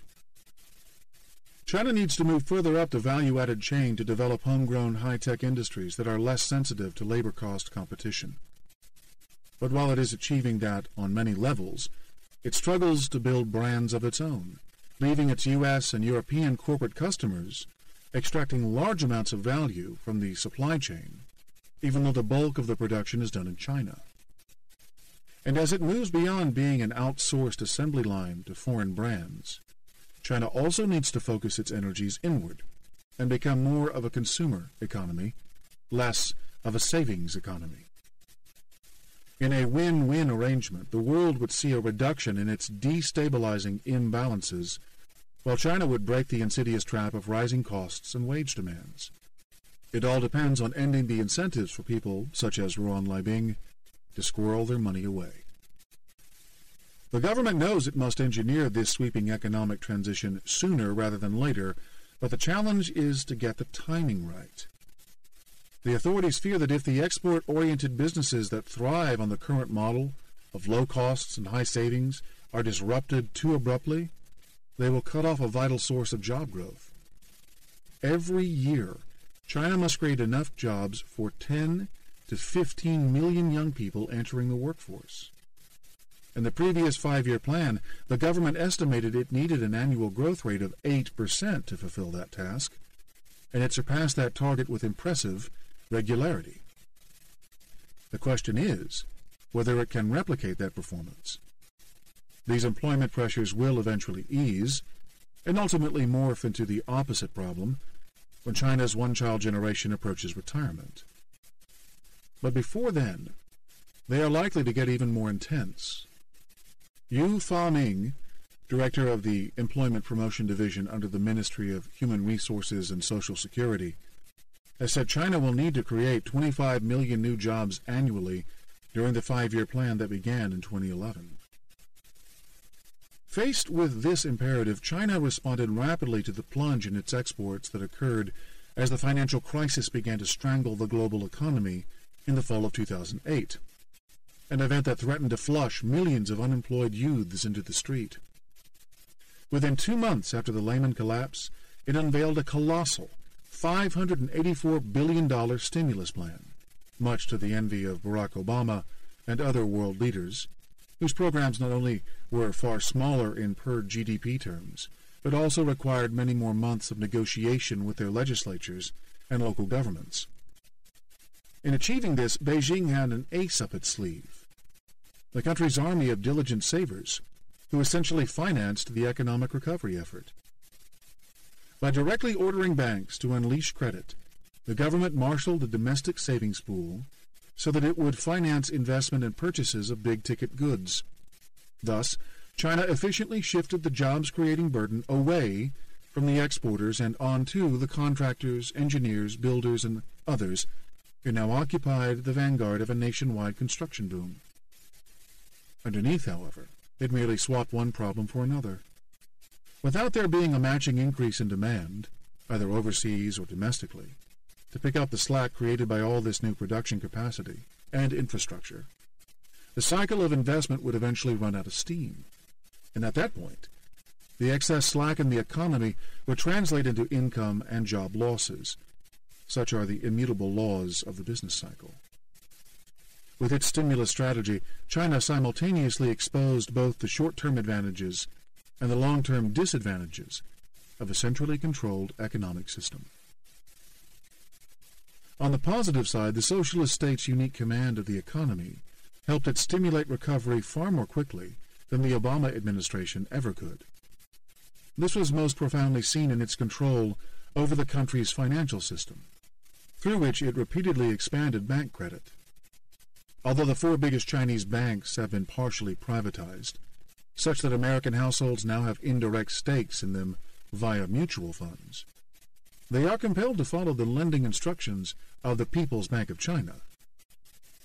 According to the PBOC, Chinese banks issued a whopping 9.6 trillion yuan, or $1.5 trillion, in new loans in 2009, double the amount of credit growth in 2008, and added a further 8 trillion yuan in 2010. By comparison, total bank credit outstanding at U.S. commercial banks shrank over the course of those 2 years. One result of this was that Chinese customers bought 13.6 million cars in 2009, turning their country into the biggest auto market in the world, and then clocked up 18 million more purchases in 2010.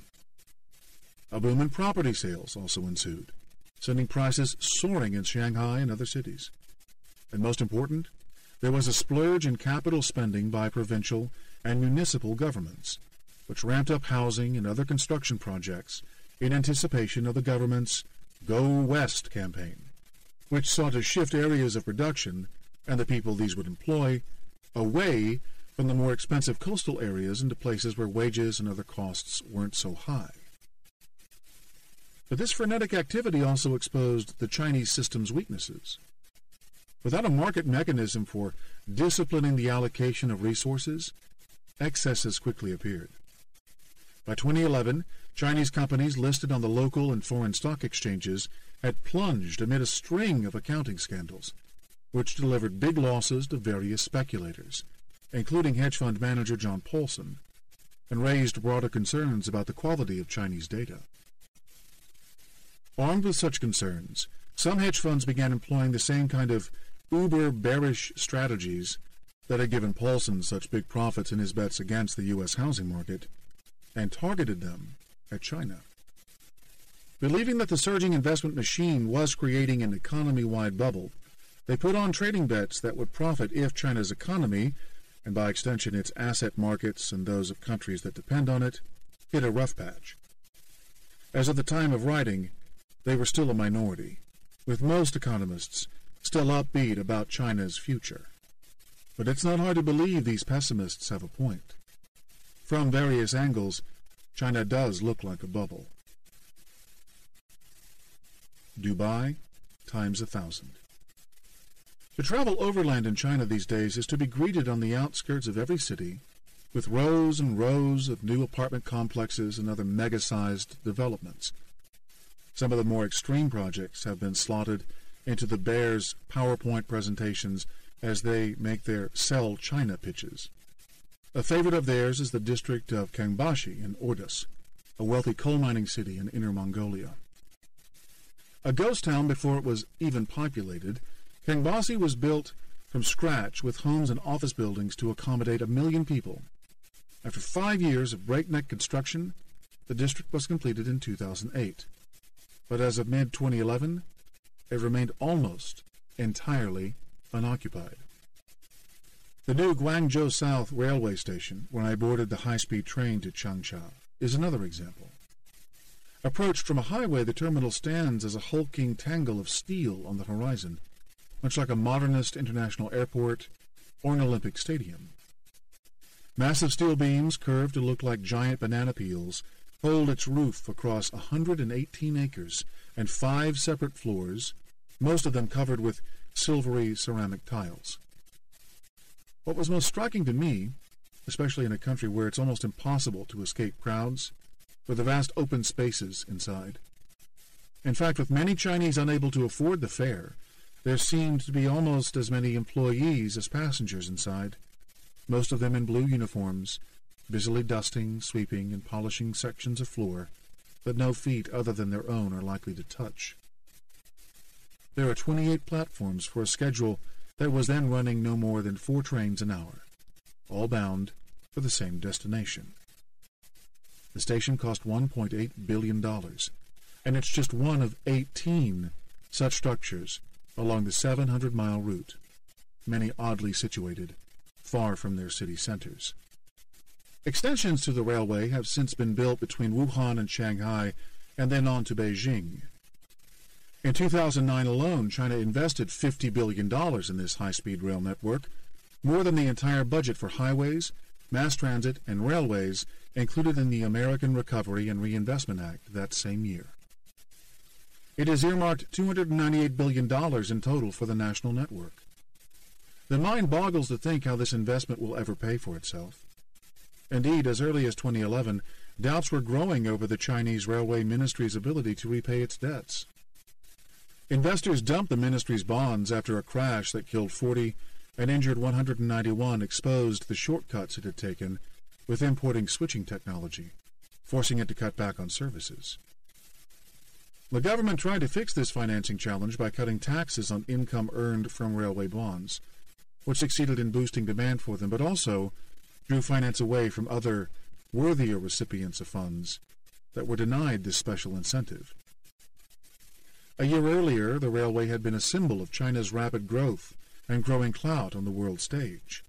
Now, critics used it as a metaphor for the failings of a centrally planned economy where an artificial price for money, defined in terms of the exchange rate and interest rates, creates incentives for overinvestment and a misallocation of resources.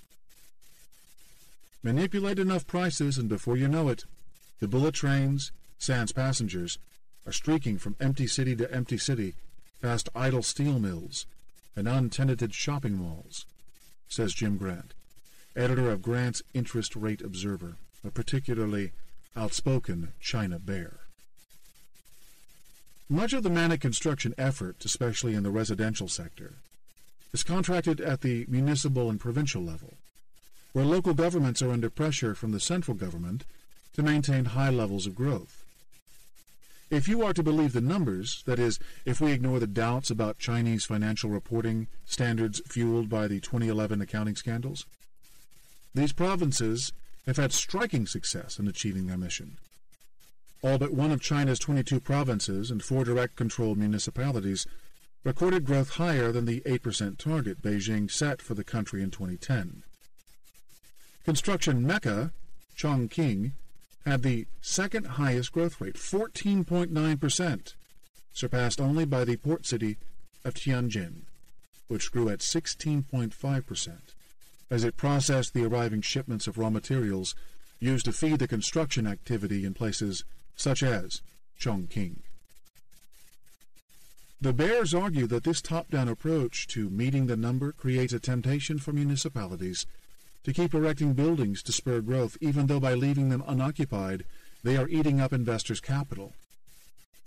A posting on the popular financial blog Zero Hedge detailed accounts of 11 landmark Chinese buildings, including hotels, apartment blocks, office towers, and a Shanghai overpass, that were demolished a few years after their completion.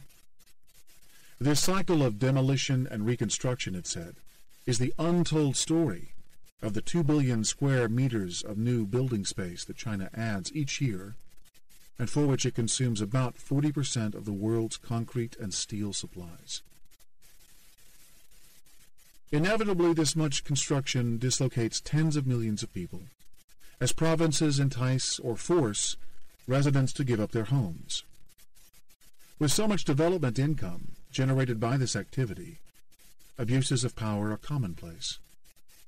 Land expropriation is the biggest source of corruption charges filed against local party chiefs and a constant catalyst for mass incidents.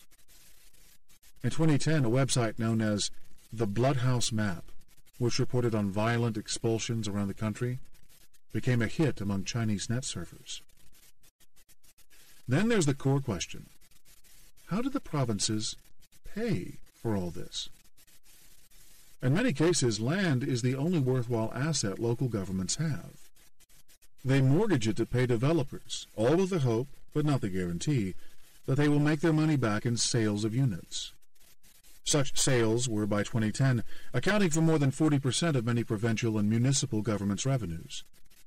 Although the local authorities insist that they use these inflows for capital spending and not to pay for services such as schools and sanitation, there's a risk that they will develop an economic dependence on this cycle of borrowing, land development, and real estate sales. In mid-2011, the central government announced that total municipal debt stood at $2.2 trillion. The loans were sitting on the accounts of Special Investment Vehicles, or SIVs, the same kind of opaque off-balance sheet entities that Wall Street banks used to build their hard-to-count stock of toxic mortgage debt in the 2000s. In this case, there's no implied too-big-to-fail guarantee for the borrowers. It's a given that most local governments will be bailed out by the central government in Beijing if they face default. The upshot is that China's true debt-to-GDP ratio stands at about 60% of GDP, 3 times the benign 22% level cited by the IMF. Although that's still well below the near 100% levels of the United States and the troubled nations of Europe, it represents an extremely rapid growth in debt of dubious quality.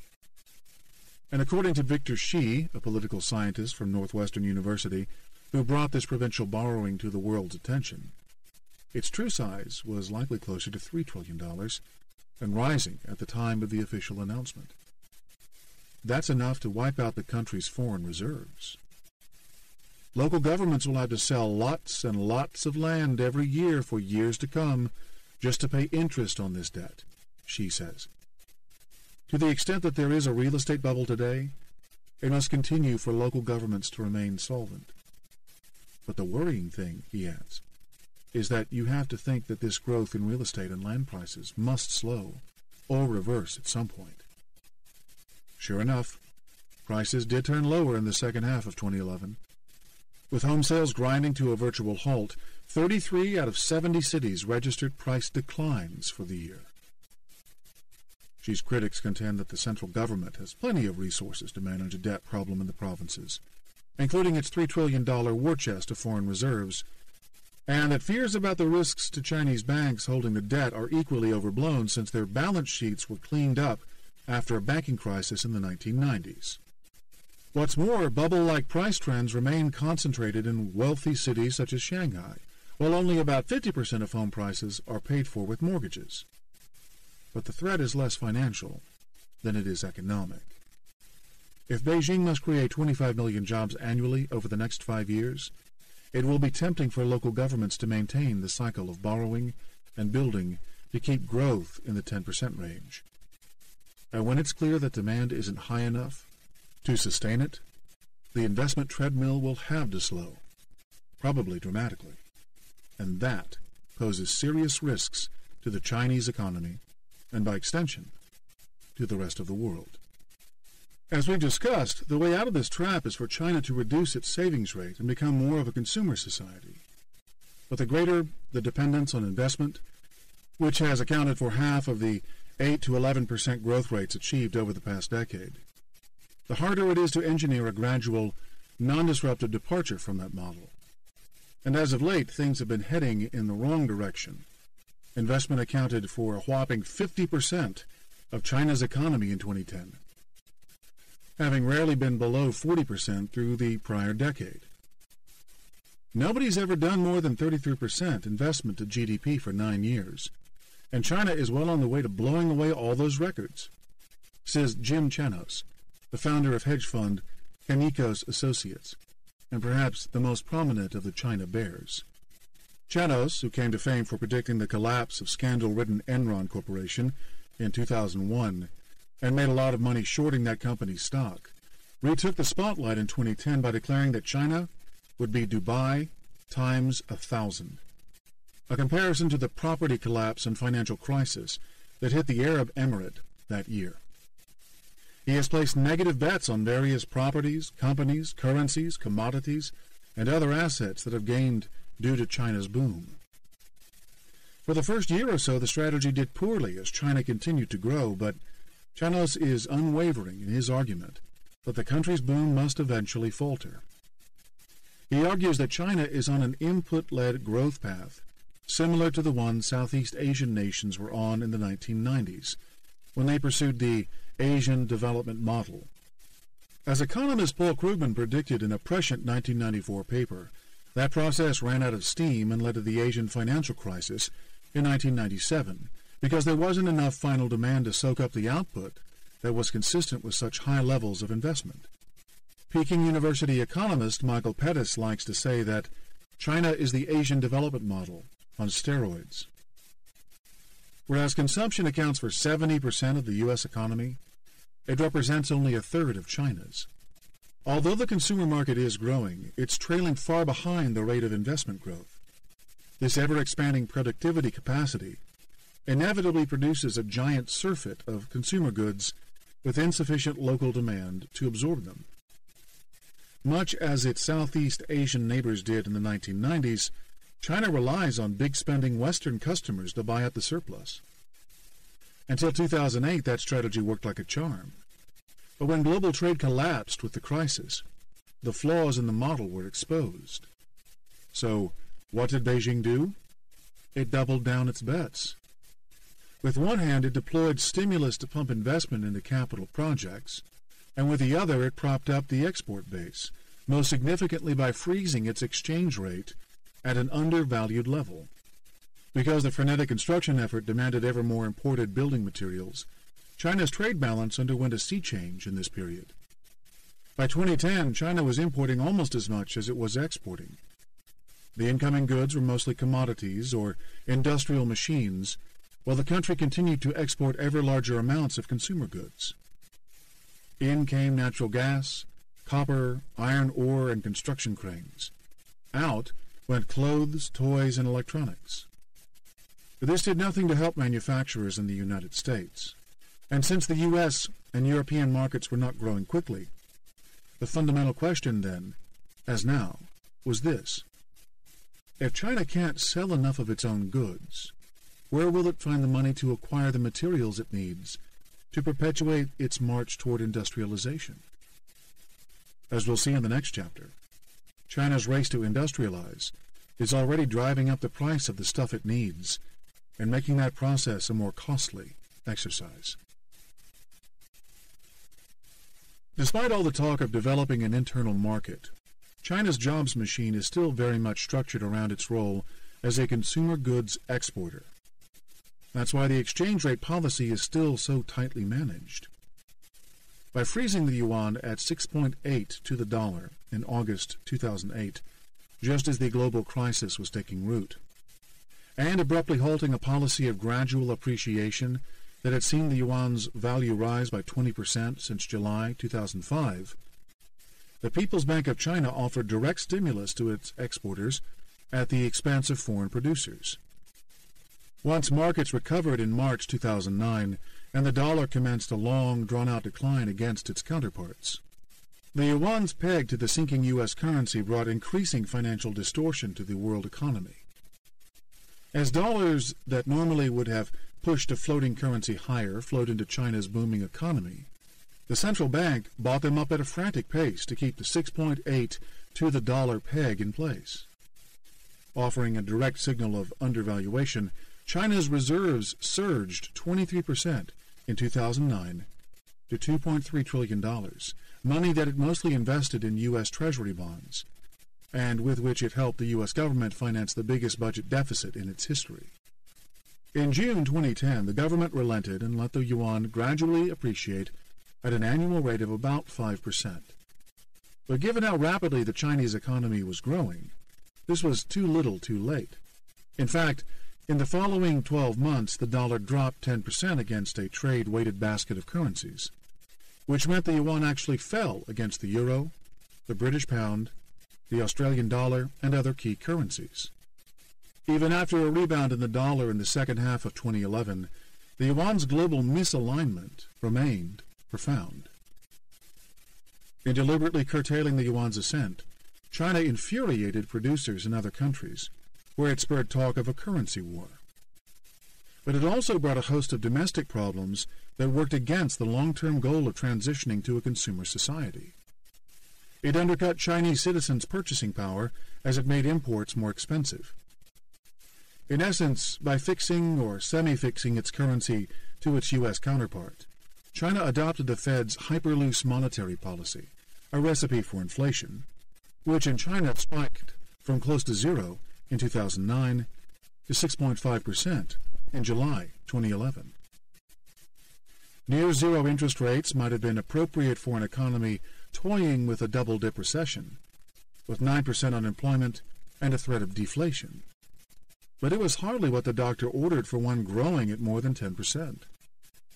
It naturally created excess liquidity, and because the government intervened in certain industries to keep retail prices down, especially in energy and certain food products, the money just pushed up prices even further in other sectors.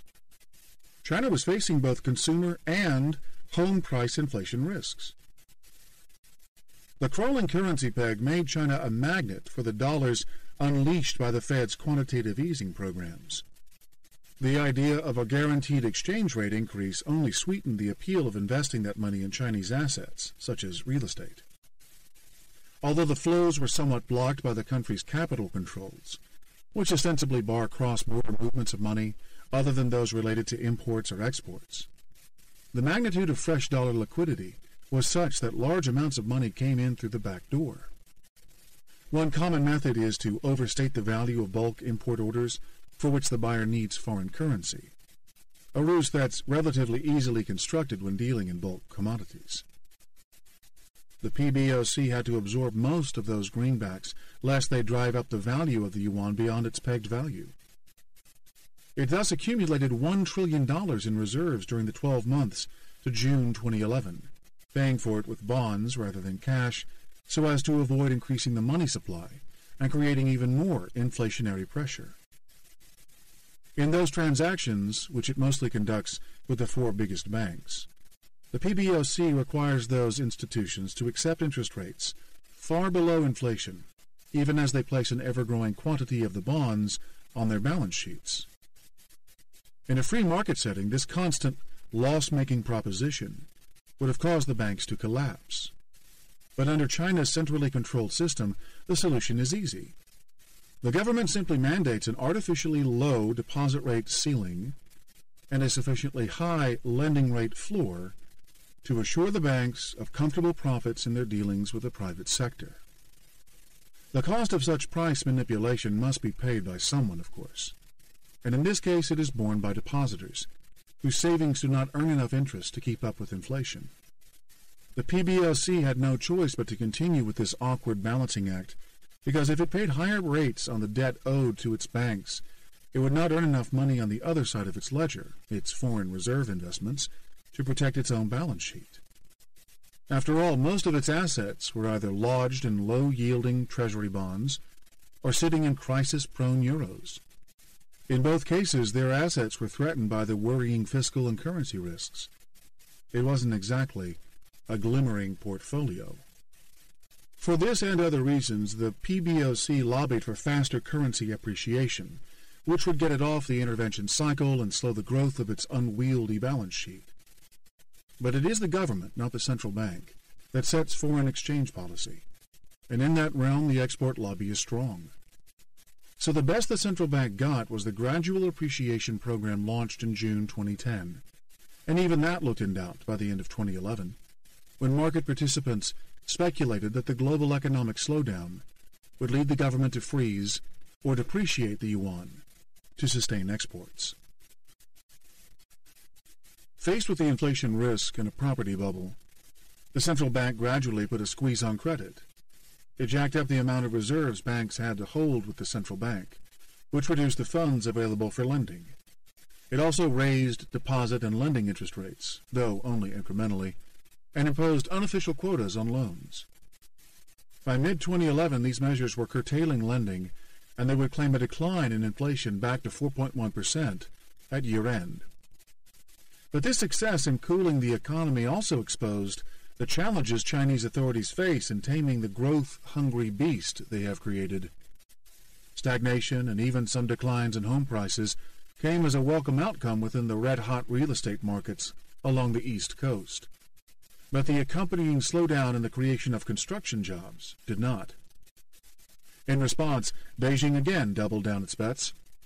The government announced a scheme to build 36 million subsidized dwellings in 2015, enough to house the combined population of California, Texas, New York, and Florida. This audacious program, which amounts to yet another acceleration in the same investment construction treadmill, will need to be funded somewhere. It will add to China's debt load, making it harder to bail out banks and municipal governments if and when the provincial debt bubble bursts.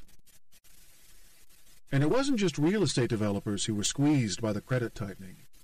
Hardest hit were the many small and medium-sized businesses that proliferated during the boom, a sector accounting for 80% of China's jobs, according to some estimates. As they struggled with higher wages and stiffer competition for overseas markets, many became desperate for financing, so they turned to shadow loans, partly because banks were financing them via new wealth management products that they marketed outside the purview of regulators. Facing onerously high rates on these loans, many of these borrowers started to go under in 2011, forcing the government to adopt targeted easing measures to subsidize struggling small businesses while cracking down on the shadow loan business. UBS estimated this shadow banking system to be worth a massive $1.9 trillion as of October 2011, or more than a fifth of total loans outstanding. Here lay the unintended consequences of contradictory government interventions in the marketplace. A state-sponsored infrastructure spending, artificially low interest rates, and a mercantilist currency policy fuel rapid industrial growth in favored sectors. Others are constrained by the blunt measures to curtail economic activity. In such an environment, some financiers will find innovative ways to get around restrictions and arbitrage the discrepancies to their advantage. But those without access to this financial infrastructure, especially lower and middle-income households, will lose. Indeed, China's working and middle-class households, the source of the nation's savings, have borne the burden of these distorting policies. Even as the central bank ordered a series of increases in its deposit rate ceiling as part of its monetary tightening in 2010 and 2011, this rate stayed at about 3 points below inflation for most of that time. That left household depositors constantly losing purchasing power. By contrast, businessmen could access bank loans at rates as low as 6.56%, the central bank's mandated minimum for lending. At just half a point over inflation as of mid-2011, these would be increasingly cheap commercial loans in any economy, let alone one that's growing at 10%. All this was made possible by China's giant pool of low-earning savings. China's underpaid, underprotected workers are stuck in a vicious circle, through which their undercompensated savings end up subsidizing the manufacturers for whom they work. Since these ordinary Chinese feel compelled to save and not spend, the manufacturers are left with an ever-expanding surplus of goods that must be then sold to the rest of the world. But as rising domestic costs eat into their profit margins, China must try other tricks to keep its exports competitive, primarily by holding down the value of its currency. Not only does that policy breed tensions with China's trading partners, it also further reduces households' purchasing power and leaves the country with an ever-growing portfolio of reserves. With this, it must keep making massive, internationally destabilizing loans to the United States and Europe. In this cycle, we find the root cause of the economic and social imbalances that create problems both inside and outside China, and it arises directly from a system that fleeces Chinese households. Balancing Act. The Chinese authorities are engaged in a delicate balancing act, one in which the whole world has a stake. They hope that the new 5-year plan's shift toward higher value-added and higher-paying jobs will bring them to the promised land of a consumer-led economy. But how they get there without disrupting the existing model and losing jobs is anyone's guess. If they are successful in gradually making this change, they will also comply with the global rebalancing demands of the United States, the European Union, the IMF, and others. but doing so will require giving up on their policy of manipulating China's currency and subjecting it to market forces. This would be a win-win for both China and the rest of the world. Why, then, is there such resistance to the idea in Beijing? One explanation has to do with history and culture. Domestic nationalist sentiment makes Chinese leaders very sensitive to being seen as caving in to foreign pressure, and for the most part, revaluing the yuan has been portrayed as a foreign demand rather than a policy in China's own interests. This concern with saving face, many China watchers say, is founded on a sense of national injustice, stemming from 150 years of subjugation by foreigners. First, the concessions to Britain after the mid-19th century Opium Wars, then the Japanese occupation before and during World War II, and finally the imposition of a foreign ideology, Marxism.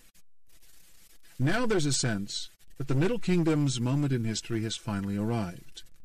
Its people are determined to manage it on their own terms. Any efforts from outsiders to force them to do otherwise can backfire. Certainly that's one read of what happened when the U.S. Senate's approval of a China trade sanctions bill in October 2011 was followed a week later by an announcement by Premier Wen Jiabao that after 15 months of slow appreciation, the exchange rate would now be kept basically stable to offset rising costs at home. But Chinese intransigence on the exchange rate also reflects political and economic realities.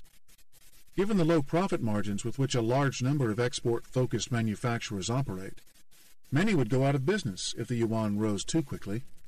And because of their entrenched position within the Chinese economy, this group's lobby is extremely influential, with strong allies inside the government who do their bidding with the ultimate power brokers, the leadership of the Communist Party. Throughout Hu Jintao's decade-long leadership, Chinese Commerce Minister Chen Deming was a vocal supporter of the weak yuan policy, and his rank within the Chinese cabinet was higher than that of current PBOC Governor Zhou Xiaojuan. The technocrats who work for Zhou appear to favor a more flexible exchange rate, but political sensitivities compel them to move cautiously. Zhou has explained his approach with the medical metaphor, contrasting it to the impatience of his Western interlocutors. A Western doctor will prescribe pills for a quick fix, whereas traditional Chinese doctors rely on slower-working but healthier herbs, he said during a visit to Washington in 2010. It solves the problem, not overnight, but in a month or 2 months, Zhou said. Still, reformers in the central bank haven't been sitting on their hands. In 2010, the government accelerated changes that didn't so much alter the value of the yuan as set the stage for a more flexible trading regime in the future. Since Mao's time, it has not been easy to trade yuan for other currencies because of the strict capital controls. But the cracks opened wider in the second half of 2010. Foreigners were permitted for the first time to hold and trade yuan accounts overseas, with tens of thousands opening them in Hong Kong at the same time that the territory began hosting the issuance of yuan-denominated dim sum bonds. The Chinese currency used in these transactions still can't be easily reinvested back into mainland China, but the measures nonetheless stoked speculation that China was looking to fully internationalize the yuan, to make it freely convertible for capital transactions. The effect of such a move would be profound. For foreign investors to freely invest their money at will in Chinese shares, bank deposits, or other liquid assets, there must also be the freedom to take that money out. In other words, full convertibility implies allowing Chinese people to take their yuan and invest them overseas. That would really challenge the country's savings and investment model. It would also put to the test a thesis I heard from Andy Rothman, an economist with investment bank CLSA in Shanghai, who argued that the Chinese population's acceptance of negative interest rates was one side of an unspoken compact with the government, which promises growth, jobs, and steady improvements in prosperity in return. Would China's high-saving masses stick to their side of the bargain and continue accepting confiscatory interest rates if they could earn a healthier return in other currencies? Fear of such a disruption would discourage China's leaders from rushing quickly toward full internationalization of the yuan, even as they make clear their aspirations for it to compete with the dollar on the world stage. The fact is that for all China's economic might, its legal and political system is far from what is needed for the yuan to be a serious store of long-term value for foreign investors. One of the many reasons the dollar remains the world's principal reserve currency, and, despite a deteriorating fiscal outlook and a downgraded credit rating, U.S. Treasury bonds are still the main safe haven investment in times of global stress, is that investors have faith in America's capital markets. They know that property rights to their money will be protected. But in China, there are no such guarantees. There are also serious doubts about the quality of its economic information, undermining the yuan's status as a trusted store of value. Whenever I ask senior bankers and economists based in Asia whether they think China's economic numbers can be believed, they just shrug. One case that sowed doubts occurred when the State Statistical Bureau reported on GDP and the Consumer Price Index, or CPI, in mid-January 2011. The 3.3% annualized growth in the CPI was glaringly lower than the 6.6% inflation rate that was used to estimate the real GDP growth. Either China's inflation-adjusted growth rate was even higher than the 10.3% it reported, or prices were increasing at a rate twice that measured by the CPI. Such discrepancies are not looked upon favorably by those who move big sums of money around the world. China is likely many years away from the right legal and information framework needed to turn its currency into a globally traded unit for capital investment, partly because it would require the ruling party to relinquish a great deal of control over the economy. What's more, it's likely that many within the party look at the prospect of big capital flows into and out of the country and can't help thinking of what happened to China's neighbors during the Asian crisis a decade ago. If Nixon didn't want to submit to the demands of foreign money speculators in 1971, why would China's ultra-conservative leadership? Pondering the idea of full convertibility for the yuan, and that it might one day be liberally traded in vast quantities around the world, is a way to think about how far China still has to go down the road of market reform. It demonstrates that for all the long-term fiscal and economic challenges confronting the United States, the Chinese government faces obstacles that are as big, if not bigger. Whereas the government's initial decision to open its economy to trade with the rest of the globe has borne much fruit and has lifted hundreds of millions out of poverty, that phase of its development is now ending. The next steps that the Communist Party regime must take, those needed to build a consumer society, are critical. This daunting task faces Li Keqiang, who is widely expected to replace Wen Jiabao as premier in October 2012, and Xi Jinping, who is fingered as Hu Jintao's replacement as president. They, and the rest of a political bureaucracy that's hell-bent on survival, will be tested by the demands of this profound economic transition. Until China provides a host of new freedoms, free movement of capital, open and transparent information, equal rights for its citizens regardless of their birthplace, the freedom to choose the size of one's family, the savings and spending distortions that threaten to destabilize the economy and undermine the country's social and political stability will persist. The paradox is that those freedoms will themselves pose a threat to the regime. For China to keep developing, it will need to embrace a more complete form of free market capitalism. But is there a place for the Chinese Communist Party in such a China? Global fallout. China is now the second largest economy in the world. How it deals with these problems will therefore have a profound impact around the globe. Much of what it has achieved so far has been of huge benefit to the world at large. In lifting the welfare of its 1.4 billion people, China has done far more in 2 decades to reduce world poverty than any international organization throughout the entire 20th century. It is far and away the world's biggest consumer of a vast range of vital, raw, and processed materials, responsible both for surging global commodity inflation and for improving the livelihood of people involved in the production of those materials. Its purchases of motor vehicles have, single-handedly, kept U.S. and European car makers from going bankrupt. Yet by establishing an overwhelming dominance in the manufacture of consumer goods, it has also driven millions of firms out of business in rich and poor countries alike. And with its gargantuan stockpile of foreign reserves, it now owns much of the industrialized world's government debt, most notably America's. That doesn't mean it owns the U.S. government, as pessimists suggest, but along with all the other impressive measures of its global economic clout, it does mean the world has an enormous interest in seeing China get this transition right. So, what will it be? Will China be as successful in its move into this new phase of liberalization as it was in the shift from communism to state-managed capitalism? Or will its leaders see their worst fears of economic slowdown and social turmoil realized? Legions of China bulls are, for good reason, impressed with its progress over 3 decades of reforms and expect the same steady hand of gradual development, industrialization, and urbanization to continue. China is just getting started, says Michael Kleibanner, head of China's research for property consulting firm Jones Lang LaSalle in Shanghai. For all the talk of a housing bubble, he says, 80% of the population is still without adequate housing, representing 50 years of pent-up demand.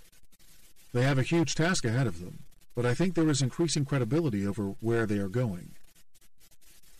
The bears, on the other hand, focus on imbalances. Rather than seeing China's giant holdings of foreign assets as a strength, they view them as a weakness, the flip side of a misguided policy framework that leaves the country exposed to speculative investment, inflation, a weak consumer base, and the threat of retaliation from its critically important trading partners. They see the bulls' justifications for the excesses of China's business model as similar to the deep denial that economists and analysts were in over the U.S. crisis in 2007. Peking University's Pettis cites parallels between the problems created by China's investment-dependent growth and Japan's economic model before that country's asset bubble burst in the early 1990s and sent Japan into a deflationary funk from which it has not escaped.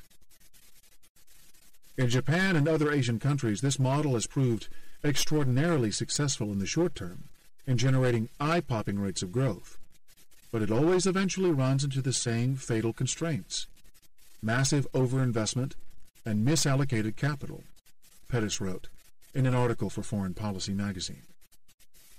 And then a period of painful economic adjustment. In short, Beijing beware. Pettis points out that there are only 2 examples in history of countries accumulating foreign reserves on a pace akin to China's: Japan in the 1980s and the United States in the 1920s. Both periods ended very badly indeed. But whereas the Great Depression produced shockwaves around the world, Japan's economic problems didn't.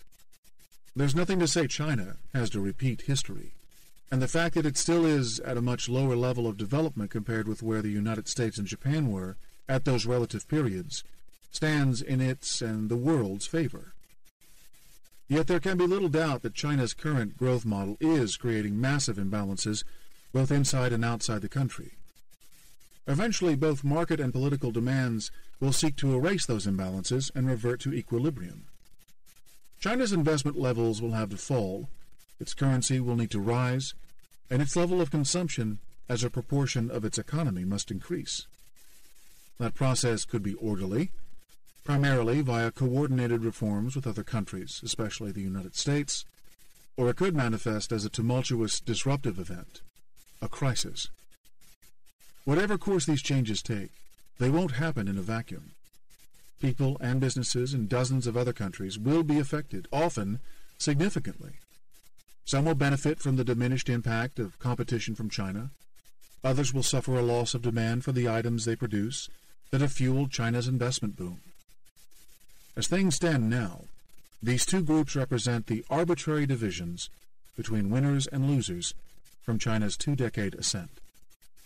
We meet them in the next 2 chapters. Chapter 4. The Long Reach. China's Insatiable Appetite. Tango, Eva Perón, Diego Maradona, and beef. These are the most prominent icons of Argentina. The first is kept alive by the bustling business of dance tourism in Buenos Aires. The second is long dead but still revered by fanatical members of the Peronist movement. The third is alive but frequently flirts with death and is no less fanatically adored by soccer-mad Argentines. And the fourth, well, that's the center around which Argentine life revolves. Without their beef, Argentines wouldn't have their weekend asada barbecues, where an array of different cuts and offal are laid out on the parrilla grill to be consumed with Malbec wine among friends. Without beef, there'd be no gaucho legend, that of the traditional quasi-nomadic horseman of the Pampas, garbed in beret and poncho, carrying a whip and brandishing an elaborate knife with which he feeds upon a slain beast. Without beef, the menus in Argentines' restaurants would have very slim pickings. Without its beef, would Argentina still be Argentina? Until recently, the average Argentine consumed 155 pounds of red meat every year, or just under half a pound a day, almost twice as much as the 80-pound annual average for their neighbors in Uruguay, the world's next most prolific steak eaters. For Argentines, beef is a staple, much like rice is to Chinese or pasta to Italians, but in 2010 they were weaning themselves off the meat. That year, average Argentine consumption was 124 pounds, marking a total decline of 600,000 tons nationwide, or 2.2 million cows. Why the precipitous plunge in beef eating? Two reasons. Misguided government policies that grossly distorted the pricing equation for farmers, and a change in dietary and living habits, not of Argentines, but of hundreds of millions of newly affluent, recently urbanized Chinese. Barred since the mid-2000s from exporting beef or livestock and restricted by draconian price controls in the domestic market, Argentine farmers are giving up on an integral part of their country's agricultural tradition. They are ripping out their fences, slaughtering their herds, and turning the pampas-rich green pastures over to a crop that has virtually no place in the diets of meat-loving Argentines, but sells fabulously in China. Soy, a protein-rich plant that happens to grow extremely well in the region's famously fertile soil. And even with the 35% tax that government levies on the export of soybeans and soy derivatives, such as soy oil and soybean meal, the profits from selling these products to insatiable Chinese buyers far outweigh those available from raising cattle. The result is an agricultural transformation that threatens to destroy a uniquely Argentine way of life. The country's experience with this challenge illustrates the far-reaching, disruptive effect that China's expansion has had beyond its borders, and it offers lessons in how not to deal with it. The most important of those is that any attempt to confront these changes by manipulating prices will most likely backfire. Deep down, we are cattlemen. Argentine farmers first got on the soybean bandwagon in the mid-1990s, after Monsanto Corp introduced genetically modified seeds that could withstand the company's Roundup herbicide. Along with a new seed sowing technique known as no-till farming, the use of these seeds allowed for a much faster turnover of crops and higher yield. But the real allure of the crop did not come until the 2000s, when prices for soy began to soar in world markets. The catalyst for that was the profound demographic and structural shift in China that accompanied its ascension to the World Trade Organization in 2001. At that time, China's rural-to-city migration went into overdrive as coastal manufacturing centers ramped up operations to exploit the new market opportunities created by the trade deal. The newly arrived residents that filled up cities, such as Zhuhai, Shenzhen, and Shanghai, saw their purchasing power rise from the meager amounts their families had received in the countryside. No longer subsisting just on rice and a few vegetables, they demanded pork and chicken with their noodles, and since they could not raise livestock as they had back in their villages, They depended on the industrialized food production model that had developed in the West.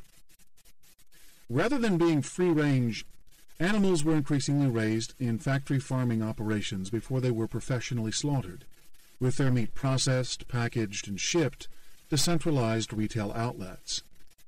What was needed was livestock feed, plenty of it, and with a capacity to cultivate enough meat for an additional 10 million mouths every year. Up stepped the humble soybean, a perfect turbocharged cultivator of chickens and pigs. With protein accounting for about 40% of their dry weight, compared with about 10% for corn kernels, soybeans are packed with growing power. What's more, soy oil, a byproduct of which Argentina is now the world's largest producer, is increasingly becoming a mainstay of cooking oil, another grocery item that has seen an explosion in Chinese demand. For these reasons, China was, by 2010, importing 55 million tons of soybeans, 6 times the amount it had imported back in 2000. Argentine, Brazilian, and American farmers did their best to fill this gap, but the demand was so strong that prices still soared. In 2008, the Chicago soybean price peaked at $16.60 per bushel, almost 4 times its level 8 years earlier. And although it dropped below $8 during the subsequent global recession, the price quickly recovered, and by January 2011 was back above $14. With the rising price enticing them, Argentine ranchers turned their pasture land over to the new wonder crop. In time, that had the effect of pushing up beef prices, which were also increasing in response to a general surge in demand for protein among the rising middle class of the developing world. There is a finite amount of land on the planet, and it is capable of only so much agricultural output. Thus, as demand levels reached a critical mass in the most rapidly growing countries, and competition for the world's land grew among different crops and livestock, the prices of foodstuffs started to rise, eventually in an exponential way. That struck a blow to household food budgets around the world, and in Argentina it meant that beef, the nation's staple, became out of reach for a large underclass of laborers and unemployed citizens, most of whom had seen their incomes slashed during the tumultuous financial crisis that their country underwent in 2001. Indignant at this slight to the people whom Eva Perón called her shirtless ones, President Néstor Kirchner, a left-wing populist in the Peronist tradition, took dramatic action. He banned all beef exports except for a small portion dedicated to the European Union and put price controls on the local product. Argentine farmers were left with a choice: keep rearing cattle and try to sell their beef into an oversupplied domestic market where prices were kept artificially low, or get on the China bandwagon and convert their fields to soy. Many opted for the latter, adding a further 4.6 million hectares to the total soy production capacity over the 5 years from 2006 to 2011. Meanwhile, the average weight of the beasts going through Argentine slaughterhouses started to drop, and the number of females rose as farmers systematically liquidated their breeding stock to depart the beef business. The decline in the supply of domestic beef fell so sharply that retail prices tripled between 2007 and 2010, producing exactly the opposite of what Kirchner was trying to achieve. Gone are the days of the mid-2000s, when dollar-carrying tourists in Buenos Aires would be pleasantly surprised by a meager restaurant bill after gorging on a delicious beef de lomo steak. Beyond the prices, it's the death of a centuries-old farming tradition that is most striking. If the former cattle ranchers wanted to get back into the business now, the cost of restoring their herds and of reinvesting in the infrastructure needed to retain them, including fences, corrals, and upgrading windmills, would be great. And with a 7-year lead time before calves have been reared to an age where a natural reproduction cycle kicks in, it seems certain that Argentina's beef shortage will last a long time, and will likely worsen. That will lead to higher prices and further declines in domestic consumption. In the meantime, with pasture land disappearing, Argentine cattle farming is going the way of American-style cattle rearing, toward corn-fed, in place of grass. The rich, gamey taste of Papa's beef is disappearing.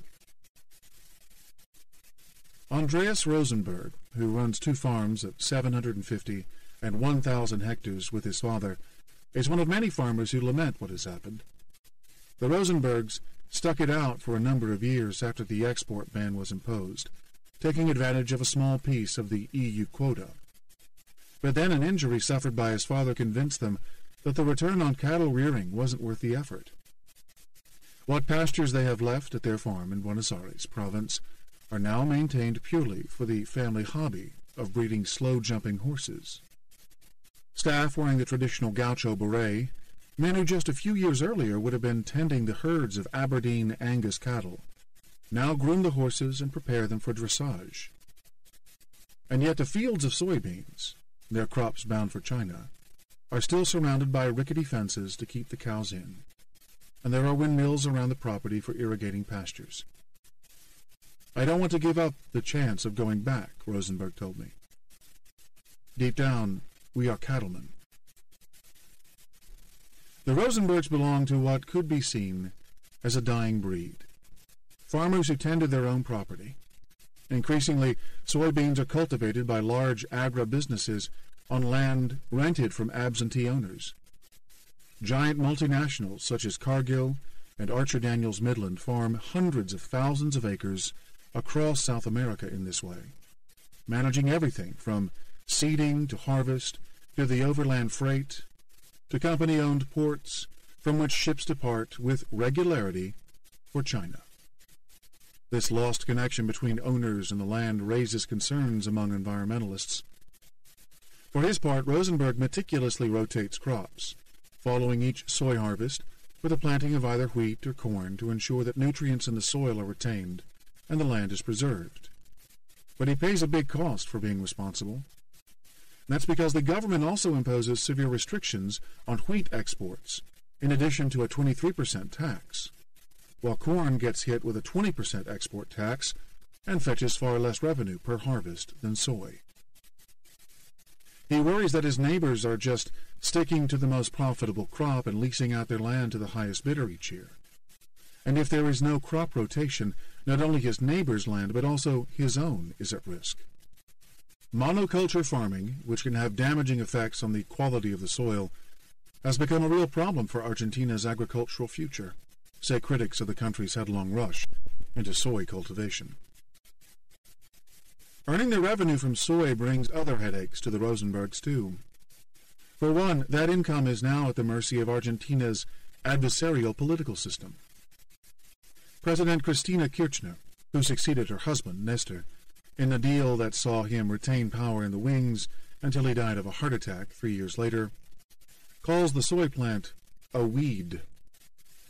She has also stirred passions by describing farmers who've benefited from the soy boom as members of a landed elite bent on returning Argentina to the dictatorship of the 1970s. Yet her government is highly dependent on their soy output for revenue, courtesy of the 35% export tax. In protest of this tax, farmers have periodically staged shipment boycotts that have descended into violent clashes with union leaders aligned with the Kirchner government. Taxes on soybeans, soy oil, and soybean meal accounted for $6 billion in 2010, or about 6% of the government's revenue, more or less the value of its entire budget surplus.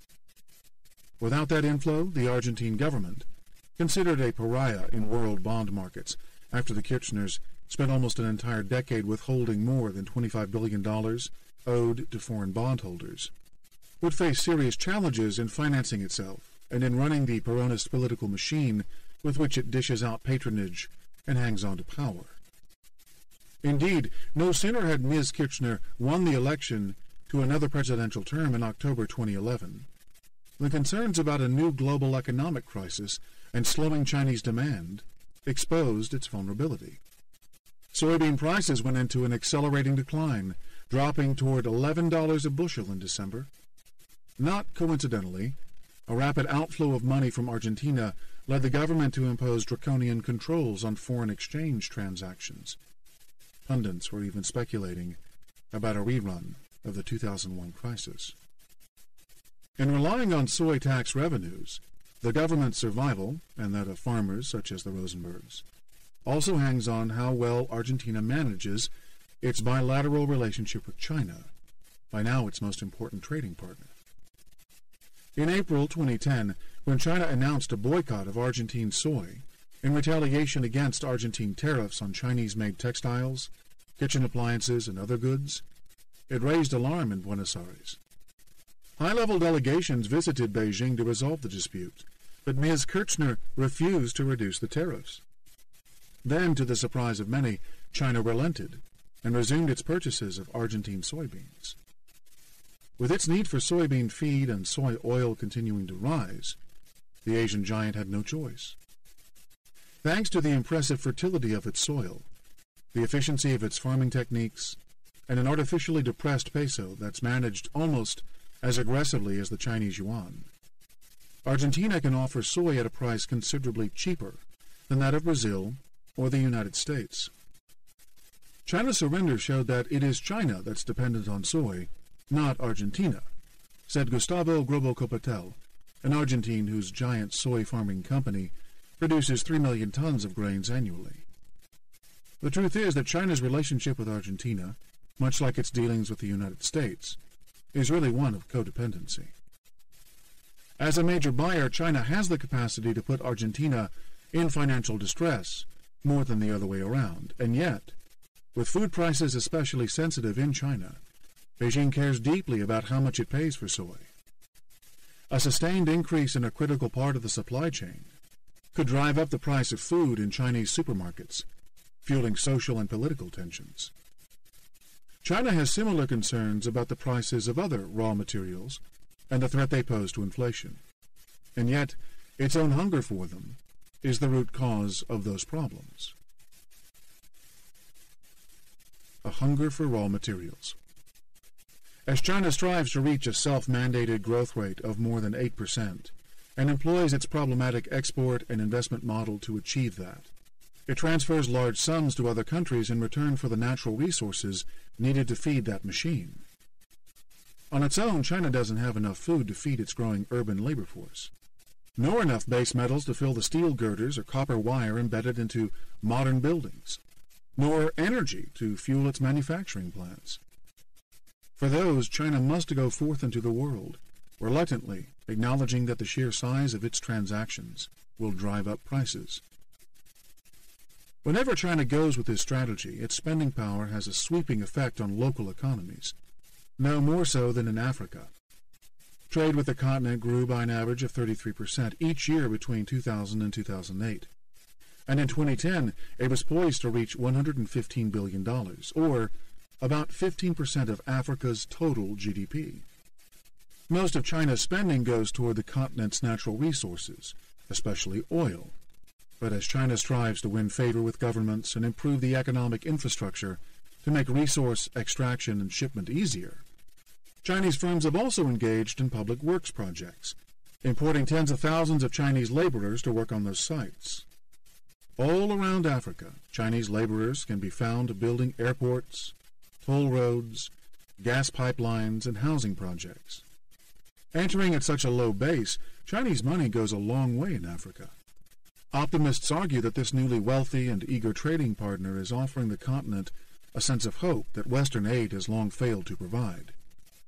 Thanks in no small part to China, growth rates in sub-Saharan Africa averaged about 6% throughout the 2000s, excepting a sharp drop experienced during the 2009 global recession. That has given rise to a new middle class in many African cities. But some accuse China of neo-colonialism. According to The Economist, the China-Africa trade in crude oil has been cornered by a syndicate of Cantonese businessmen who have done little to improve the lot of people in the oil-rich states in which it has done business. Meanwhile, Beijing's hands-off approach with African dictators has frustrated the West, most notably with regard to Sudan, where its investments flouted international sanctions. In Kenya, environmental organizations report an alarming pickup in the ivory trade, which they associate with the arrival of Chinese poachers.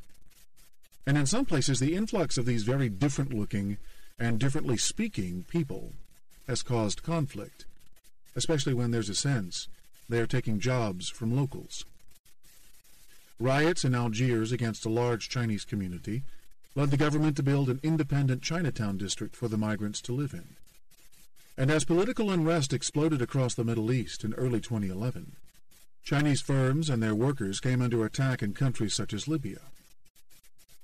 These tensions reflect the prices paid on both sides of these relationships for the otherwise positive, wealth-generating effect of China's international investments.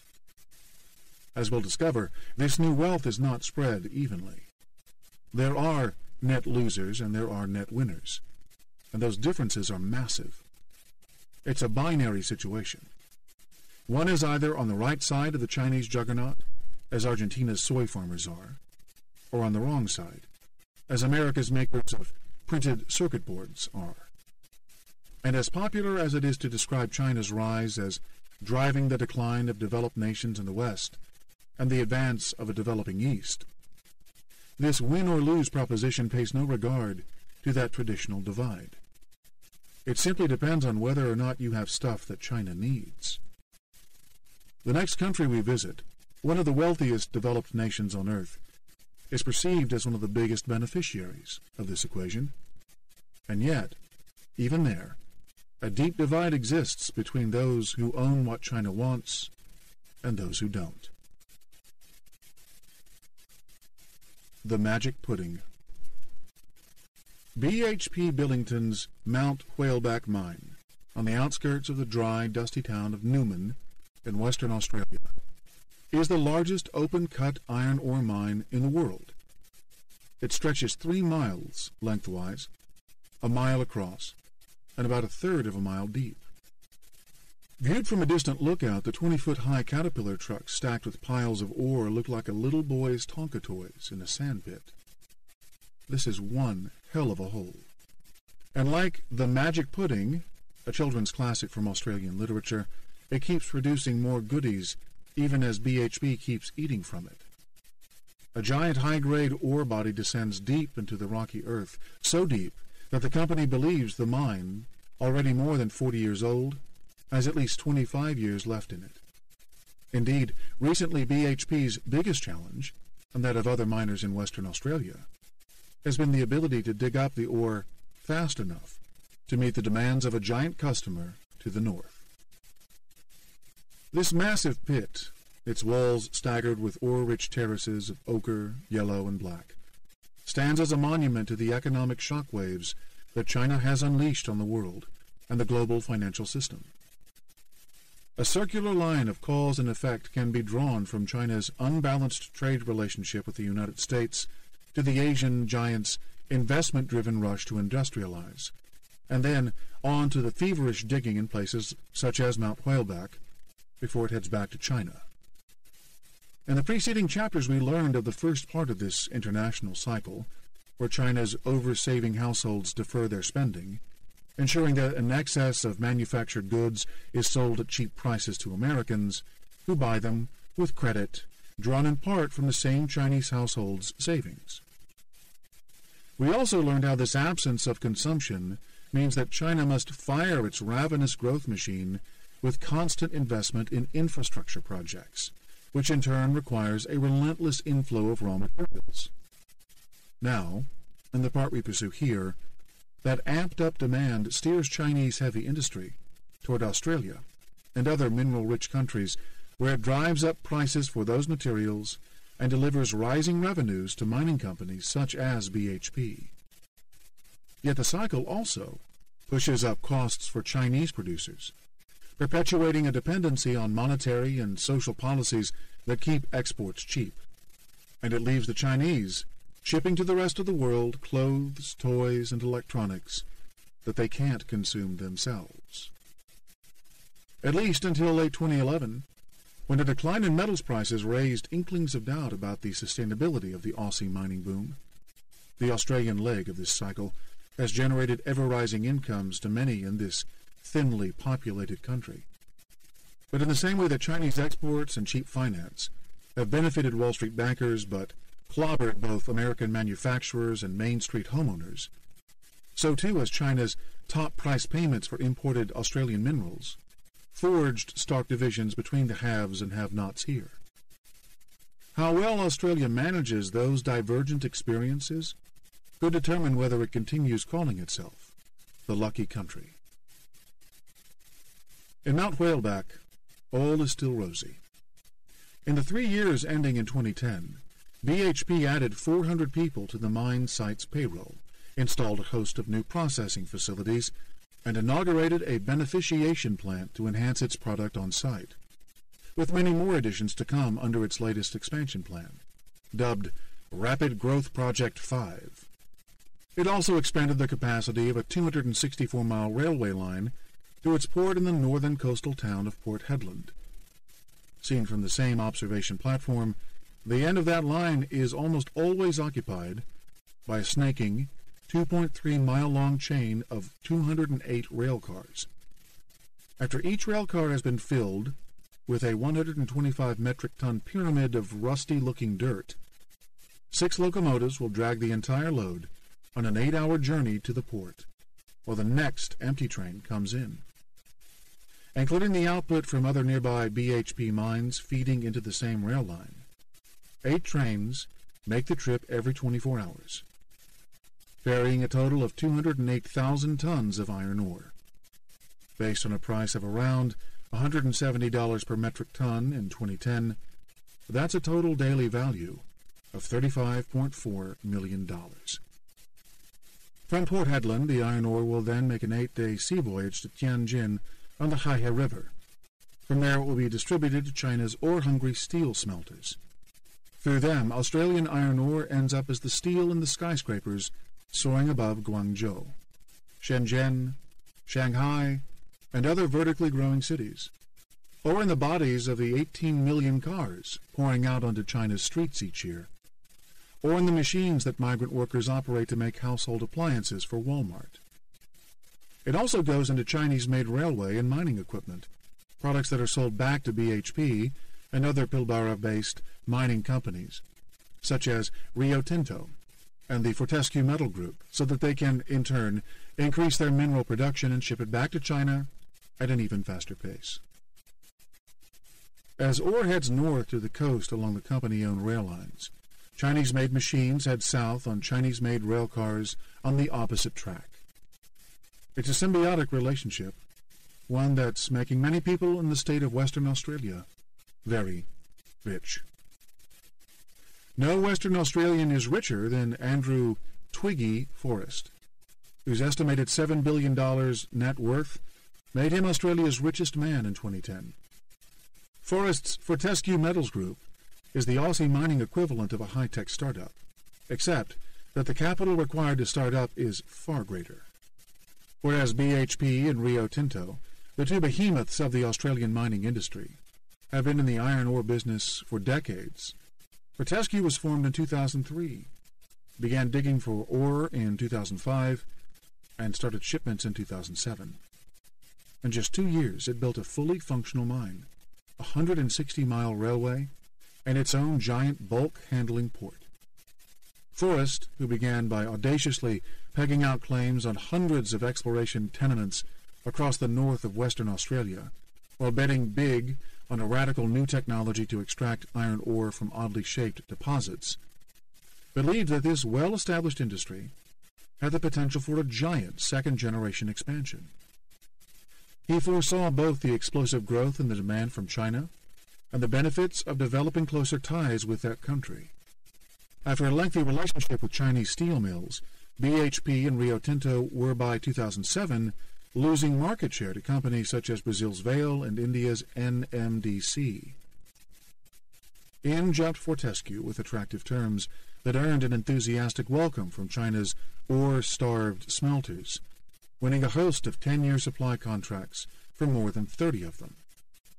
The Chinese mills were eager to bring competition into a market in which their own voracious demand was forcing prices toward a record $200 per metric ton. They saw the upstart Fortescue as a way to shake things up. The Chinese government's discomfort with the pricing policies of the two older companies is suspected of being behind the 2009 arrest and subsequent jailing of 4 Rio Tinto executives on bribery charges in Shanghai. Fortescue gave China a big and beneficial stake in its expansion plans.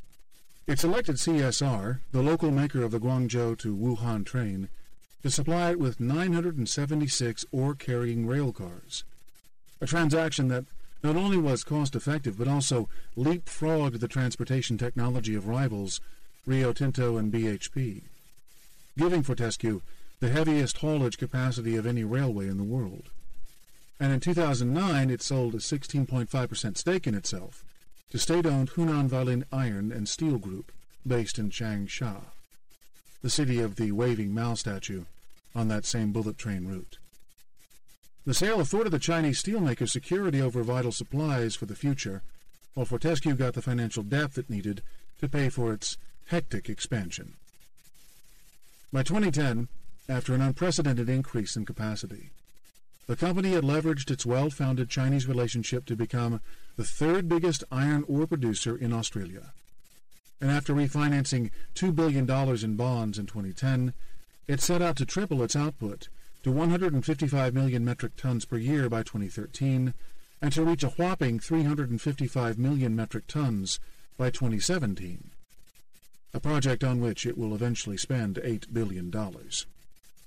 Fortescue's meteoric expansion is accompanied by similarly aggressive plans in the Pilbara region from PHB and Rio Tinto.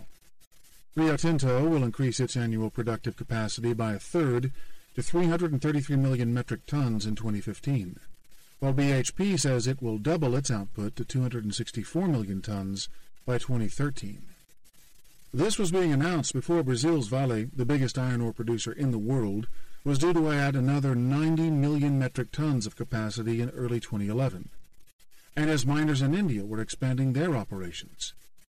Meanwhile, in China, where the iron ore industry is characterized by many smaller mines, the government is seeking to boost its domestic production from around 900 million metric tons in 2010 to as much as 1.3 billion metric tons by 2015. Though those strikingly large domestic output numbers point to a possible reduction in China's dependence on foreign imports, most of its domestic ore is of very low iron content, which makes it expensive to use. Analysts typically reduce China's estimates by 2/3 so as to accurately represent its total contribution to world iron ore output. Whether in China or abroad, what's driving all these growth plans is the expectation that surging demand from Chinese mills will continue, even after having risen in 2010 to account for almost half of the world's steel output. Australian iron ore miners have 3 critical advantages over their competitors in India and Brazil: the proximity of their ports to China, the relative efficiency with which they can extract and ship the ore, and the high quality of their product. That brings cost benefits to smelters in China, but it also means Aussie producers run healthy margins, despite paying what are by far the highest wages in the industry. To a large extent, the pure chance of geography plays a huge role in Australian miners' success, and explain why Aussie mine workers live better lives than do their counterparts elsewhere. Mining isn't typically the realm of the rich, not for the laborers who actually do the mining. Anyone who watched one of the many television specials about the rescue of the 33 trapped Chilean miners in 2010 will know that these men came from a poor working-class part of their country. Across the border in Bolivia, another big mining nation, there are even poorer people employed in the industry. In Potosi, home of the legendary Rich Mountain silver and nickel mine that made Spanish conquistadors wealthy, young boys work for self-contracted Bolivian miners to earn $3 a day. Inside the dark and dangerous shafts, noxious gases eat at their lungs, leaving them with a life expectancy of 35 years. In Pilbara, the story couldn't be more different. Superficially, you could say that the people who work in BHP's, Rio Tinto's, and Fortescue's mines, as well as those employed by the many contractors engaged in their expansion projects, are Australia's version of China's floating population. Many of these mine workers do not treat their place of work as their permanent residence, unlike people from rural China who move to the coastal manufacturing hubs. They are drawn to these remote locations by the salaries on offer. But that's where the comparison ends. These workers are called FIFO workers because they are on fly-in, fly-out contracts, deals that allow them to spend extended periods of R&R in places more hospitable than the hot, dry regions in which they work. According to varying schedules, which can sometimes run as tight as 5 days on and 2 days off, or be as generous as 2 weeks on and 2 weeks off,